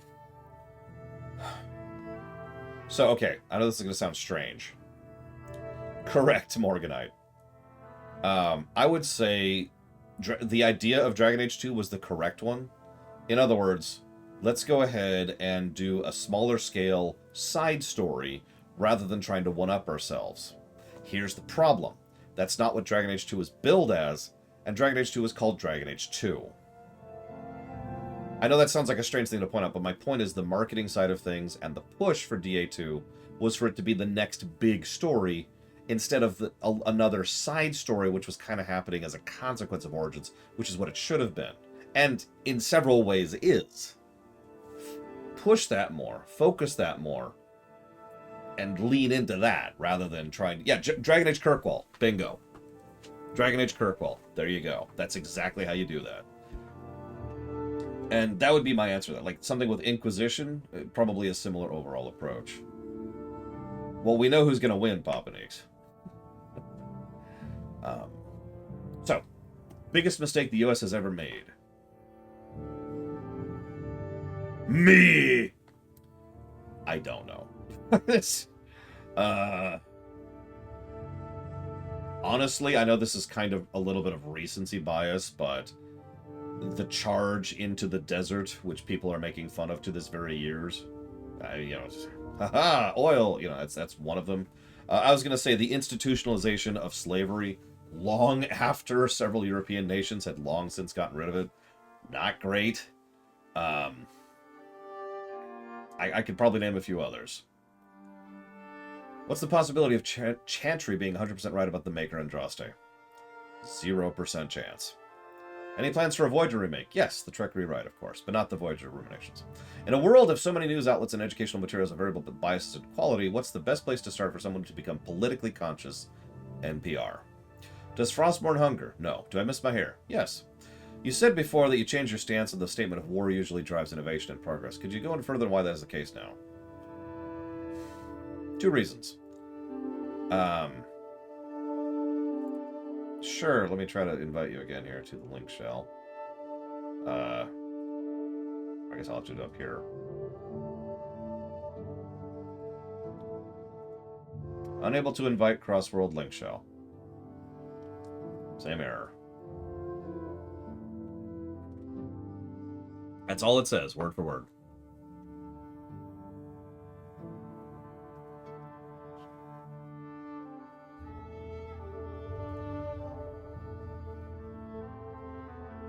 Conflict tends to drive innovation, and necessity tends to drive innovation. But I hesitate to just put that onto war. I think it's more accurate to say that war happens to be one of the times in which things push forwards. But looking at it historically, I feel like that's more of a modern take than an older take. Because the sheer scale and approach to warfare has changed in the last 200 years. My take on that. How judgmental would you be of someone not being able to handle a dilemma and breaking down emotionally and mentally? Extremely judgmental. All the judgment. Just heap it. Just heap the shame. Just piles.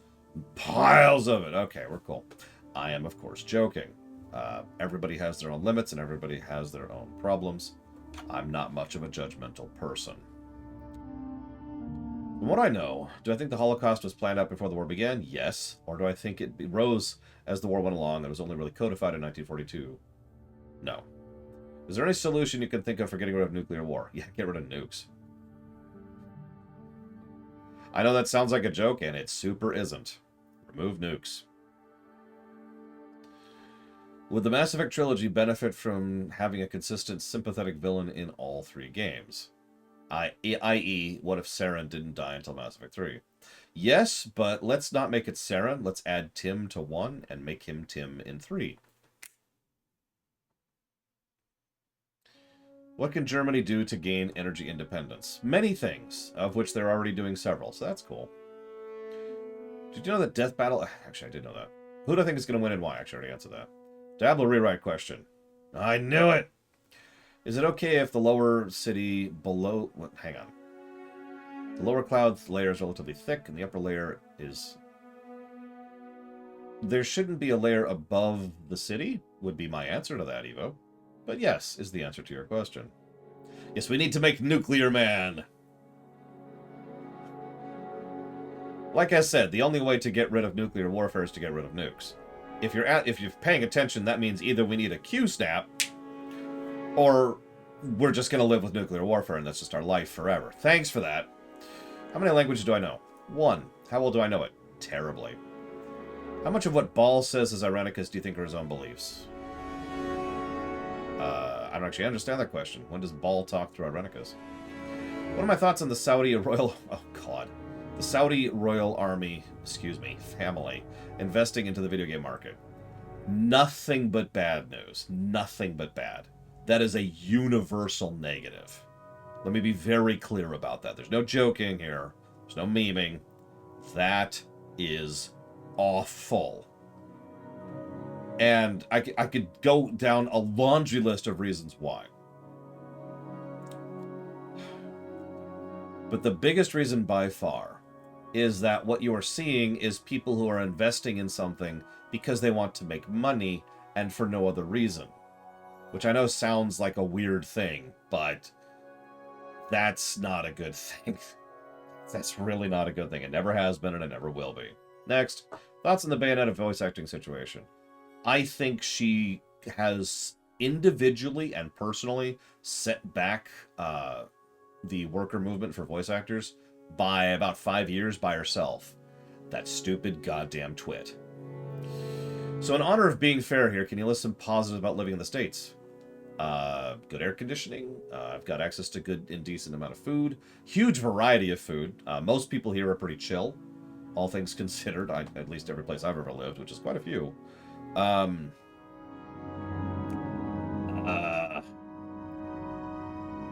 If you like driving, well, then it sucks to be you. These aren't great driving places. I don't know. Like, it's weird to sound complainy because I have existence.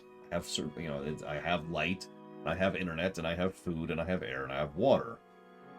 There's a lot of different biomes. Yeah, there's a huge variety. The United States is actually extraordinarily mixed, varied. I don't know what to call that. There is a gargantuan amount of variance in terms of people, in terms of food, in terms of biomes, in terms of everything. This place is extraordinarily diverse. Thank you, Modern Brand.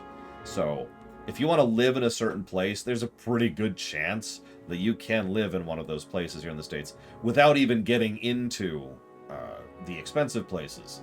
If you are rich, this place is one of the best countries to live in the world. I don't mean that hyperbolically. The United States caters to the rich universally. So if you happen to be rich, you will have the best health care, you will have the best infrastructure. You'll have access to the nicest foods and the most healthiest stuff, and you'll be able to live clean and live healthy and be provided for, and it'll be awesome, and you will be pouring money out the wazoo to make that happen. If you're not rich, sucks to be us. Will we ever see a cerebral Star Trek show again? I hate that phrase, because yes, we will. We have many times. Would you say Pokemon Mystery Dungeon is a white and gray morality type of story? Yes. Why is it when I share my view on... hang on. Okay. Why is it when I share my view on God, not loving everybody and not caring, they say, well, that's not God then? Because their definition of God does not include such a thing. So, by definition, that wouldn't be. That's like saying, to give us a parallel here, let's say that you are saying, in my opinion, the Jedi are evil. And they're like, well, at that point, that's not a Jedi then, is it? That's the mentality there. Any hopes for the new Pokemon Gen? Yes. Do I think Dynamaxing or any such features are a waste? Yes. What piece of sci-fi technology do I think is the most likely to be possible? Yes. What are my thoughts on the idea of intolerance of intolerance? Explain. Thoughts on the recent Brazilian election? Haven't actually been able to read into it. Problems are there with the clone and the Citadel DLC? It's fun, but ultimately terrible. I think it was a net negative on the score. What Fall from Grace story was I hit the hardest by? Like, most disappointed to find out they were actually a bastard.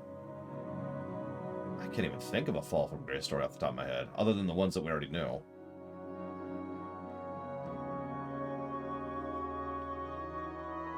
Alright, hang on. So, invite to party. Cannot locate a character with that name. Alright, hold up. Where are you, little Billy? Physically, like, in the game, I mean. Digitally?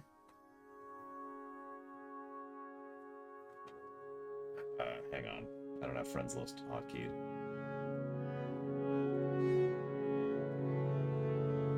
Okay, so that's... Okay, so invite to party first. Cannot locate a character with that name. Yeah, but I don't mean which server are you at. Where are you? Like, are you in Limsa Lominsa?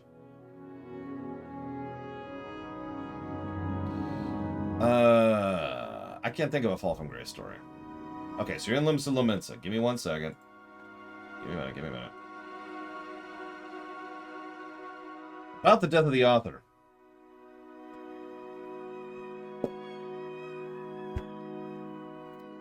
Real question. You didn't hear that, did you? Any other rewrite projects you'd like to do in the future? Yeah, I plan to do a rewrite of the entire Final Fantasy series up to probably 12. I plan to do a rewrite of Star Wars, Warcraft. I plan to do a rewrite of... I don't remember what else. There's other things. Visit Another World server. Marlboro? Yes. Must be playing... okay, let me leave the group. God, FF14. Fix your crap! Or just be WoW. Better. How would I reform the U.S. educational system? Oh my... Oh god, okay. Alright, so... First thing I do is walk up to this guy right here and I invite to party. Then, I invite to the link show.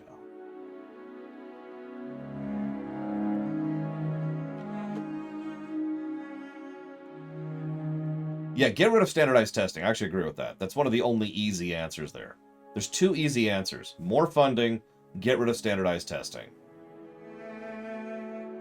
In fact, get rid of the test focus of the United States education system in general. Just throw that out the window. What I mean by that, in case I'm not being clear, for those of you who are not in the States, is here in the States, it is... Education, school, is structurally designed to teach you how to pass a test, not to teach you information. It's just messed up. Did you get in? Are you in? Let's check here. Yes, it worked. Yay, okay. To leave group. Yeah, just... Anyways. Alright, back to my home server.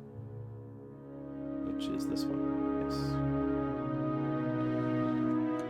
But yeah, economic responsibility is something I think that needs to be taught that isn't. I do think that at the very least an option of proper sexual education is something that should be on the books for later grades. I absolutely think that some kind of basic living stuff should be taught. How to deal with things like bills, how to deal with things like cleaning and cooking. You know, things that are fundamental to living is the kind of thing that I think should be taught. At least a surface level surface level education. For God's sakes. I went to one of the best high schools I've ever seen in my life. The only things I learned from there were from the extracurricular stuff. Like the television productions, right? That was extra. That was something I did on my own volition. Which, of course, leads me to the other concept, maybe allowing for more choice. Maybe students have the option to say, hey, I'm interested in XYZ, and making that more optional. In other words, more electives, less mandatory, or whatever they're called. Thank you, Fuzzy Duck. Always appreciate. Much appreciate. Thank you.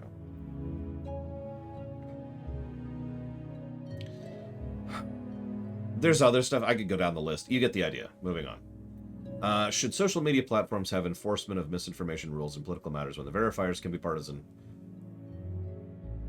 Yes. The fact that that can go wrong doesn't change the fact that there should at least be an effort to correct actual factual misinformation which causes literal death and pain. Do I believe the lives of the many outweigh the lives of the few? No, that's math, not morality. How do I honestly feel about having such a long backlog of games? I don't really. And being dictated what to play by others? That only bothers me a little bit. And honestly, once we finish the current queue, a lot of which is filled up by thank you streams, which I'm kind of deliberately giving to people, I don't anticipate having too many issues with that going forwards because, spoilers, we just figured out another way to reallocate some of the funds that come into me towards things I actually want to play. I don't want to say that, like, negatively. I don't want to sound like I'm complaining. I love my job, and I do like stretching out.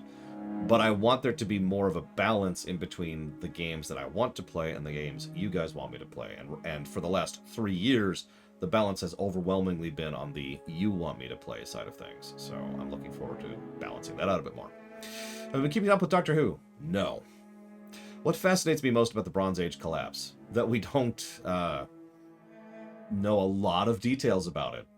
And also the economics of how the Bronze Age worked is just absolutely fascinating. I mentioned earlier introducing the extant as a game. What genre would I like it to be in? Which studio would I hire? My own studio, of course. I would not trust the extant with anybody else. I'm going to get Rax involved with that, probably Huthor. Definitely going to get Kay involved as well. Third, a couple other people. I've been keeping track. But as far as which game I'm going to go with, that's actually a really good question. I already mentioned that I wanted to have my first story be the Three Mages. Don't worry about it, Rax. Don't worry about it. But the Three Mages doesn't lend itself towards a game. The Three Mages lends itself towards a show, as I already mentioned.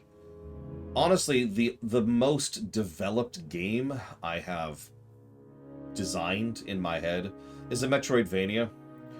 It's set in the, I call it the Empire of One, or maybe the Kingdom of One. I gotta workshop the name. But it's an idea where you play a lone person invading a massive mechanical place where there's one actual sentient being in the whole station. And they're the ones just kind of building this stuff because it's kind of what they do.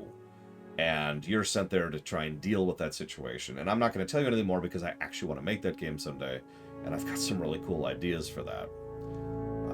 So that's probably my answer. Something along those lines. If free will exists in Star Wars, how is something like the Jedi mind trick possible? If free will exists in real life, how can people be convinced to gamble when they don't have the money to spend? Who would you place as the overarching villain of Dragon Age setting if given the chance to, and why? The Maker. and I don't think I need to explain why.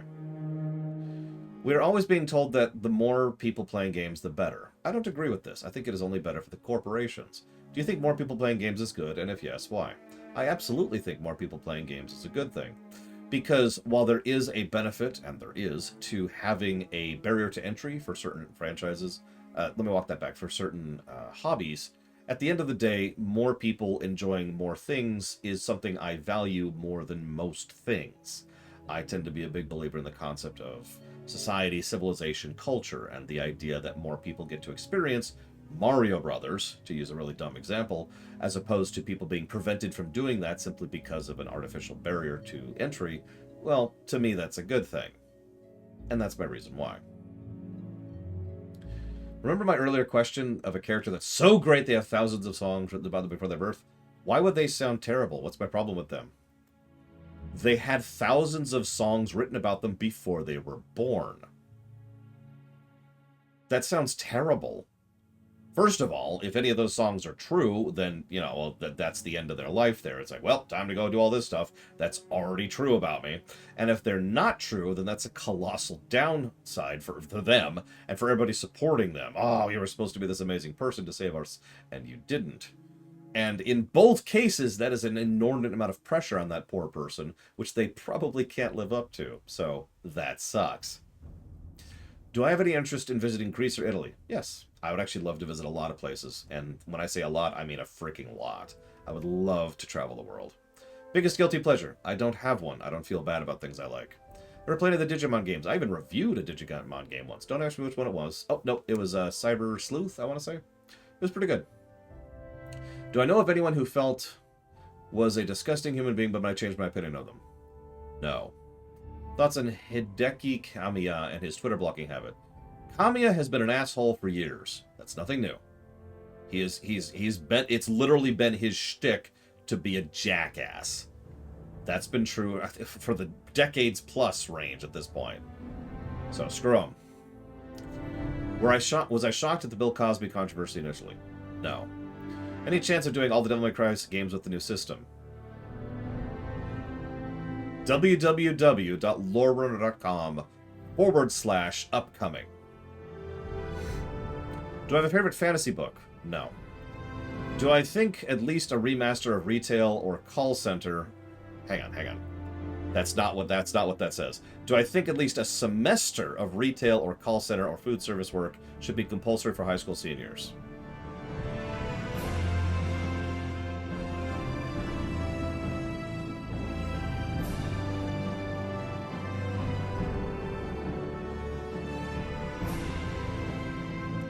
Let me restructure that. I think most people should work retail or call center or food service at least at some point in their lives. And I mean that with absolute sincerity. To the extent that I would actually consider that making that a mandatory requirement at a federal level in order to apply for any other job. So whether we put that in the school range, whether we put that in just the workforce in general, I absolutely think that should be a thing. Yes. And if you're wondering why, it's actually because of basic human empathy. In my experience, most people who've worked retail or a call center or fast food tend to have a lot more basic empathy and sympathy for people who work those jobs than those who don't. And so they tend to be nicer about it, or they tend to be more polite about it, and it tends to, you know, fix things a little bit, right? It makes the overall interactions better. It is also humbling. It is extraordinarily humbling. Yeah, exactly, Rex. Like, I didn't really have that problem beforehand, but after I worked, retail was my first job. Excuse me, my third job, but my first of that category was retail, and it was just, oh. Now, having said all that, I also very much believe that we need to fix the low industries, but that's a much more complex and involved topic. Can I imagine myself going back to school for anything, like an economic degree? In real life? No. In some fictional world where school is actually worth a damn? Yes. What's the most believable post-apocalyptic fictional world I'm aware of? Horizon Zero Dawn. Who's my favorite comedian? Eddie Izzard. What are my speculations on what sort of stunt do I think Elon Musk is planning with acquiring Twitter? The stunt has happened. We are now at the point where the stunt is past tense. We'll see what he does with it going forwards, but he did the stunt. He bought Twitter. Did Sentinel Prime, Betrayal, and Dark of the Moon surprise me? No. It was badly written, though. Would I ever join a streamer organization or start one? Abso-frickin-lutely not, no. Which piece of advice was hardest to accept for me? Learning how to lose. The first time I really learned this was actually at a pretty young age, and it was in a really dumb place. It was in StarCraft, of all things. But learning how to lose has been an invaluable life lesson for me in a lot of aspects. Every now and again, you do need to understand that you have lost, to know how to cut costs, to know how to chop things off, to say, this is a failed endeavor, we need to move on from this, yada, yada, yada. That's valuable on a business level, that's valuable on a fluffy bunny feet level, that's valuable on a economic level, or a personal level, or a relationship, or friendships, or MMOs, or gambling.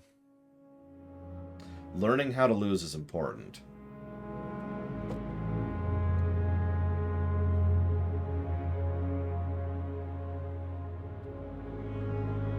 One moment. Thank you, Papa Neeks. I will put that towards Star Wars Bounty Hunter, a game I am dreading substantially.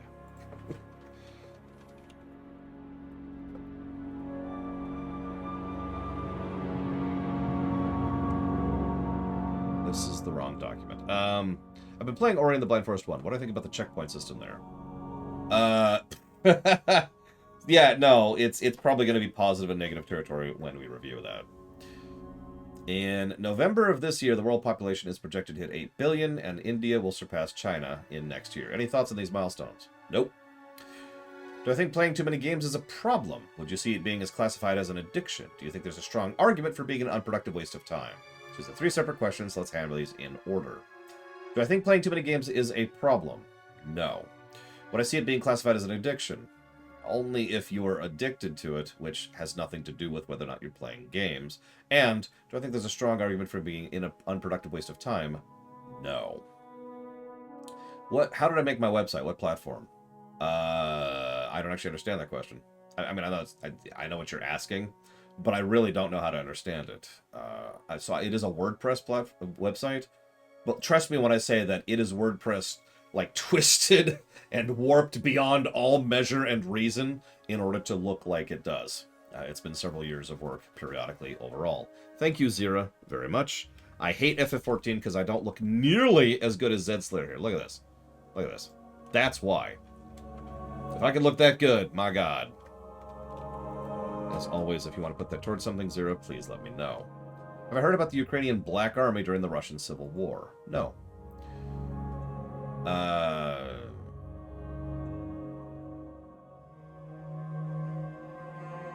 It's not really a pressure situation for this person. They just have to live their life normally. Those things will happen. The laws of the world are working in their favor. I don't believe you. Would I ever explain my mugshot? About 7 years ago, I was accused of accomplishing the most horrific crime that exists in human society. This is not a joke. And I was obviously innocent, but because of the way the legal system works here in the States, that still had to go through trial, still had to go through court, because what happens, for those of you not aware, is they try to, the prosecution department of a county, which is where the legal stuff tends to happen at the criminal level, operates as its own independent legal authority, and their funding and their benefits and all the financial side of things, all of that is boosted by how many times they win, how many times they succeed at something. So there's a massive amount of institutionalization with regards to the criminal vengeance system here in the States that is focused, laser focused, on trying to get as many convictions as possible. Now, this is something a lot of people don't understand. There's accusation, and then there's charges, and then there's trials, and then there's conviction. Big gap, right? Big ol' gradient here. A lot of people tend to think that if you are charged with something, that means you are guilty with that thing. This is extremely untrue. And I always repeat this, even though a lot of people know this, because this information needs to go out there as much as possible. A lot of people think that charged means guilty, convicted. But that's actually way at the beginning as opposed to way at the end. Make sense? By the way, just a little fun thing. Yes, plea. I was about to say, if you take a plea, congratulations, you're guilty, which means conviction, which means they get their bonus. This is one of the reasons why prosecutors' departments will constantly barrage you with plea agreements. They want you to take the plea. It's easier for them. In fact, it's cheaper for them too, because fun fact, going to trial is actually extraordinarily expensive. Judges' times are very expensive. And actually tying up a whole jury for a jury trial is very rare. So, I went to a jury trial. And do you know why? If you've been paying attention, you can answer me on this. The reason I went to full jury trial is because I refused to take a plea. And I did it over and over and over and over for 9 months of the most unmitigated hell that can exist.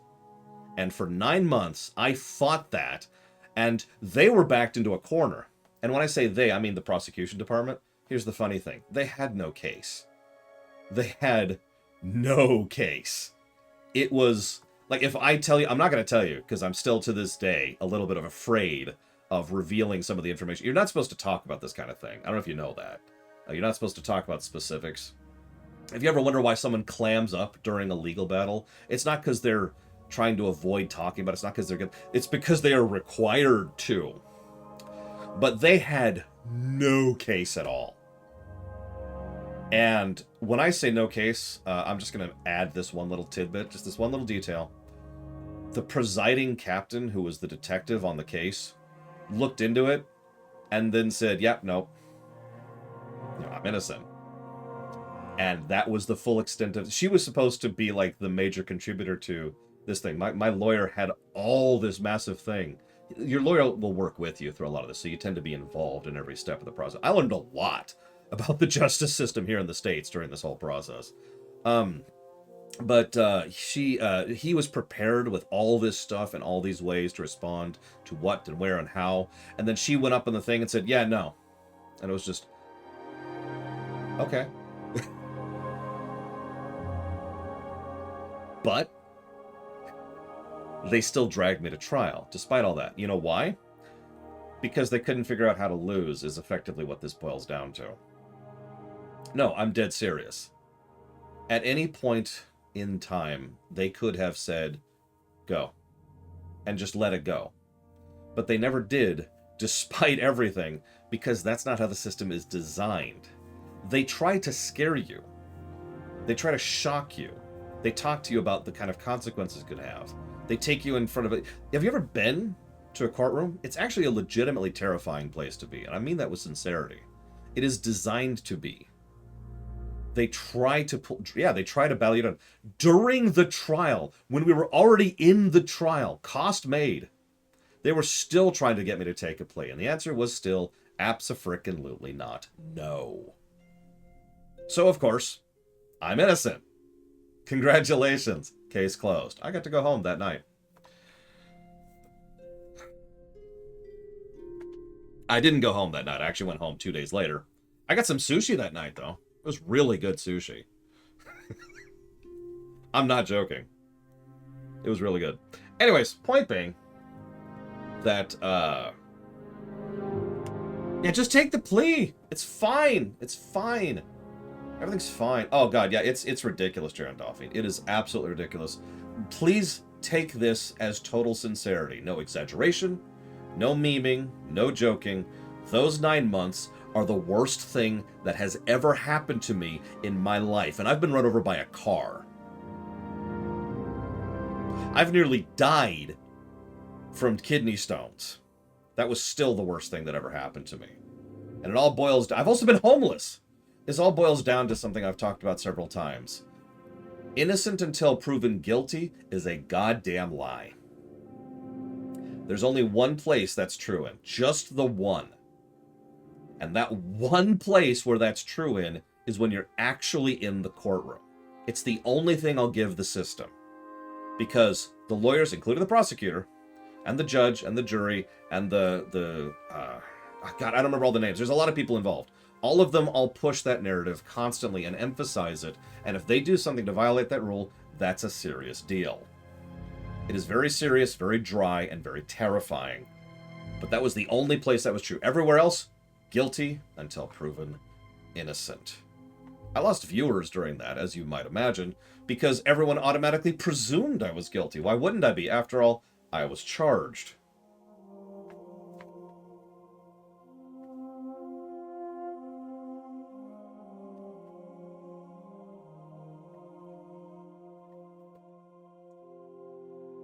So, yeah, I am still not over that, to be 100% honest with you. I have never fully recovered from that. I don't know if I ever will. But I am a lot better than I was a few years ago. Because, holy crap. Now, you want to hear the really screwed up thing about all of this? Really. Really. Now, I don't want you to actually do this. I just want you to understand intellectually, in a distant kind of a way, the nightmarish, life-destroying, shameful horrors that I endured. And then remember that I had one of the best case scenarios. That I had family who could afford the $100,000 bill for the lawyer. I had family who could afford bail so I could keep working while the trial was ongoing. I had a near-perfect record so that I was able to actually do certain freedoms and be able to not live under certain very restrictive circumstances. I didn't have to go in and constantly get drug tested, and so forth and so on. I had the ideal outcome to that crap. And more than anything, that's what stuck with me all these years, is that even though that event tortured me, and I tried to commit suicide once during that period of time, I still had the best possible outcome. And if you ever wonder why I get on so harsh, if you ever wonder why I get so negative towards the legal system here in the States, that's why. That shouldn't be best case scenario.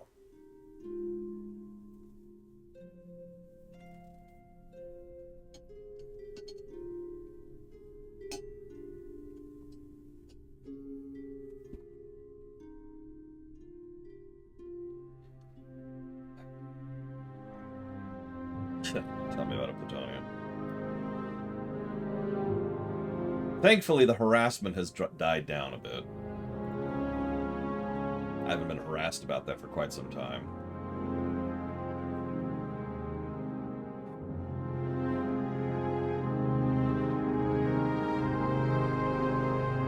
You know, it's actually funny about that Micromano. First of all, the answer to your question is no.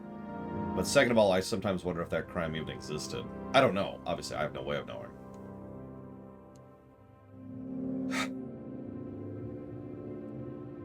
What are my thoughts on the lore changes and revelations to WoW that happened over the course of Shadowlands? Specifically, the redefinition of what the cosmology looks like into more of a planescape kind of deal, and the introduction of the first ones. I hate all of it. I don't like the retcon, especially when we just did something that was supposed to end the retcons. Even ignoring the fact that I don't like what they retconned it to, even ignoring the fact that I don't like the idea of the first ones, which were unnecessary on every level, and I don't like the introduction of the way they dealt with the afterlife, effectively. Can't remember that, Justin, actually. Anyways, what do I think of Megatron becoming a good guy? That sounds like fun.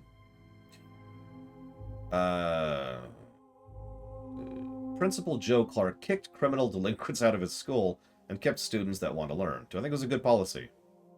Define criminal delinquents. What art form would I like to master? Music. What do I think of kids playing adult video games or watching adult movies? Define adult video games and adult movies. Is this the only time you can ask controversial questions? Correct.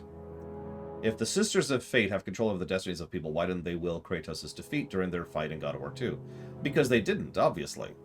Oh, sure, they had a degree of power, but it was like typical power, right? Political power or affluential power. They didn't literally control destiny at a direct level. Instead, it was more like, oh yeah, we have the will, and we can move the fates, and blah, blah, blah. Roughly, how would I do the story of a German campaign of a World War II Call of Duty single-player game? Well, first, I wouldn't do that because we've already had 700,000 of those. However, if I was to do that, I wouldn't have you playing as a freaking Nazi. My first thought is Africa. I said my great-grandparents were rich. No, actually, my grandparents were rich. In the millionaire range, specifically. They are more than well off. They built a home in Vegas. I don't know what else to add to that. What happened to my grandparents' wealth? It's still there?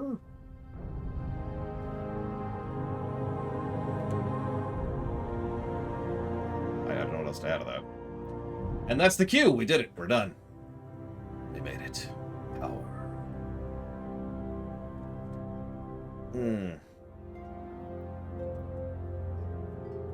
Mother's side. No more questions. We're done. We're done.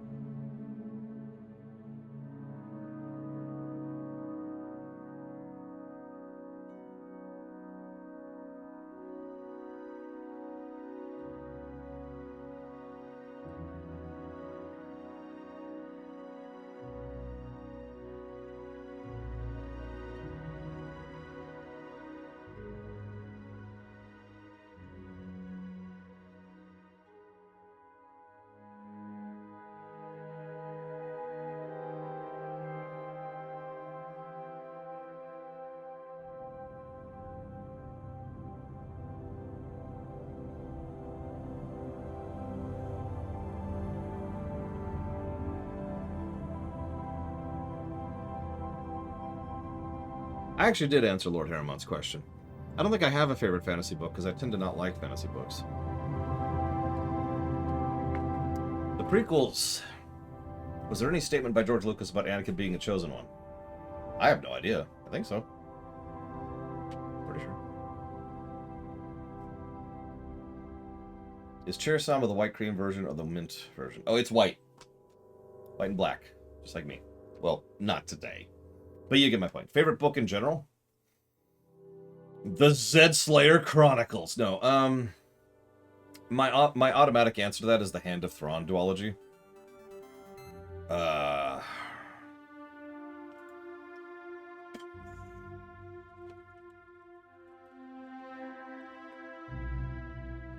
Which is funny, because Thrawn actually isn't in the Hand of Thrawn duology. If I have to pick one, I'll pick the second one, as I always will. Payoff is always more interesting to me than build-up, even though build-up is mandatory. God,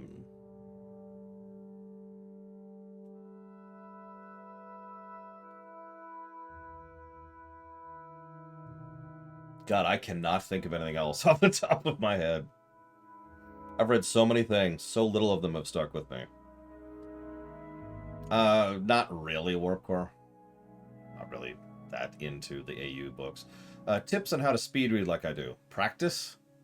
Obviously, I actually literally took lessons on speed reading, but ever since then, the answer to that question is practice. Streaming is a practice in speed reading, for example, so I do that every day. I mean, Fellowship of the Ring is awesome, Evo, but Return of the King is just better for me. If you force me, if you put a gun to my head and say, only watch one of those films, I will watch the one that is the Return of the King, the payoff, because I know the build-up. Does that make sense? But if I've never seen Fellowship of the Ring and I'm forced to watch Return of the King without it, I'm not going to enjoy it nearly as much. I'm the wrong person to ask that, Papa Nix. Thoughts on Native Americans having legalized gambling and their sovereign reserves? That's their sovereign land. They're allowed to do whatever they want to with gambling. I admittedly don't actually know any specifics about where that money goes or how predatory they are about it. So I legitimately cannot answer that. I am very familiar with Vegas, but not, reservations, for example. Thoughts on those reserves being sovereign to begin with? Let's call that the troubles and leave that as it is. If I played STO Halloween TFO, yeah, I got my, whatever it was. Whatever you get for doing the daily. I can't even remember what it is right now. I think I picked that up. Hang on, I'm going to pop out of here really quick. Buzz, it's there. STO and FF14 are both so terribly optimized, my computer legitimately doesn't like running both at the same time. The TFO was terrible. I thought it was a cute, clever, interesting way to try to vary up ground combat, and I think it failed. God, did it fail. If anything, it proves something I've theorized about for quite some time, that you can't make ground combat in STO good. Because in FF14, or Guild Wars 2, or WoW, I guarantee you that ground TFO would actually be awesome. For those of you who don't know how it works, you start off, and you have to go through an area, and there's a bunch of skeletons that swarm you, right? And you can only attack them near the light, so you have to drag them into the light to attack them. Reminder, STO doesn't have aggro. There's no threat meter. Then you face a boss of that style, then you get a thing, go turn it in, and then you go to the next section, which is where you fight some witches who are like, screw you, and they throw you out, and your party gets split up into 3 different areas. There's one where you have to fight a bunch of spiders, there's one where you have to deal with a alchemy minigame, there's one where you have to deal with a library minigame. Fun, cool, very easy to screw up, mostly because of other players. Then you go fight a boss where periodically one member of the party is turned into a specific mode and they have to go hit the vuln button effectively so you can kill the boss. All of this would be very cool if not for the fact that it's STO, which is sort of my point. No, Von Falkenstein, that's not aggro, that's fixate is the term for that. What you can do as a tactician is you can force someone to look at you, effectively taunt. What you cannot do is generate threat, because there is no threat. Why is this not showing up?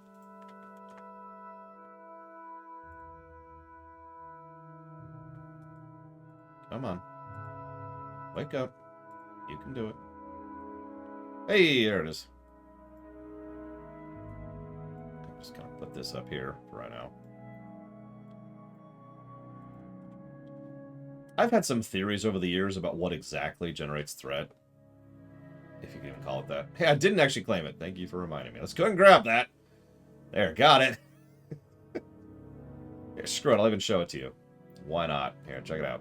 So, even though the vast majority of Americans said they didn't want Roe versus Wade repealed, it was anyways. Why do you think this isn't the lightning rod point that it should be... hang on. Go away. Oh, by the way, I'm going to spare you the voice acting. It's actually pretty bad. Why do I think this isn't the lightning rod point it should be to get meaningful change in the government that the vast majority of races are still so close? How do I answer that without mentioning that the problem is the enormous number of people who are in support of such horrific, terrible things? Yeah, alright, so moving on. How are you feeling about your nose since it's been over a year, actually, since my surgery? First of all, thank you for asking. Second of all, a lot better. I was actually thinking about it literally this morning when I was doing my morning exercises. Because I really don't think I could operate the same way I do if not for that. Let's go and drop this. Oh yeah, these skeletons are doing melee damage. You might be thinking, what's the significance of that? Melee damage bypasses shields. So I don't actually, yeah, anyways. Yeah, these skeletons kind of suck. So I tend to try and stay back here. Try and get my turrets down, because I am kind of a turret build here.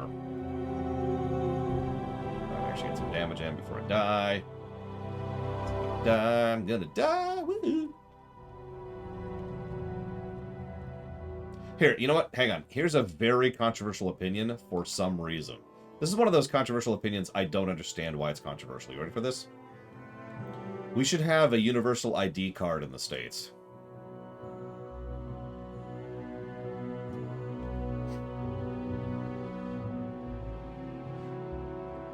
I don't get why that's... I don't get that. I understand a lot of things and a lot of people's opinions about a lot of topics.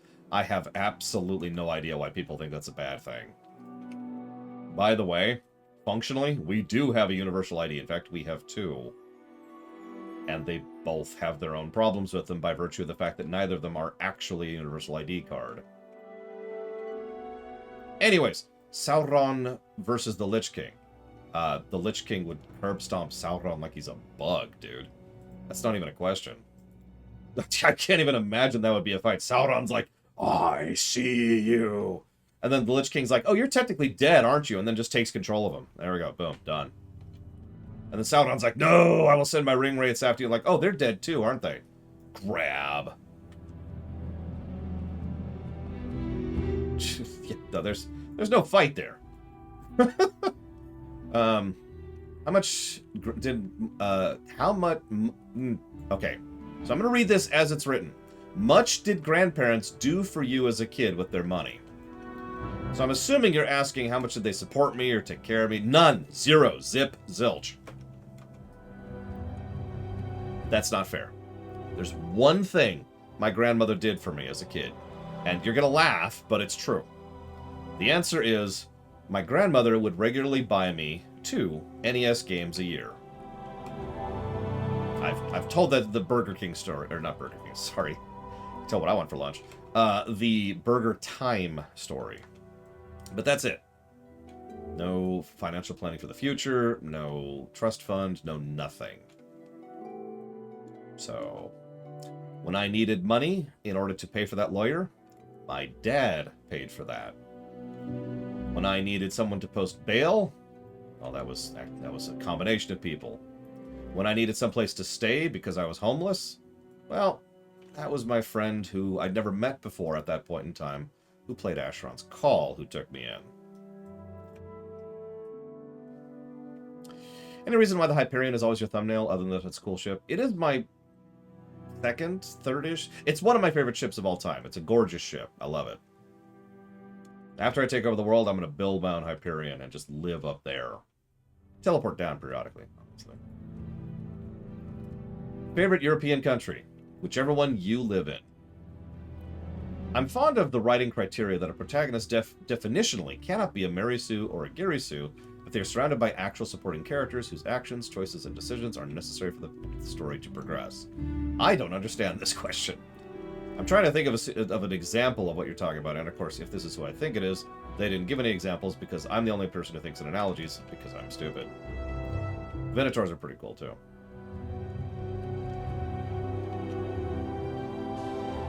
Now, thankfully, Voice of Authorial is donating me. I don't think I can take that today.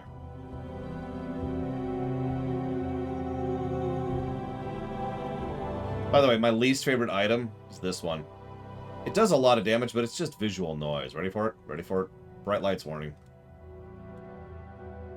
You can't even tell under this nonsense. Look at it. Look at it! Behold! It's not even a good weapon. Yeah, I'm going to go ahead and say I'm going to disagree with that. If you have a Mary Sue or a Gary Stu, then you have a Mary Sue. Other people being cool around them might make that, less horrible. Might make the story overall less horrible, but the character is still the character regardless, right?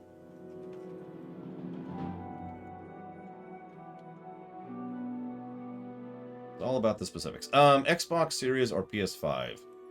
Between the two, I have more use and interest in the Essex. So, given a choice, I'd probably buy the Essex. I am actually curious about picking up a PS5 one day, but literally just because I want to try out the controller, with no actual interest in the console. Familiar grandmother who doesn't do anything for a cast-off grandson a degenerate. He was an outsider and they lost everything. Did they deserve it? It's an interesting question. So, is she a degenerate? Yes. Did she deserve to lose everything? It's a little trickier. Kind of depends on where it went. That's a good question, Spartan. You know what I don't like? Eyes. Death to eyes! Follow up to Joe Clark. The criminal delinquents he kicked out were drug dealers and gang members. Is kicking those kind of people out so they can no longer harass and bully students a good policy? No. Those people shouldn't be just tossed out onto the street where things can get worse in every way, shape, and form for them and those around them. Those people need help.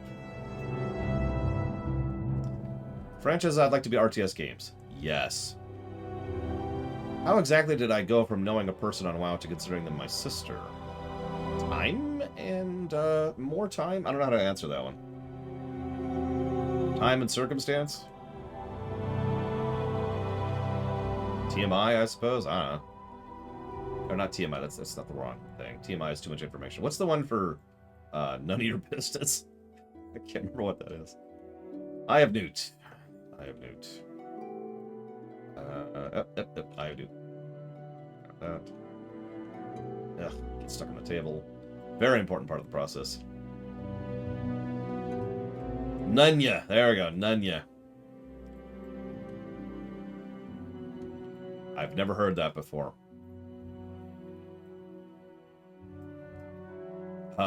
Favorite mission from Halo Reach? Probably the one after the big crash or the very last one. You know the one.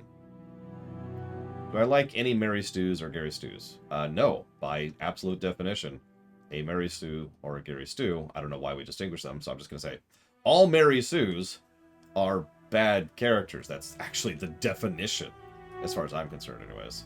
As I've said many times, I tend to be a little bit more harsh about how I define that, but I stand by my statement.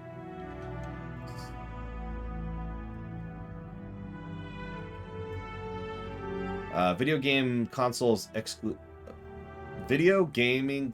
exclusivity be outlawed? Question mark. That is the English. So no, Takuvma isn't a Mary Sue. Jaula is. Jaula really is probably the worst Mary Sue I've ever seen in my life.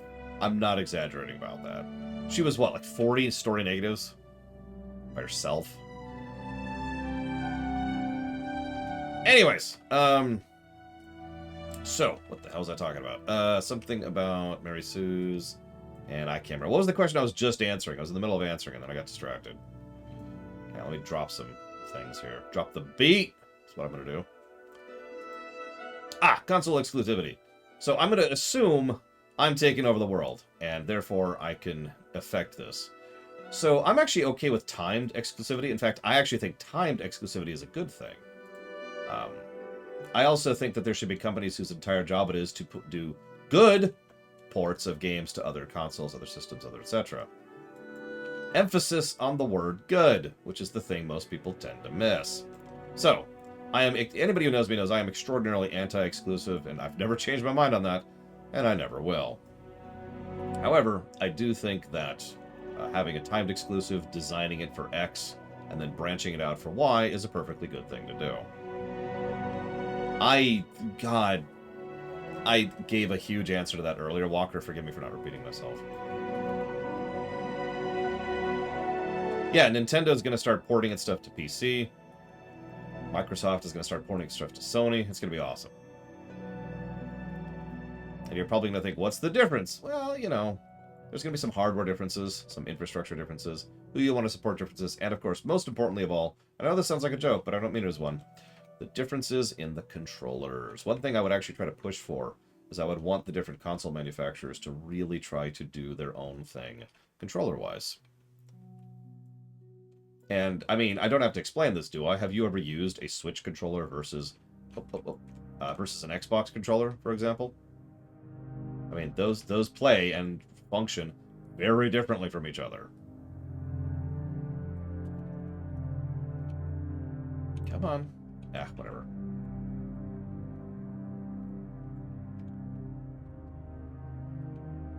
And yeah, same thing with Sony. It's actually one of the reasons I kind of like the PlayStation 5 controllers. I want to do more with that someday is because, you know, they actually designed different controllers. Holy crap. Alright, if I had to form an RPG party with me as the leader, my party members had to be my viewers and followers. Okay, so I can have 7 people, and I have to use, I'm guessing 5th edition rules. So obviously, Rax is the fighter, spear spec.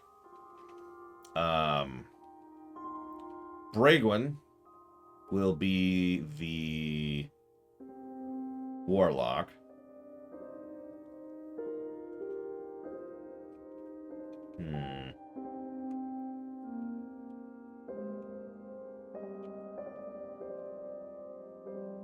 Lore has played a VR game. Lore will never play a VR game again. At least until they change what it is. Whoop, I'm shifted. Shifted, run. Run, you stupid thing. No, Ross, you're the barbarian. Yeah, whatever. Die.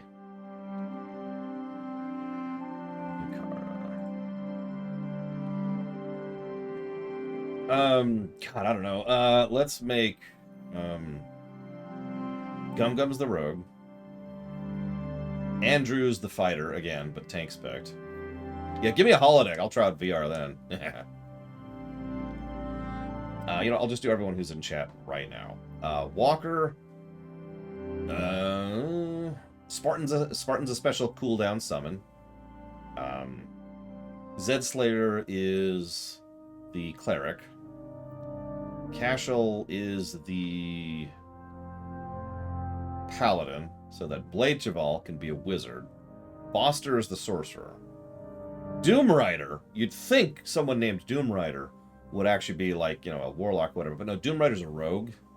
And everyone's just kind of like, dude. And he's like, it's dark and mysterious past. It's so horrible. I was raised on the streets. I had to eat gravel for food. And it's like, yeah, okay, Doom Rider, whatever. I don't know what a hearer is, Lord Harrimont, but we'll make you a cleric. And Nero Zaz will make you... I'm running out of classes. Hang on. What are classes? I think I need a monk. No, Crazy Norse. You're the bard. Think about it. Okay, here we go. So I need an artificer.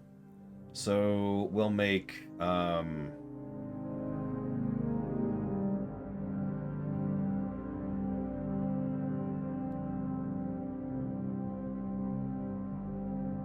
We'll make Sean the artificer. And then we got that. Oh, we need a druid. There you go. Mike Romano, you're the druid. Then we don't... Oh, no, Monk Romano, you're the monk. There we go. Perfect. Blind monk. Perfect. And then I need Geludo to be the druid. Then I still need a ranger, because everyone forgets ranger, because it's the worst class in 5th edition.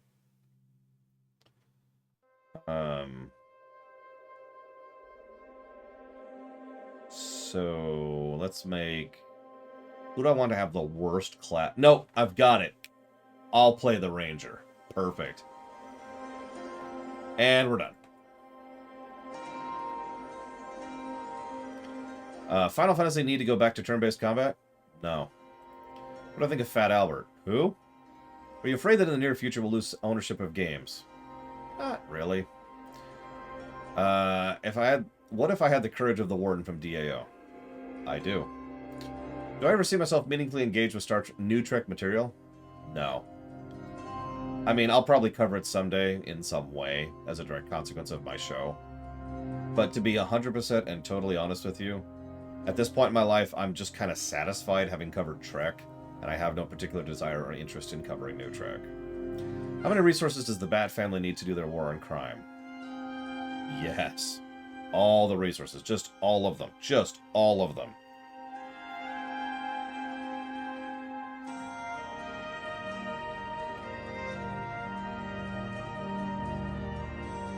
All the resources. Okay. I'm going to do a quick tech test while we're here. So why not? Okay. Am I going to be stuck in 16 by 9? Guess we'll find out in a minute.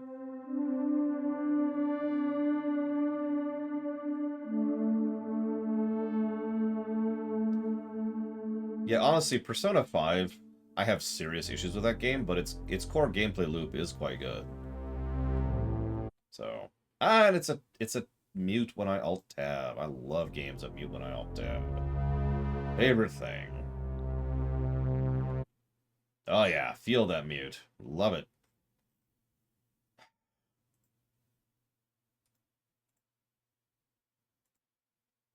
But yeah, I feel like that's such a strange question because I feel it's an invalid question, to be blunt. Asking if a game, any game, genre, should or shouldn't exist just strikes me as weird. Is this seriously... What's our resolution here?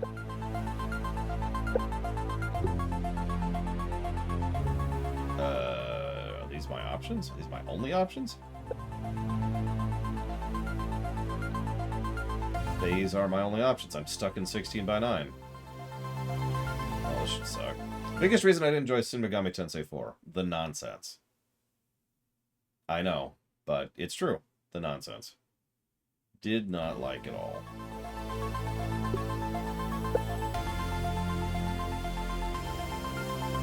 If F7R1 did not have a turn-based thing that I'm aware of.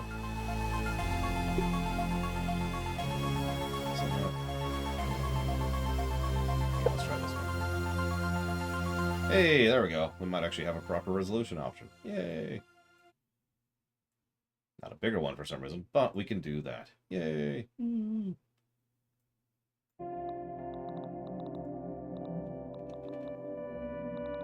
And we, of course, have Arachnophobia mode set to max, which we're just going to leave it at. And that way spiders will look like that. There's a read to me. Options. Q4, read to me. Read to me voice. Read to me speed. Toggle. Wide interaction. Highlight object. Colorblind mode. Read to me. Interesting. There's a half-decent 4X game in the queue coming up. If you count Crusader Kings 3, I believe that counts. Otherwise, no. There's a colorblind mode. There's a highlight mode. You can interact with things when not looking at them. That's kind of cool. Do I have a favorite duo who act as opposites to one another? No, I like a lot of those. What would society look like without porn? Society would not exist without porn. What do you think about the idea of Batman Incorporated, as in Batman decides to go global with combating crimes? In a vacuum? Maybe? In a universe that considers the fact that brillions of other superheroes and supervillains exist? That ain't happening. No, I'm just glancing. This is going to be our tomorrow game.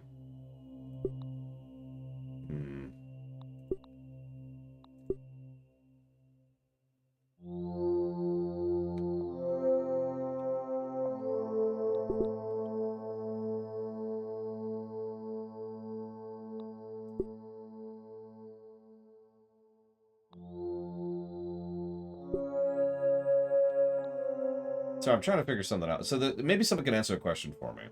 So when I do the stream of Stardew Valley, let me explain by example. I plan to launch every time I launch the game, I'm actually going to launch the co-op game.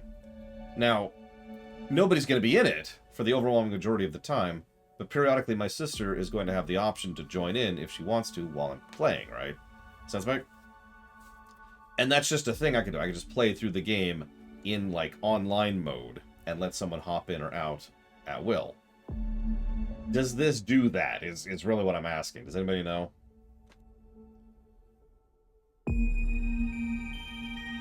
Why does society need porn to exist? Now, you're thinking about it in the wrong direction. Society doesn't require porn. Society will always create porn. There is no society that is going to exist that is not going to create pornographic materials. Perfect. If this has drop in and drop out, I think I'll go ahead and just do that then. I'll just do a multiplayer match, set up a password, and then... Oh, there's a custom. It's also mild. And whoa! Creative. Creative with bugs. Okay, so we've got recipes, bug spawns, quests. We absolutely want quests. Bugs ignore players. Building integrity. Player damage. Friendly fire. We're turning that off. Pet invincibility. Hunger or thirst. Stamina. Durability. Food spoils. Menus pause the game. Faction reactivity. When enabled, bugs in the yard will become annoyed with you over time and take the fight back to your base. Oh, that sounds like fun. And backpack items on death. You can drop your backpack, it responds with you, or you lose your items permanently. I'm already impressed with this. These are some good options. I like these. I might do a custom thing, because friendly fire can go to hell. This is just God mode. This is just straight up God mode. If I could make one DC character real and bring him to this world, who would it be? I mean, Soups is the answer to that. Among other things, he could get rid of all the nukes. In the past, you've said things are bad, but they're getting better. Can we definitively say things are bad and it's going to be at least a decade before they get better? If it's going to be about a decade, then we have problems. I don't know is the easy answer to that. This is going to sound like a weird direction to go with this, but let's talk economics for a second. So, there's a thing in economics which boils down to... Oh, I have no idea.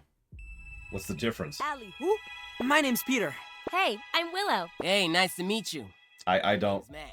I'm leaning towards her because she's purple, but that's my only reason for picking anybody. Yep, that's my name. Economy. There's an unfortunate reality to economies, and it boils down to this. There's not really a good... Currently, there's not a good way to manage an economy evenly. To make sure that all of the different aspects of input and output are all nice and linear, and even out and balance each other out.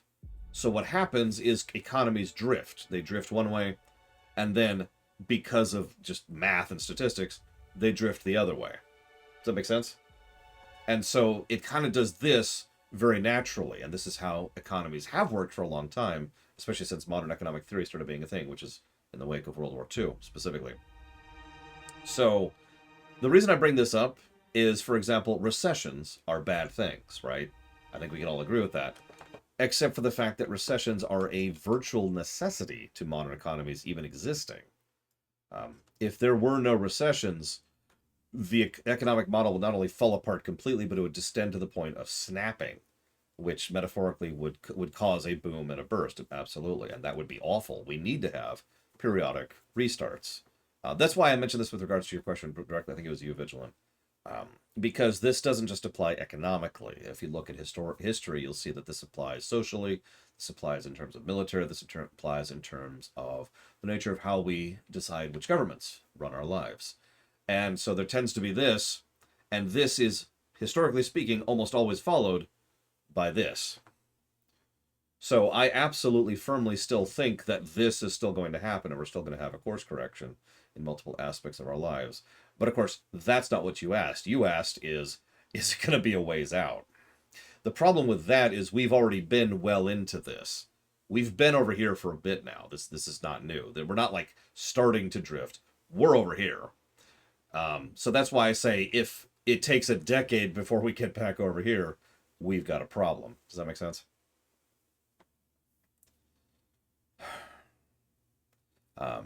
What do I think of the Mountain Blade series? I've always wanted to get into it, but I never have because it has no content for me. Favorite to least favorite incarnation of Spider-Man? PS4, and then the guy from the MCU, whose name I can't think of. Then, and I know this is going to sound like a heckling answer, but Andrew Garfield. Then the cartoon one that I know of, the old cartoon one. And then dead last, I would put the guy I can't think of the name of. I wasn't considering Morales there. Sorry, I was just considering the basic Peters. If we're counting all the Spider people, that suddenly makes that question a lot harder because there's a lot of Spider people. Like if we're adding in a Spider people, we have to mention Clone. What's his name? Riley? Help me out here. Ben Riley, right? I'm right about my names? I'm a little tired. I've been talking for 5.5 hours solid. Okay, it is Ben Riley. Yay! So yeah, Ben Riley would actually be pretty high up on my list, especially in his original incarnation. Morales would be fantastic as well. But okay, we're limiting it to Parker. So if we're limiting it to Parker, then I've given you my answers. What upcoming games am I looking forward to play? All the builders. I've been in such a builder mood. Actually, specifically Dragon Quest Builders 2 and Subnautica 1 and 2 I've been very much in the mood for. I almost wanted to shove them up the list, but here we are.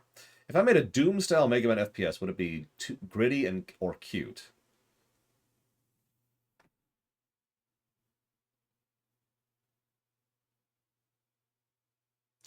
Cute, I think, would work best.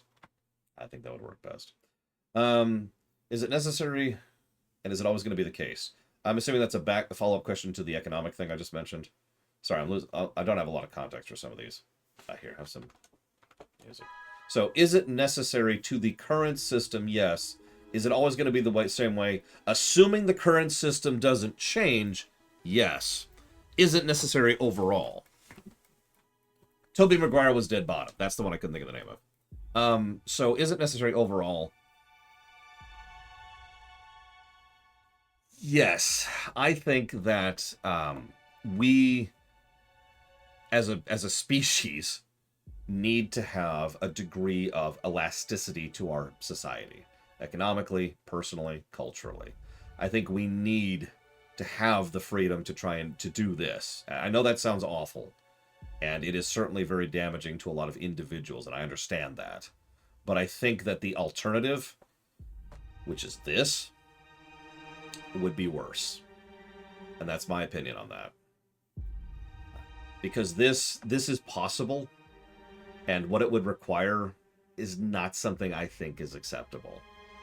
This is very restrictive, this is very controlled, this is very tight. Speaking as someone who tends to be a little authoritarian, speaking as someone who definitely leans on the order side of the axis, I still think this is not acceptable. You know, Q powers, total control of the world, I would let this happen.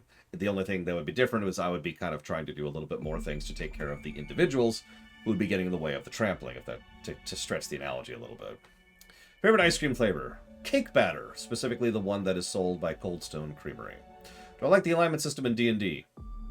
It's a nice beginning point for helping people to understand what role-playing is.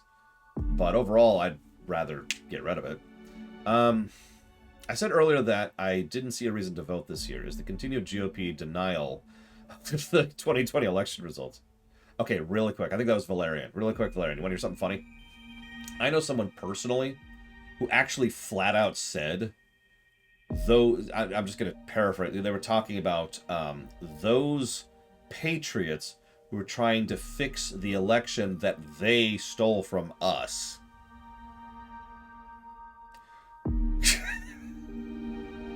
Because they stole the election. Oh, man. Anyways, so, sorry, let me get back to your question. So, the continued GOP denial of the 2020 election results, plus the restrictions on current and future voting in order to establish an authoritarian state, not enough reason to vote no matter what.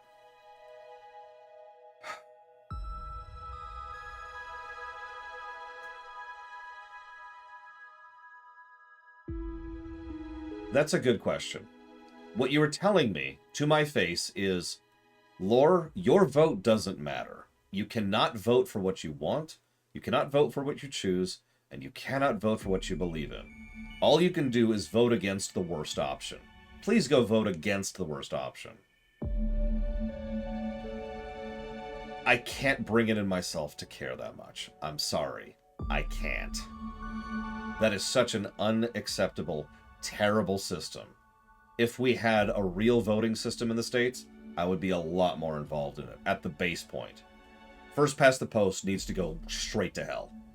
I am sick to death of first past the post voting system. We need to have more actual local representation. We need to actually even out how we have the Congress function. The fact that we have the higher and lower houses is nonsense. The whole system needs an overhaul, to be blunt.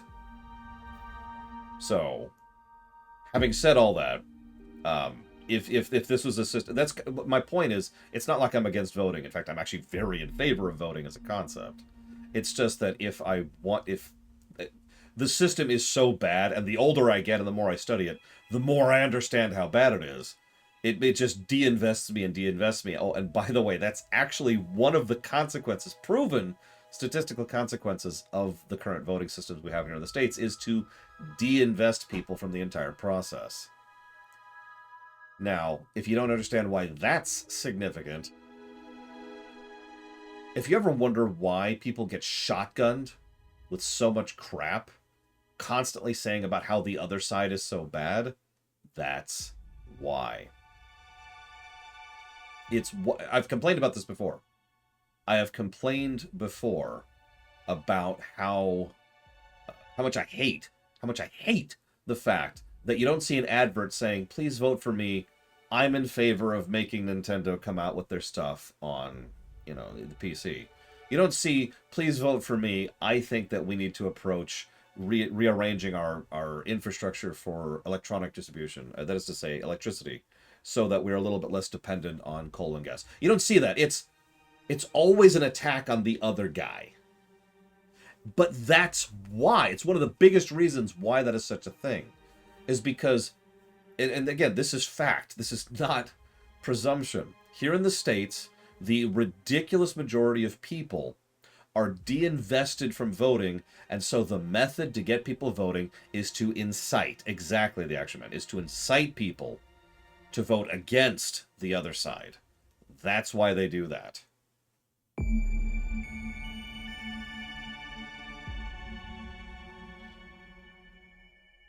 Rax's answer is one of mine, Walker.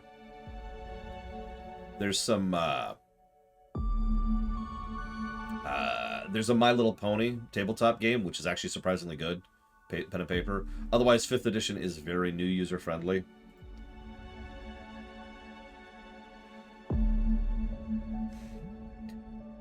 Can I share an anecdote? So let me give you a bit of information before I jump into this. Historically speaking, the biggest and most consistently proven... I'm going to close this out. The most consistently proven way to fight inflation is to raise taxes and lower government spending and reduce the amount of money that's currently cycling, the amount of currency currently cycling throughout your economy, right? This is not presumption. This is not opinion. This is mathematically proven fact, okay? I'm not going to go into the whys and wherefores. Just bear with me for a second. So that's one of the single biggest and most provable ways, or excuse me, the 3 single most provable ways to fight inflation. Now, I bring that up because in a state I no longer live in, a friend of mine has been sharing with me some of the adverts they've been getting over there for voting against someone. And one of them is constantly hammering the point in over and over and over and over. It's the one big thing is the other guy voted to raise taxes during inflation. How dare they? I'm having trouble paying for groceries because raised taxes and inflation. And it's been this whole thing, and I find it absolutely hysterical that that's their big shtick, is to try and vote against the other guy who's trying to combat inflation via proven methods in order to lower taxes, which will make inflation much worse, by the way. And if you wonder where I'm coming from on that, all I have to do is point to Britain for the last 4 months or so for an example of lowering taxes and increasing government spending, causing inflation to get worse.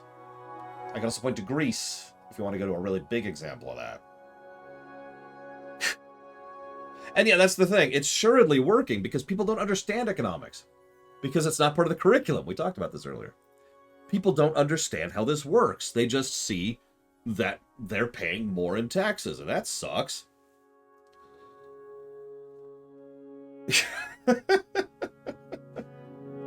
See, the funny thing is, and this is tied in, the reason those kind of campaigns tend to work is because people will vote that way because of lack of understanding. Raising taxes is always an unfavorable thing to do politically.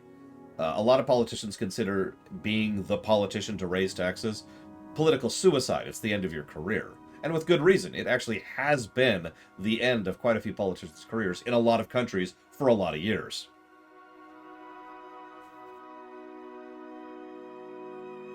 I do know about the lettuce meme, yes.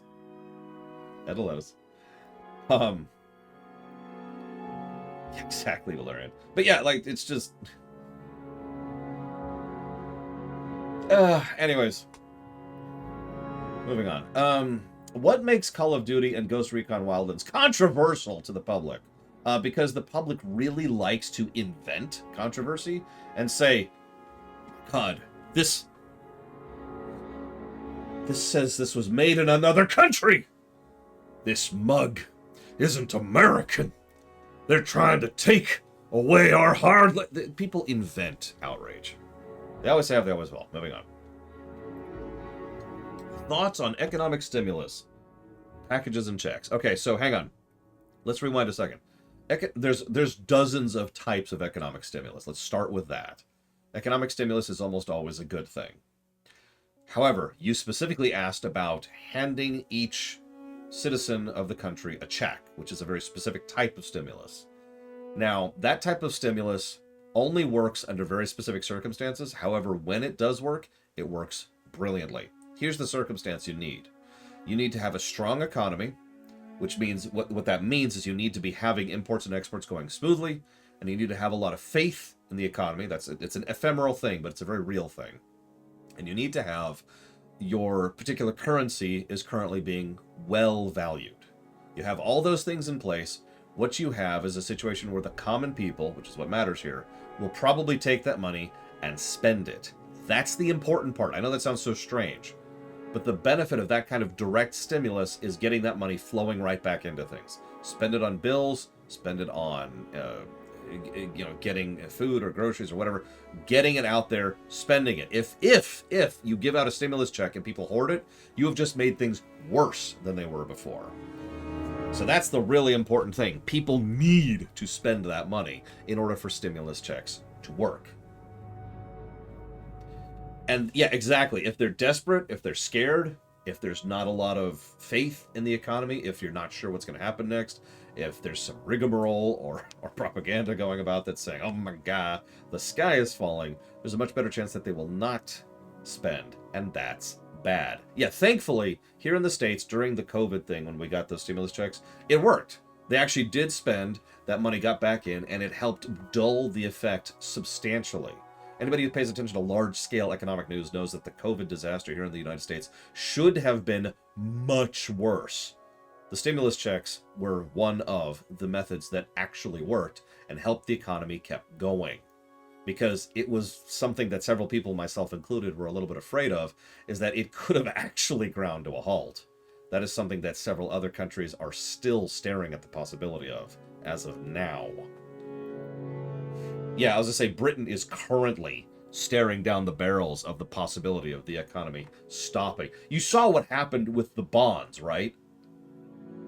That was like just a month ago, I think, at this point?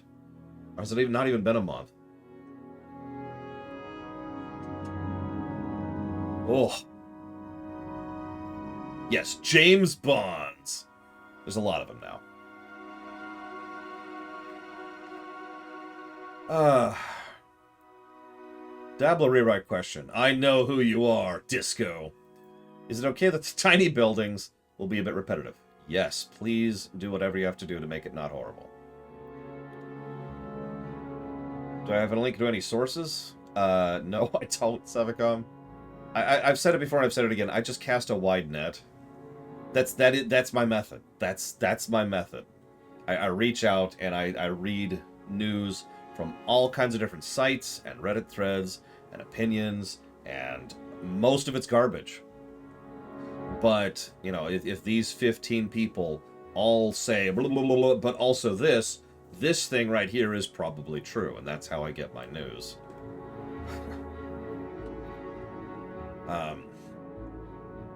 Thoughts on proportional representation system in Germany? Yes. As a bonus, would I take it as a replacement? Yes. Now, okay, to be clear, the proportional representation system of Germany isn't exactly perfect. I'm not sure there is such a thing. But it is absolutely a good thing, in my opinion, and it is sure as hell better than what we've got going on here. I've mentioned before, but I've considered running for government office twice in my life. How do I feel about that now?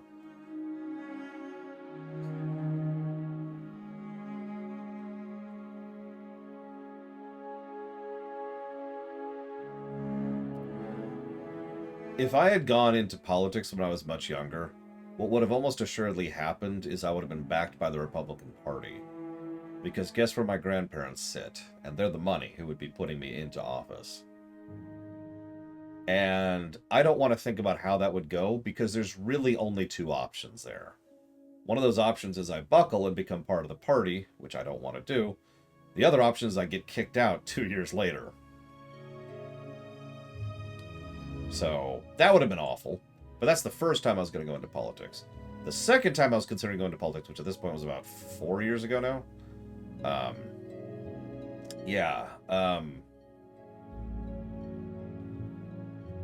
I've thought about it. I have. I don't think I could have, at any point in time, reached a point of sufficient power. NPR, Savacom, I'll tell you it right out loud. National Public Radio is a good starting source, right there. I don't think I could have reached a position of sufficient power to do anything. We've actually talked about this before. People think of power in terms of the president or the Senate. Let me tell you right now, the majority of real stuff that affects everyday life stuff, that's committees here in the state. Whether you're in the House or whether you're in the Senate or whether you're on the part of the cabinet, committees is where things tend to actually get done. So the reason I bring that up is it's literally this. If I successfully got on the right committees at the right time, I could probably get some stuff done.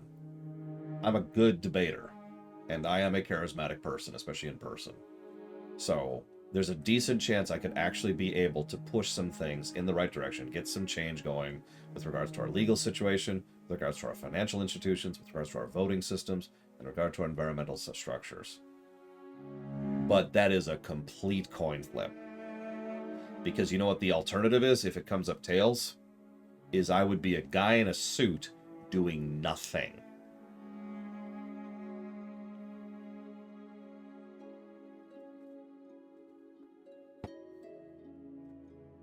And that's why I don't really regret deciding not to. Because, at the very least, I am contributing something to the substance of the universe by sitting here and playing Mass Effect 3 for you all, and you all paying me so that I can buy a cookie cake. I finally got a cookie cake for monies, did I tell you? I took it over Sunday. She really liked it. She's really picky about sweets. So, she doesn't like cake, and she doesn't like most traditional candy, but the cookie cake, oh, she was all over that. She loved it. I was very happy about that. So I got to try a little bit too. It was very good. It was delish. So I know that's pathetic and terrible and awful, but it's also true. I accomplish more guaranteed now being a streamer than I probably would have being a representative or a senator. Does that answer your question?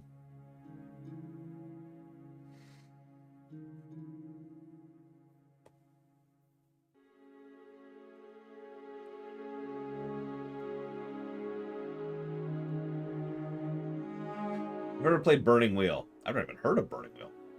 Can I explain the electoral? Can I explain why the Electoral College is a good thing?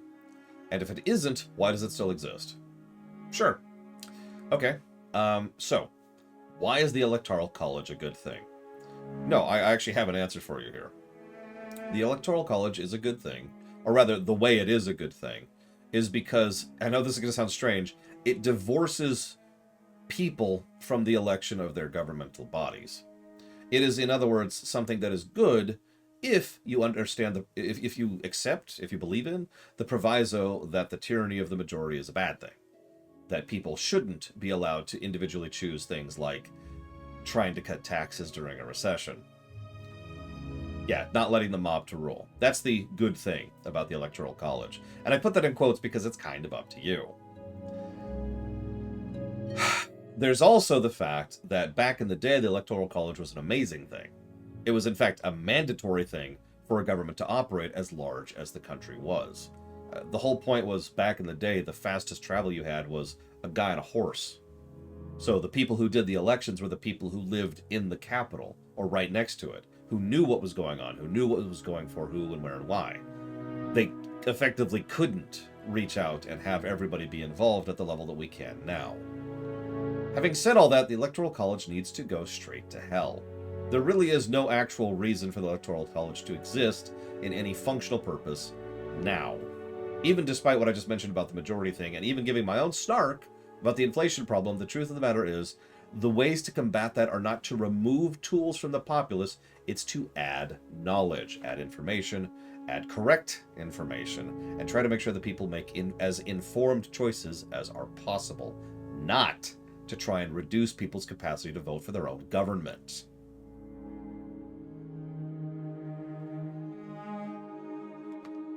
Yeah. Morrowind's music is amazing, I think is the word I would describe it to. But if I had to put a specific word to it other than just, quality, I would say...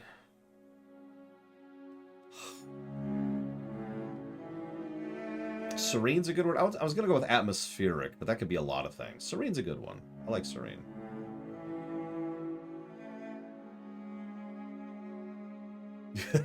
I have to tease Savicom. It's the only way. Opinion on immigration. I actually gave this earlier. Okay. I think I'm honestly just going to pass that because I really did answer that question earlier. Would I agree that history is past politics and modern history is present politics?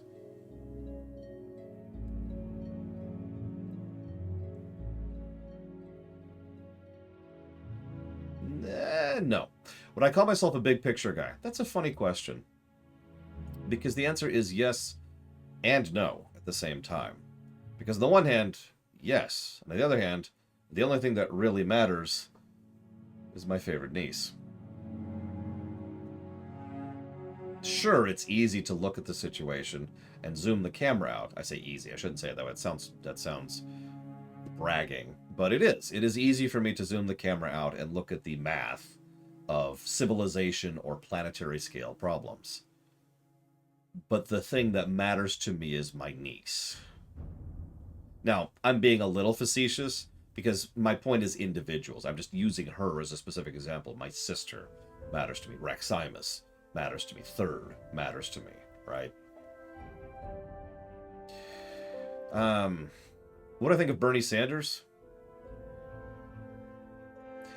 I have more complicated thoughts about Bernie than I probably should. Because on the one hand, I actually agree with him on several things. And on the other, he's never really accomplished anything. And I know that sounds awful, but the problem is he hasn't really accomplished anything. It's that problem I was just describing. It's like, all right, you're in office. Now what?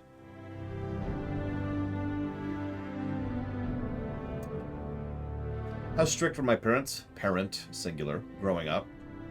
So she was very non-stringent with me.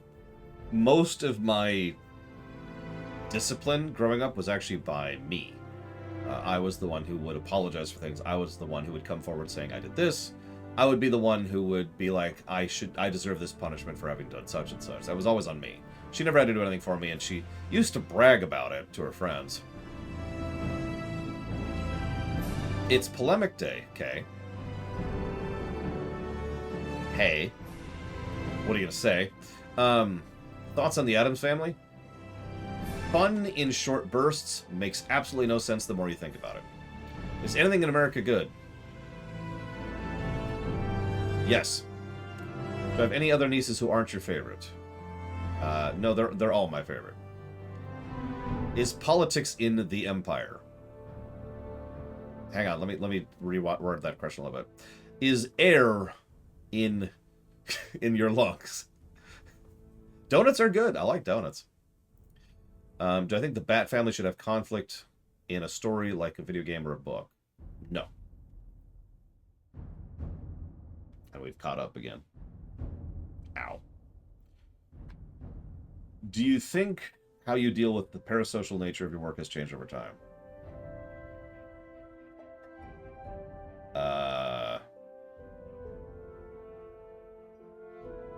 Touching what one, Kay?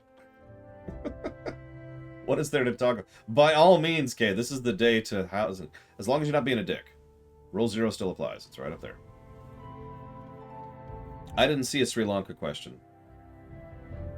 Hang on. I know all about Sri Lanka. Sri Lanka, which is... Where is this? Oh.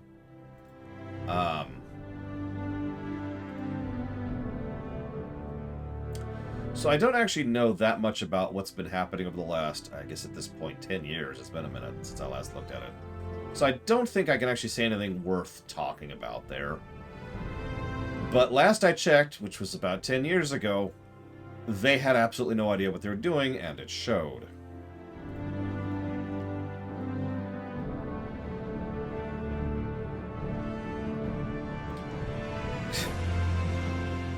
One thing I will say, if I might be so bold. Remember how I mentioned earlier that raising taxes and restricting money supply is a good thing overall for an economy, and how it just kind of does this thing, and how that's bad for people? Remember me mentioning all that? The problem is that there are people who understand economies, and there are people who understand economics, and those people don't get to make decisions about countries' economies. The smiling faces who are elected to keep people happy and want to keep their jobs decide the economies of nations. And I'm going to be as blunt about this as I possibly can. That's not a good thing. Because a lot of economic policies that will turn out to help people in the long run and help the nation in the long run are unpopular policies. Are the kind of things that people are going to vote against. Yeah, Greece is the example of this. Greece did everything wrong. I'm just going to say this as bluntly as I can. I can't even summarize it because they checked every checklist for how not to fix things. They had to be bailed out. You know what's funny? When I say checked all the checklists, one of the things they screwed up is they didn't have their own currency, which I know sounds like a weird thing because a lot of countries in the EU use the euro. But when you have control of your own currency, that's an additional tool that can help you to stabilize your economy, which they didn't have. And because all of the problems hitting Greece were also drifting into the euro, a lot of other countries got hit by this by sheer fact that the euro was not doing so hot, thanks to Greece.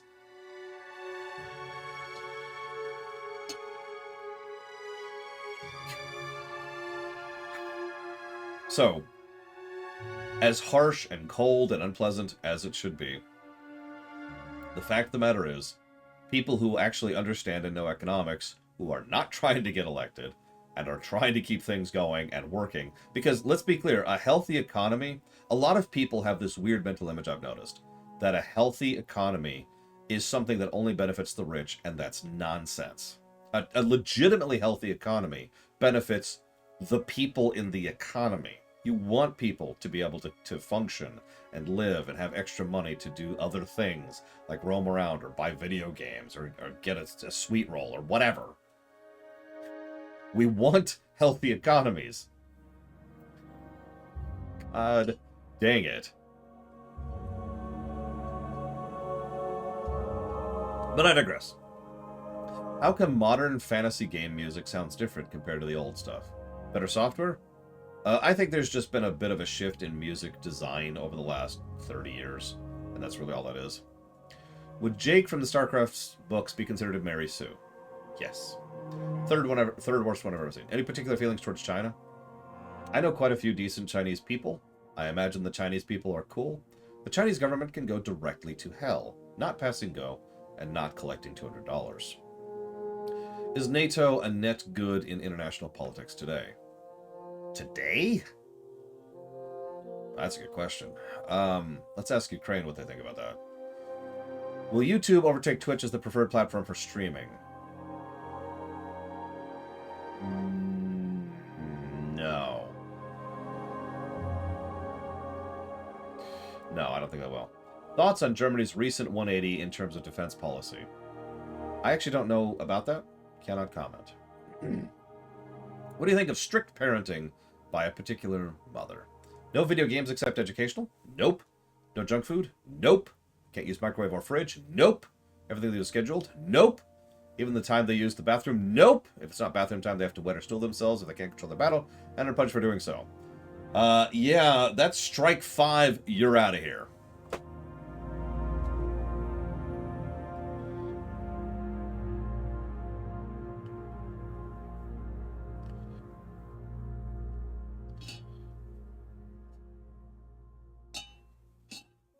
But a two-currency system mitigate the Greece problem. Mitigate, diminish, but not remove TSP.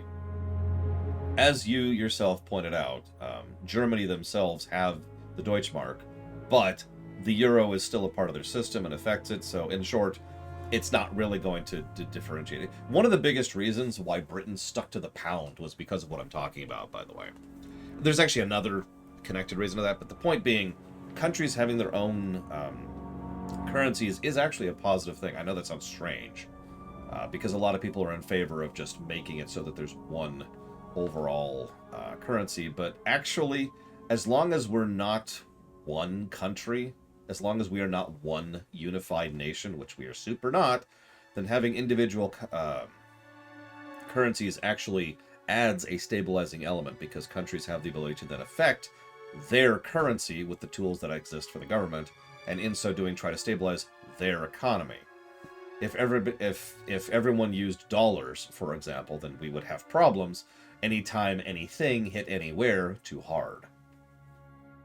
Now, you might say, well, if people use dollars, dollars tend to be, what do they call it? Universal, no, not, what do they call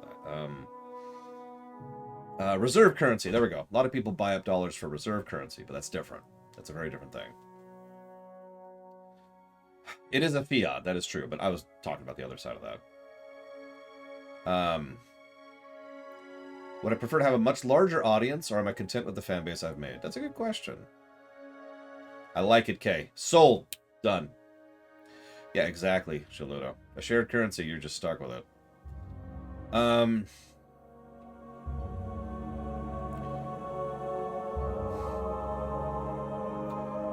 Let me answer your question by talking in a different direction. Last Saturday, I was having yet another rewrite meeting with Reloaded. Good meeting. We actually got some really good work done, as we often do. And while we were talking, we were discussing what we were going to do financially, because we're both kind of having joint ownership over the rewrite channel, which is where the rewrite videos are going to go live. And we were debating what to do if, in terms of ads, in terms of revenue, etc. And we talked this back and forth a bit, and it boils down to this. If we have the expected viewing figures, then we're just going to leave the channel unmonetized and walk away from it. If it explodes, we have to monetize that, because that's money that he needs to take care of his kids, and I need to take care of my kids. So, the reason I bring all this up is, as much as I would absolutely prefer to have an audience I can talk with and chat with, if I could actually be a lot more financially strong than I currently am, the ability to buy a house would be nice, whereas right now that's not even on the table. Like, it's not possible at the moment. That would be nice. That would be nice. It would be nice to not live in this crummy apartment. But you'll notice I'm answering, would I rather make more money, not would I rather have more viewers. Which is why I'm kind of talking it around this way. Because I don't really want more viewers. I want more money. With one caveat. There's a big caveat here. There's one thing, or rather 3 things that I produce, that I want as many eyeballs on as possible. I want more people to see them. That's the theaters, the rewrites, the lore crafts. I really, really want more people to see those. A lot of people put a lot of effort and time and work into those theaters, and I poured my heart and soul into the rewrite project, which will also be voice acted, as well as into the Lorecraft series. It is disappointing beyond words to know that something that I put together 4 years of my life, along with something like 100 other people, is something that barely anybody watches, because all anybody shows up for is the Trek ruminations. So, that's the exception. I would love for more people to watch those things. Plug, plug, plug. Best piece of advice I've ever gotten. Correct, Rex. That is something I want to do someday. Although, I'm thinking about baking that into the rewrites. I haven't decided yet. Best piece of advice I ever got. I can't tell you that because it's too personal. So that's my answer to you. Would I say it's a bad call to remove the gold standard? Oh, jeez, that argument. So, okay, let me give you the honest answer. I have no idea. Nobody does. That's the honest truth. Whatever you've heard from whatever economist, if they have said anything other than this is my opinion, then they're wrong. Let's just get that out there. Because that is a surprisingly dynamic and morphic topic, which does not have a codified answer. Having said that, I do want to say one thing. I have encountered some people, usually people a generation or two above me, older than me, who are, let's call them uninformed, who insist that if we go back to the gold standard, it will magically fix everything. And that's nonsense. Just want to get that out there.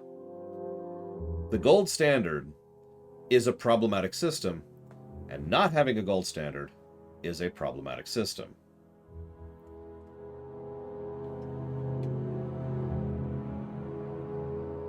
One moment. Laura Walker Theater. I feel like there is a command in chat for this, but rather than even do that. Oh, it is! Exclamation mark theater. There you go. There's the theater. Now, in my opinion, I think not having the gold standard is better overall. But in my opinion, that's because of a lot of factors, and I don't know for certain. Because okay. Have I ever felt instant empathy for people you meet for the first time? Yes. Based on their expression, look in their eyes, mannerisms. Yes. If yes, what do you do in those cases? I mean, the same thing I usually do with most people. I'm like, hey, what's up? Just try to start up a conversation, see if everything's all right. Just try to get them to smile a little bit, something. Like, I can't get rid of their problems, but I can try to help. What's my opinion on what the world would be like if Germany won the Great War in World War I? Ironically, I don't think it would be that different. No, I'm dead serious. The Great War was such a smash to all the systems and infrastructure of the world that I really actually think that no matter who won that, we were going to see most of the same broad strokes of what happened immediately afterwards. The exact positioning of the Nazi Party might have changed a little bit, and what they called themselves would probably have changed. But World War II was going to happen no matter who won. I guarantee it. Favorite movies? The Lord of the Rings trilogy, the Back to the Future trilogy, the Empire Strikes Back, Star Trek II, Star Trek VI. A lot of Pixar films, a lot of Disney films.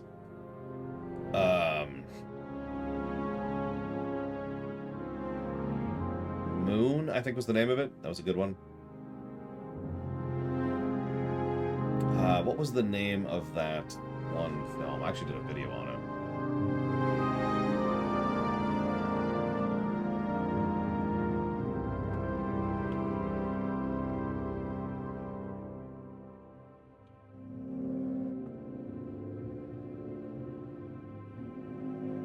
Primer. Primer's a good film. I recommend it, by the way, if you haven't seen it. I'll stop there. I like a lot of films. Would a two-currency system... Actually, I already answered that. Will I ever go back to the rewrite streams? We haven't decided yet. The rewrite streams, ironically, don't really fulfill a purpose in the rewrite project itself. But we want people involved in the rewrite project itself. So we're trying to figure that one out. Is there a two-currency system in the Empire? There's actually a four-currency system in the Empire. Thoughts on ways to deal with the 1% to spread out some of their wealth to the rest? Well, there's bullets, but no, I'm joking. I'm joking. So I gotta clarify on days like today.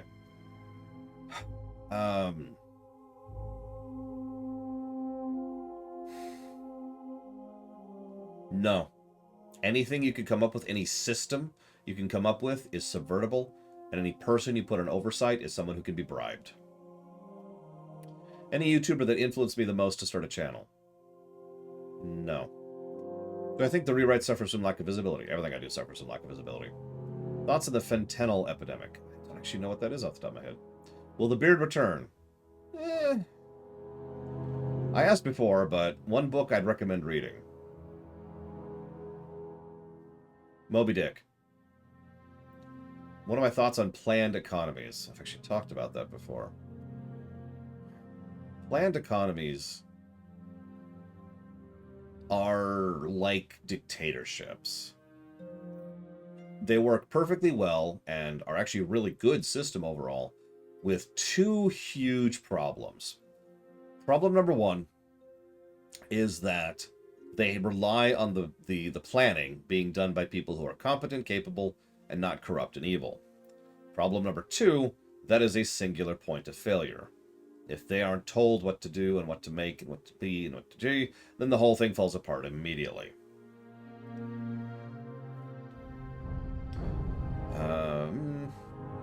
If I could get one shout out from, if I could get a shout out from one streamer or YouTuber, who would it be? Someone really, really big, so I get as many people as possible who can then watch the rewrites, the theaters, and the lorecrafts.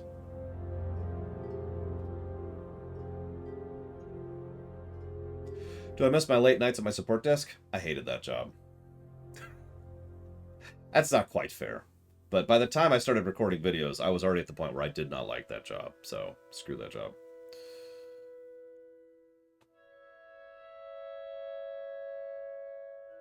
Hey, Fantasy General's half off.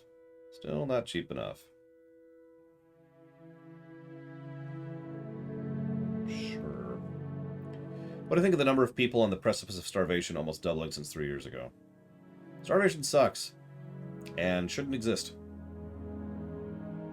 I don't have anything else to add to that. Starvation, and we've talked about this before, actually. Starvation is not a problem of food production. That's not the issue we have. The planet produces enough food. We have problems with management. We have problems with sorting. We have problems with distribution. We have problems with allocation. We have tons of food. That's not the issue. What kind of disc would I want if I had the money? Like, really had the money. Yeah, exactly, Rex. Yeah, logistics. That's actually... Sorry, thank you. I was trying to think of the damn word. Logistics is the problem with food. Food waste is also ridiculous, but that's another thing. So, desks. Hell, I used to work at Arby's. I think I've told you this story before. We had the bucket. And the whole purpose of the bucket was that we had a quota of how much food had to go in that bucket to throw away at the end of every day.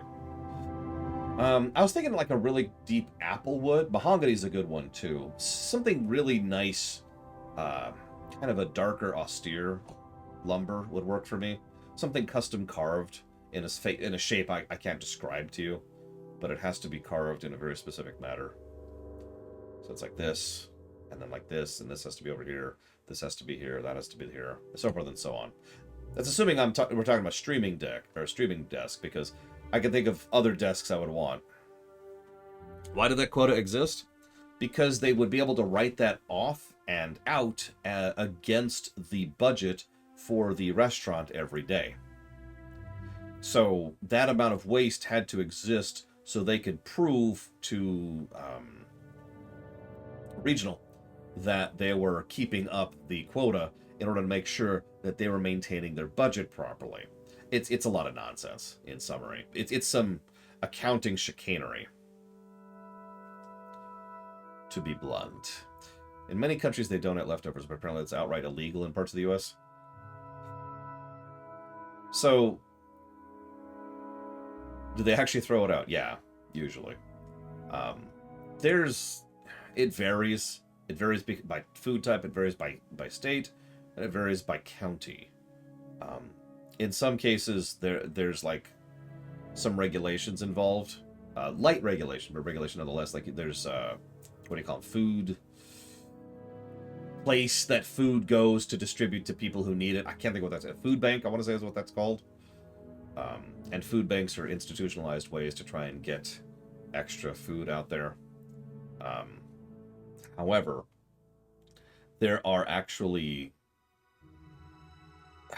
See, the problem here is there are legitimate health concerns with regards to just accepting food from any source. I know that sounds awful, but it is a true statement.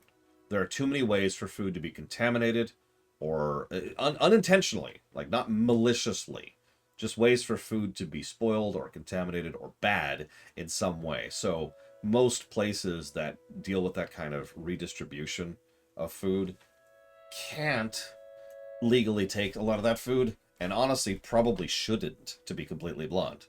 And yeah, a lot of this is liability. If there's a homeless shelter that brings in some random pile of food that someone just left at the door, someone gets sick, the food shelter's on the hook for that.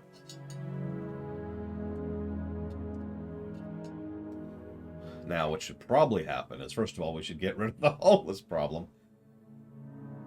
But here in reality land, there should probably be dedicated food distribution that goes straight from, essentially, from the distributor to those kind of places, to soup kitchens, to homeless shelters, to food banks. Because that way it's all covered, right? That way it's actually, here, this is good, it's straight from the factory. Chakunk, right? It's one of the reasons why, I don't know if you've ever seen this, you ever go into a grocery store, and sometimes they have a grocery bag, and what you can do is you can fill that grocery bag with food from the grocery store, buy it, and then you leave it on the shelf, and what happens is they take that to the shelter. That's how the grocery store donates directly to the shelter, because that's legal, that's safe at that point.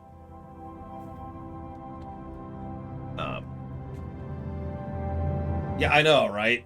Listen, he needed to buy Twitter, okay, Rax? Someone made fun of him, and he couldn't even get to sleep that night. He had to cry and cry into his pillow with all those dollar bills, just wiping his tears away with the $100 bills. It was awful. That is absolutely a thing I've heard before. You know my favorite argument? We shouldn't offer any social, or financial, excuse me, we shouldn't offer any financial safety net programs, because then everyone will just be lazy and no one will actually get any work done.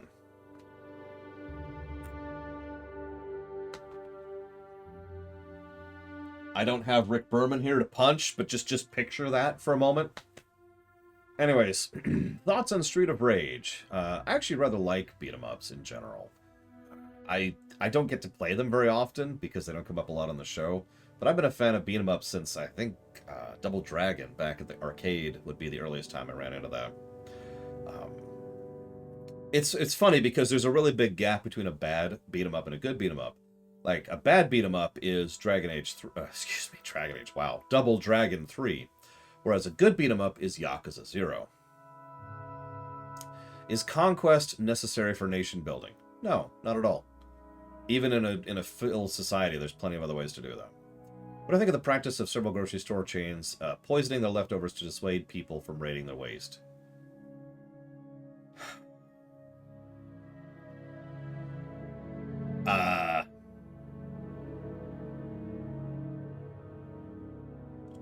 Everything's wrong with that, but it's not a simple thing. It's not like they should just leave their food out in the trash, because that's actually also bad for a lot of reasons. But the poisoning thing, if the poisoning thing isn't just legal, it's kind of mandated in some places, Crazy Norse. Because again, this boils back down to liability. So, but yeah, there's a lot of other things that need to happen there. Just stopping the poisoning isn't going to fix that problem. They need to do some other stuff. What do I think of a movie with Jesus not being what the Christians think he was, making Christianity being a lie, and him only dying for those in his time, that everyone who had a place in heaven already went centuries ago? So we're in hell then. I think I've seen that movie. If I were to promote your content on a forum, what would you like to be used as a best representation of your work?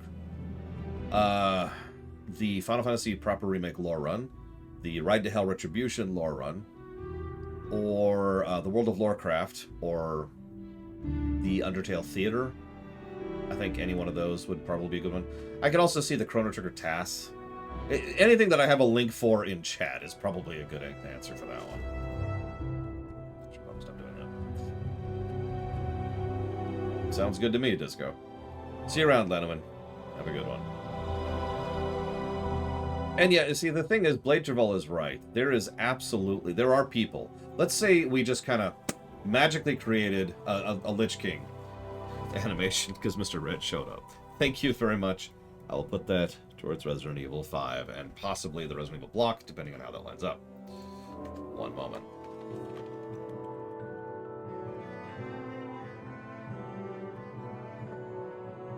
Let's say we magically created safety net policies here in the States, right?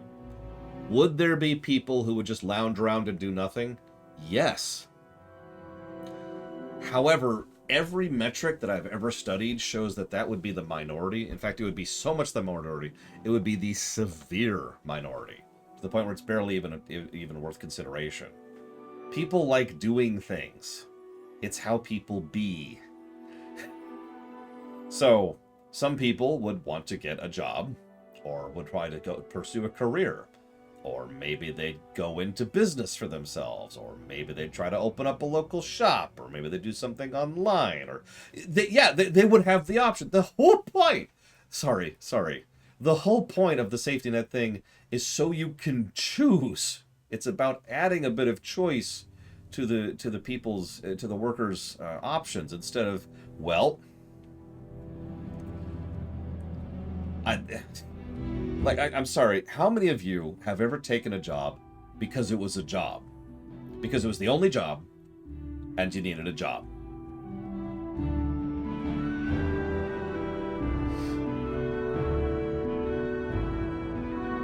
Let me ask you a much worse question.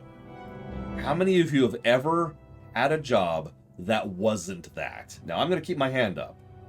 Because there are two jobs I've had that I pursued. You're looking at one of them.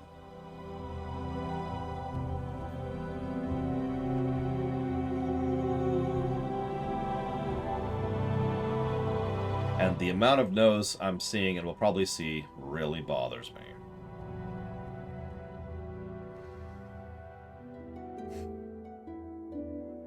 You're gonna make fun of me, Act. It's when I was a janitor. I liked being a janitor. I was good at it.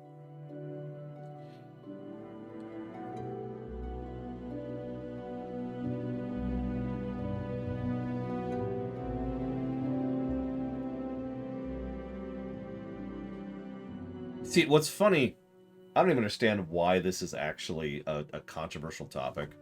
But here in the States, you want to hear the weird controversial topic? I don't know how to describe this, but it's basically, when should the acceptable working age be? So, in other words, at what point is it acceptable for people to stop working and producing for their economy? Which is stupid for several reasons, but I'm not going to get that real quick. The point is, some people think that old people should keep working. Like forever, essentially.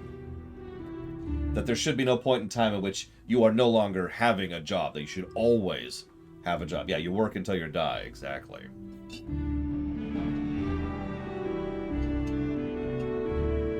By the way, the reason I say so definitively is that that's stupid. Who's typing that? The reason I say that's so definitively stupid, I know this is going to sound shocking, but someone who isn't working, but still has money, and is still spending it, is still producing for the economy. They are still part of the economy. They're still moving currency. They're still procuring goods and services. Cycle. Anyways. Moving on. You can probably tell what my opinion is just based on my tone here. It's really bright. I'm gonna get rid of that. There we go. That's better. Hang on. Let me actually skip that question real quick. So Valvedrix asked me a question. How do you avoid ruining your throat while having to talk for 10 hours almost every day? You know, honestly, I have no idea. My throat hurts like hell right now because I've been talking with more rapidity than usual. There's no, like, big solution to that. I have found that seltzer water does help. I have found that mouthwash tends to help. And I have found that the biggest thing that helps by far is not talking. So if I could just have periods of time where I'm not talking, that's my recovery. That's about all I got. I usually just kind of live with it. Completely blunt with you. Yeah, I have, these are my personal favorites. They're Sucrets. These are what I call turbo lozenges. I don't like to break these out because I hate the flavor and I hate the sensation, but these are the nuclear option when it comes to my throat. Anyways, is tipping in restaurants a bad standard? Shouldn't workers be paid by the employer? So let's rewind for a second here. The way you ask that changes this answer substantially. The fact that it's a standard, I do actually disagree with that. I'm fine with tipping as a concept. I mean, that's kind of what you do to make me keep being alive. So I would be hypocritical if I didn't like tipping. But the fact that it's standard and the fact that it's required for these people to actually have a living wage is ridiculous. You should be able to have a living wage. Yeah, exactly. Tipping being extra? Sure. Tipping being mandatory? What the crap? And that should give my answer in a nutshell on that one. Do we think we're ready for UBI? No. Universal basic income actually has a lot of issues with it, unfortunately. I know that sounds strange because I just talked a lot about how in favor I am of safety net programs. But the problem is universal basic incomes have what I'm going to refer to as unsolvable problems with them. There's an inherent... It's you gotta forgive me because I'm kind of drudging up a lot of memories on this. I actually did a little bit of research on this because I was curious of the exact concept recently. There's how much it's relevant to whom and when, where that money comes from and how it's distributed, how it then gets cycled back into the system. Yeah, exactly, Crazy Norse. If you're going to implement UBI, other things need to be implemented at the same time. Because if you just decide to start taking tax money and giving it out to people every month to establish a living wage, what you have just created is a snowball effect that will only ever get worse. You really need to have other systems in place to make sure other respective markets don't just completely fly off the handle as a consequence of that. That being said, am I in favor of a total economic overhaul in which a UBI exists? Yes, I absolutely am. Because, again, safety nets. Duh, right? I don't know what else to add to that. Has my nose operation improved my sleeping all? Yeah, actually, my sleeping's been a lot better. You're gonna find this funny. You see this? This is Z-Quil, which I used to have to take constantly. I used to be just glug, glug every night in order to get to sleep, which is not as unhealthy as some other options, but it's not great. And I didn't enjoy doing it. And it made my mornings suck. I don't have to do this anymore. This bit right here, I know it's literally right next to my desk, but this amount here, in fact, I think this might have been expired. Where's the expiration date? Because this has been here for months. Z-Quil doesn't wreck your kidneys like NyQuil does. NyQuil will wreck your kidneys. Don't do that. The whole point of Z-Quil, really, is that it is a lot less damaging to your body than NyQuil is. There's got to be here's the expiration date. Oh, wow. It actually expires next month. Just kind of put that over there. Yeah. So, no, I've been doing a lot better sleeping. Wait. I lost a question from Evo. It got deleted. No. Hang on. Let me see if I can... Nope, I can't undo. Oh, my God. I can undo, but it undoes everything. Holy crap. All right, hang on. Does the Empire in the Extant offer... Ah!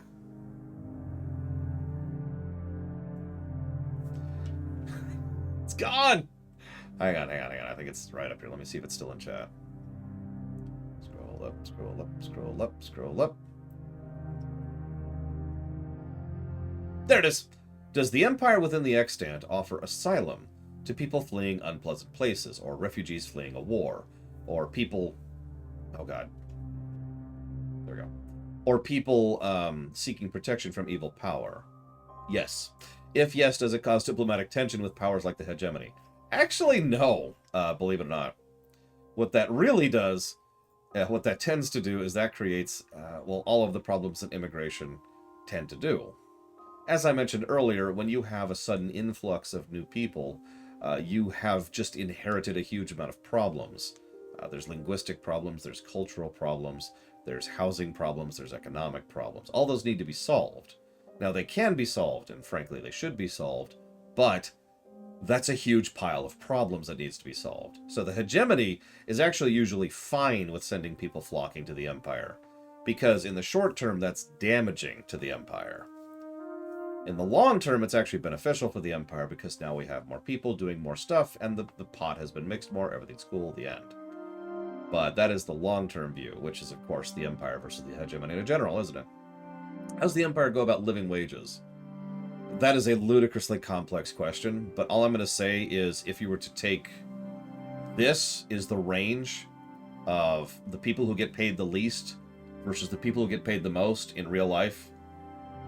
This is a little bit closer to what the Empire's like. So let me give you a hypothetical. Let me give you a specific example of this. If you go towards, I don't know, being a banker, I guess that's out of date at this point. Let's say you go to be a nurse. Actually, nurses don't get a lot of money. You go to be a surgeon. There you go. Surgeons make money. There we go. So you go to become a surgeon or a lawyer or something. Now, part of the economic reason that those jobs pay so well is because there is a huge amount of upfront capital you have to shove down the system's throat in order to be able to procure the ability to have that job.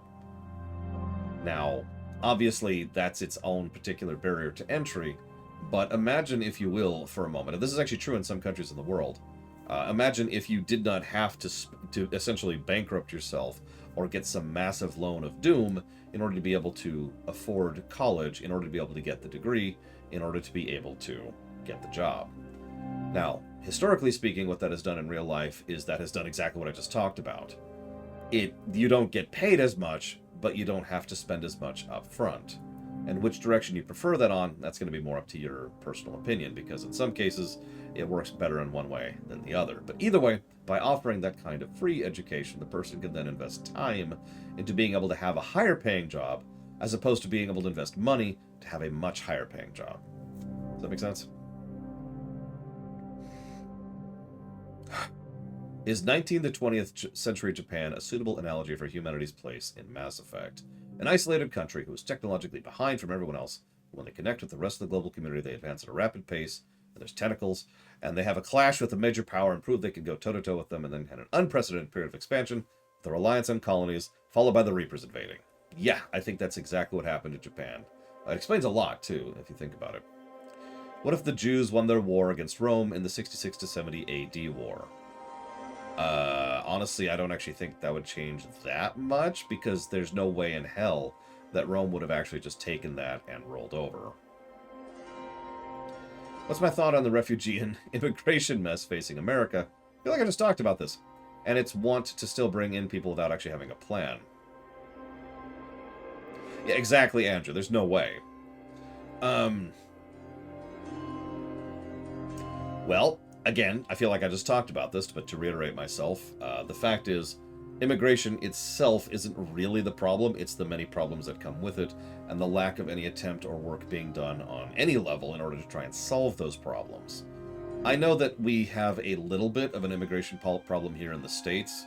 What I have become aware of over the last couple of years is that a number of other countries in the world have a much worse immigration problem, to the point where it's become one of the big hot-button topics, even among just normal people, never mind politicians. I'm not going to name names, but you probably can think of a couple of countries that are having this problem and have for years at this point. So, that sucks. I don't know what else to add to that. The fact that people are willing to take people in without a plan is stupid, but turning people around at the door is not exactly a viable option for a lot of reasons either. As I kind of elucidated earlier, a long-term feasible strategy to actually solve immigration problems for a country is a long-term benefit to the country. A short-term detriment. It's upfront cost. You need to get these people in, taken care of, properly processed, language, culture, economics. You get that stuff processed, you have more workers, more people, more awesome. I don't mean to sound like I'm playing Victoria 3 here, but more populations tends to be a good thing. Believe it or not. So, this is an issue.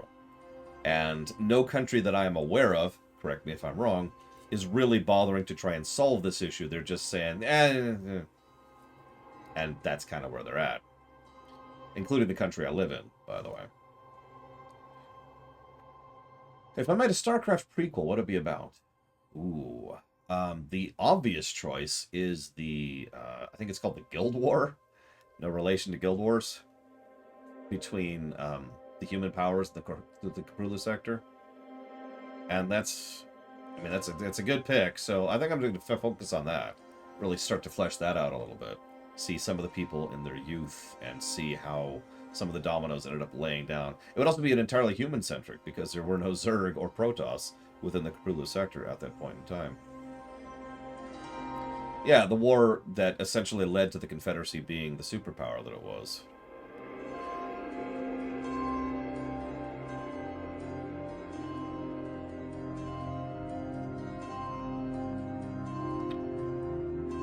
What are my thoughts on the Quran? I don't know what that is. Quran. I don't know what that is. Do I enjoy Polemic Day streams answering all these out-of-bounds questions, or is it just a necessity to keep these questions away from other streams? I do enjoy polemic streams in general, but let me be very clear. This is not a necessity. If I didn't want to answer these questions, then I wouldn't. This is an offering, not a mandate. Oh, I've never read it. So I have no idea. It's a book. That's all I know. Have I seen the war system in Vic 3? Actually, no. Of all the things I've seen about Victoria 3, all of which I'm very excited about, I haven't seen how war operates yet. In the Roman War against Egypt, what if Antonio and Cleopatra beat Octavian? Honestly, that is one of those wouldn't change much situations.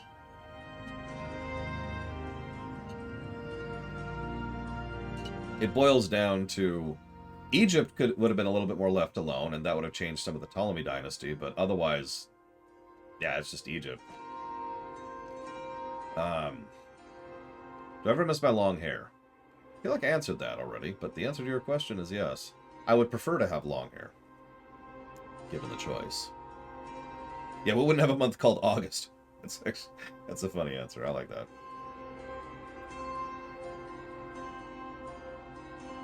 Oh, excuse me. I'm going to cut this off pretty soonish.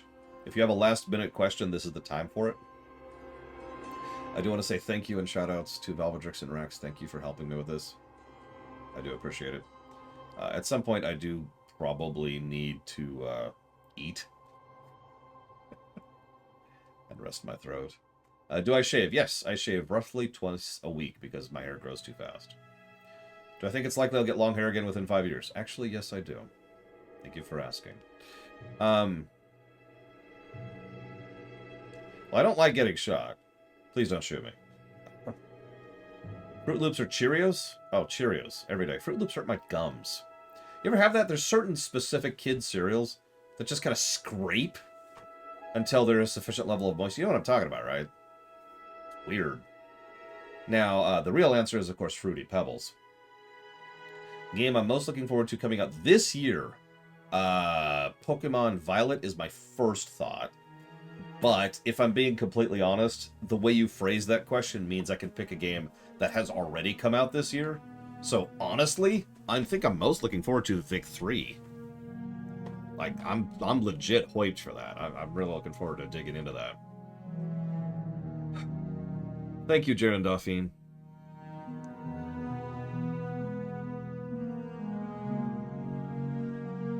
Always appreciate. Much obliged. You're putting that towards Kirby, aren't you? That's another game I really want to play. There's actually a lot of games that came out this year I want to play. I haven't even played Pokemon Arceus.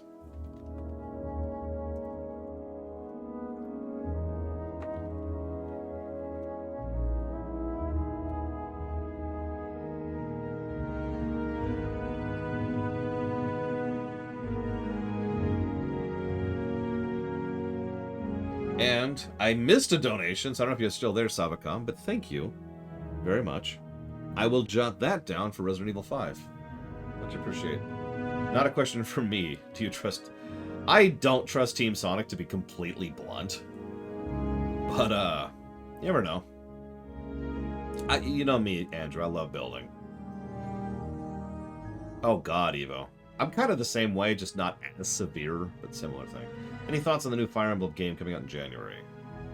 There's a new Fire Emblem game coming out in January? Do I think I'll grow the beard out again? I do hope to. I do hope to at some point.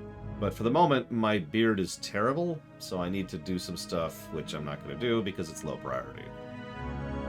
My hair's too curly. That needs to be solved before I can grow the beard out again. Hey, Maz. Everyone's been playing nice, yes. Which means we now need to not play nice. Hey, Rex! You... I can't even make up something. I can't even think of something. You have a face!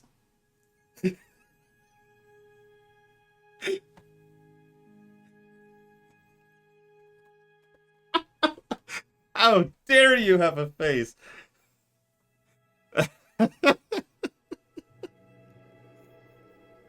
The worst polemic stream? Oh god, I want to say it was the year after or before the election, the most recent, excuse me, 2 elections ago, so 5 or 7 years ago. I forget which. I forget which, but it was interesting. I think that's how I'm gonna phrase that. No, it wasn't because of the election. I remember it because it was around the election, if that makes any sense. We actually didn't have any real issues with... Well, okay, that's not true. That's not true. I remember when Hillary was up for election, I think that was Hillary versus Trump. And I actually lost some viewers that year, which is funny to me. Because... I suppose because I was honest is the way I'm going to answer that. And yeah, I suppose that actually does qualify, now that I'm thinking about it, as the worst one. You know my favorite story about that night, about election night? Do you mind if I share? So, election night, right? They're tallying everything up. I said they both sucked as options were. And to summarize, I stand by that, by the way. They both were terrible options. It's just, you know, one of them was Trump.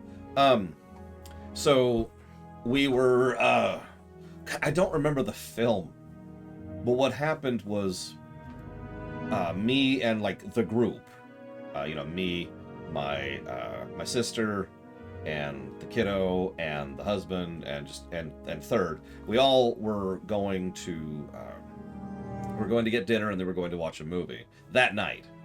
So, you know, I was like, all right, you know, we're cool. And everybody, like, we go into the restaurant, everybody's watching the election news. Like, everybody's like this, and all the TVs in the restaurant aren't showing sports or anything else. They're showing election coverage.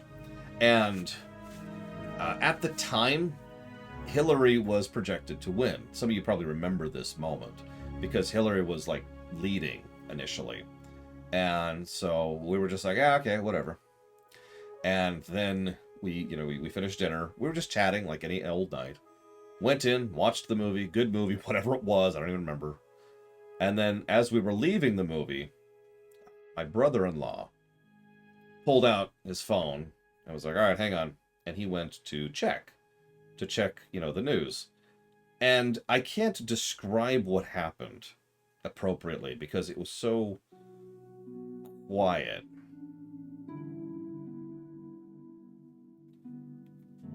It's not like there was this big, oh my god moment. It was just...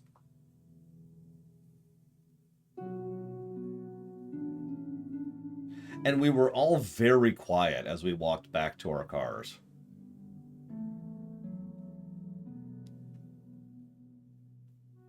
Oh, I agree with you, dude, my guy. It was a strange night. It was a really strange night. It was just kind of a...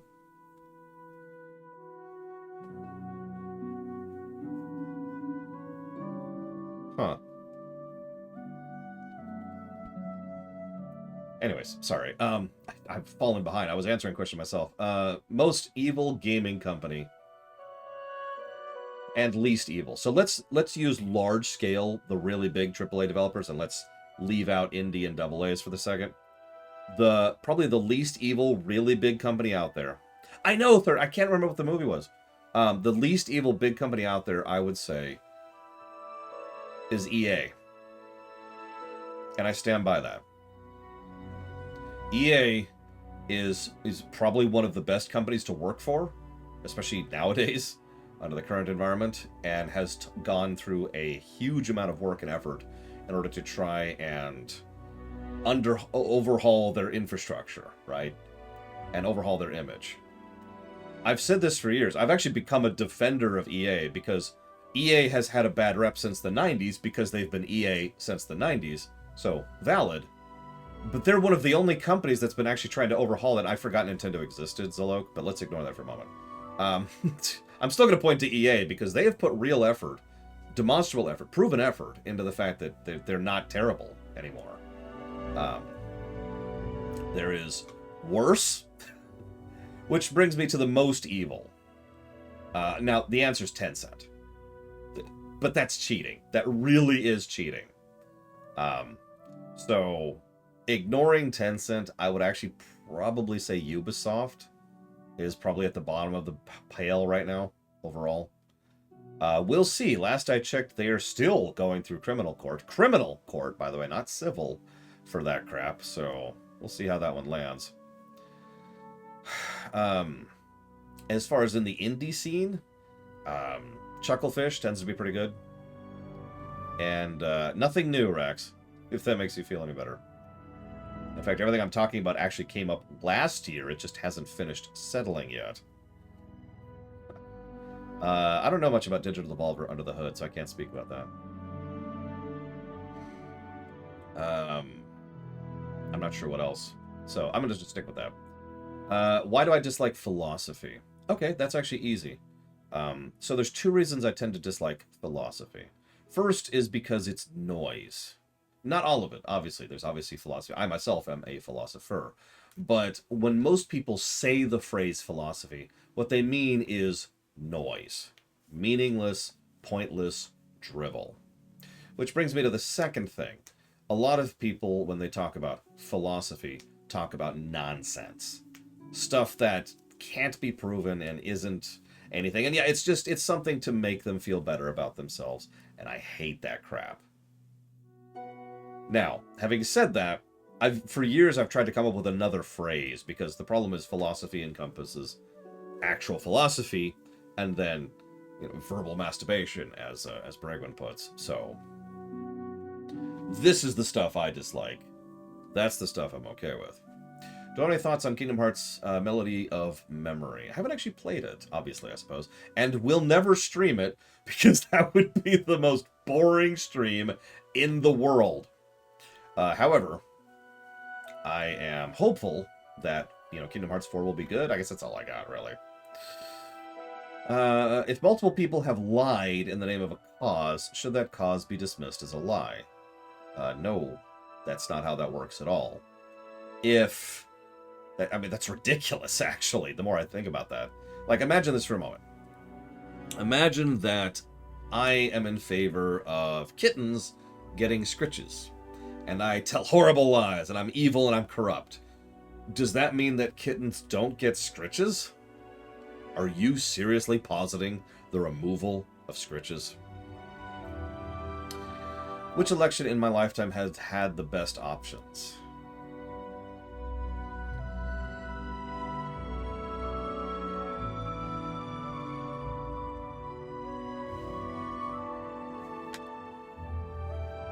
Let me Google that.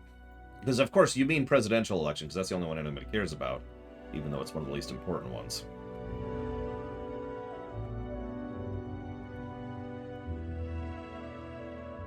Yeah, Hitler ate sugar. How dare you eat sugar?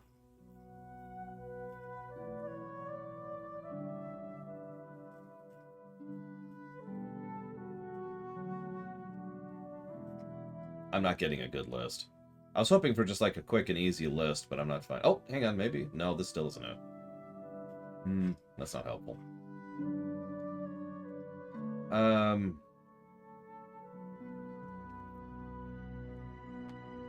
Hitler had metabolism.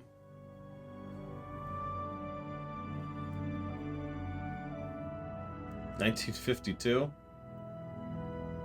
Adlai Stevenson. That's interesting.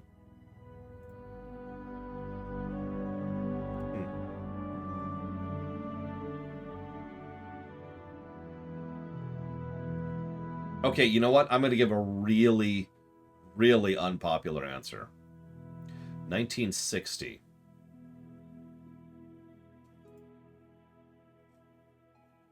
Unless I want to go back even further than that, in which case that would take a minute. And my knowledge of presidents goes down a bit. Yeah, Kennedy, Nixon.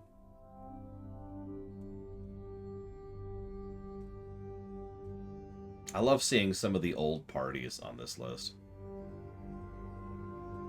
The anti-administration party. The National Republican Party. The anti-Masonic Party. The Nullifier Party. The Free Soil Party. The American Party. But yeah, in my lifetime. Which is what I just answered you. So, next question. With Trump's new strategy of not declaring defeat and many other politicians going to follow suit, how bad do you think it will get? It'll get worse before it gets better. What if Trump had won re-election and had tried to support Putin during the war? He would not have succeeded at that. I don't even think he would have, tried, but he would not have succeeded if he tried that. Any specific examples for philosophy that I hate? Yeah, I actually got one right off the top of my head. The trolley problem. The trolley dilemma is a perfect example of meaningless philosophy. It is an invented scenario that makes less sense the more you think about it.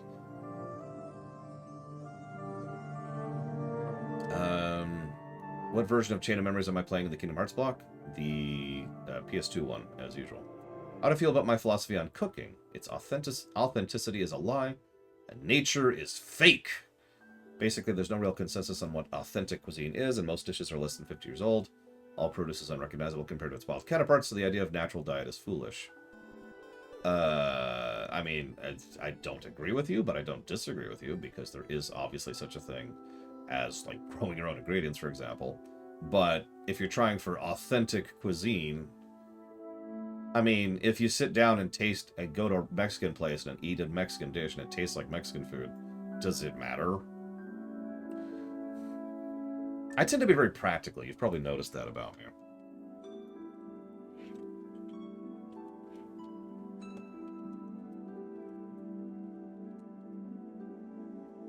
And thank you very much, Justin.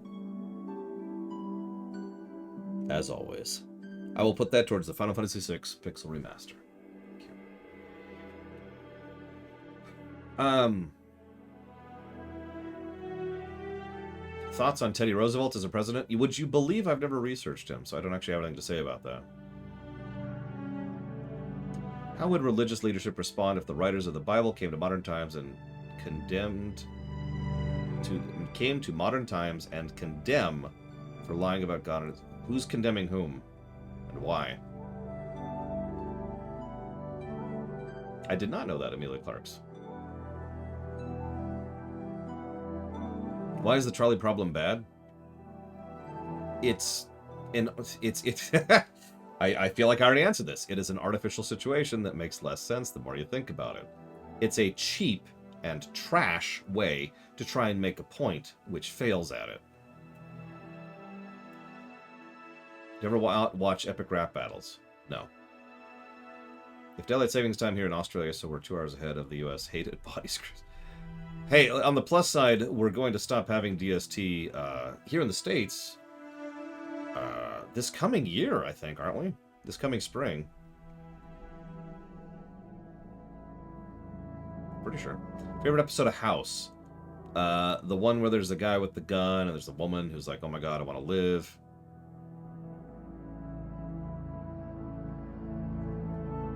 I thought it was spring of next year. It might be fall of It's happening next year. That's all I know. It's happening in the dumbest way possible, but at least it's happening, and that's all I really care about. Freaking get rid of that crap. Okay, so the writers of the Bible came to modern times and condemned religious leaders for lying about God. How would pastors respond? Oh my God, these people, these fakes who pretend to be these ancient venerated people. How dare they spew lies, etc., etc.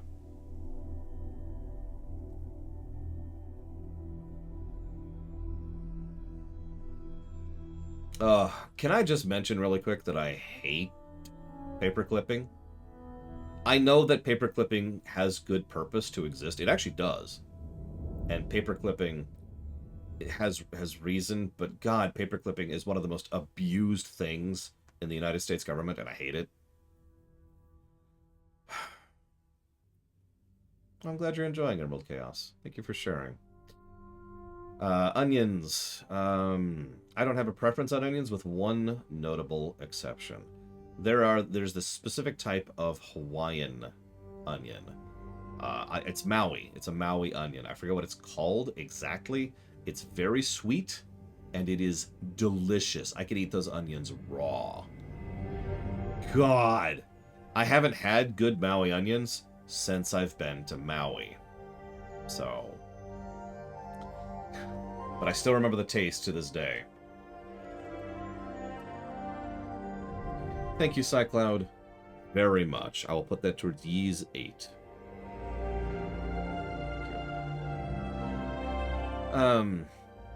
Putting aside my bias as someone whose entire life depends on the internet, what do I think is a worse government official, Ajit Pai or Louis DeJoy? Ajit Pai. Louis DeJoy is a moron who's... I don't even want to think about how many pockets he's in. But Ajit Pai is aggressively, aggravatingly stupid and so overtly bought out that it actually pisses me off, regardless of what particular role he's in.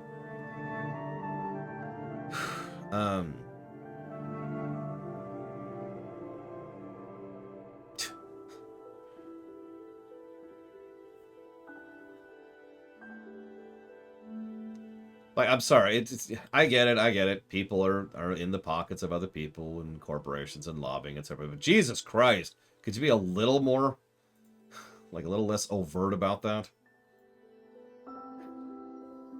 Ajit Pai is someone who shouldn't be in government at all. And that's my opinion on that. Granted, the same thing kind of... Anyway, so, moving on. We have now been going for almost 7 hours. We're almost at the same length of the stream we did last Friday. Almost. I am going to go ahead and... I'm going to let Maverick get one question in. Hit me, Maverick. Hit me. I'm ready. You get one question, because I was literally about to cut off. My throat's given out, and I need to eat food. At this point, I'm going to eat dinner.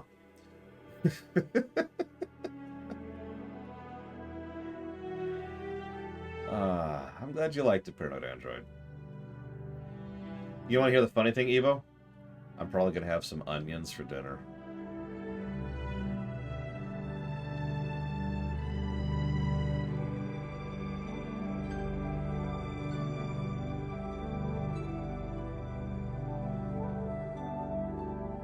This has been a pretty chill polemic day. As I was honestly expecting, these tend to usually devolve... Devolve's the wrong word. These tend to usually mutate? Shift?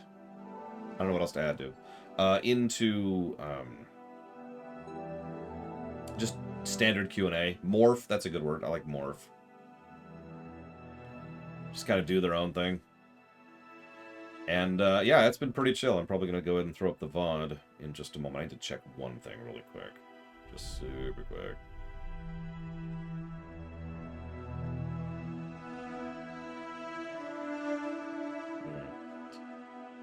Oh yeah, just rabble-rouse as hard as you possibly can.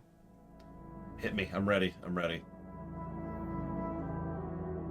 Tomorrow, at 10 a.m. Eastern Standard Time, I will be streaming Grounded multiplayer. We'll see if anybody can join us on that. Otherwise,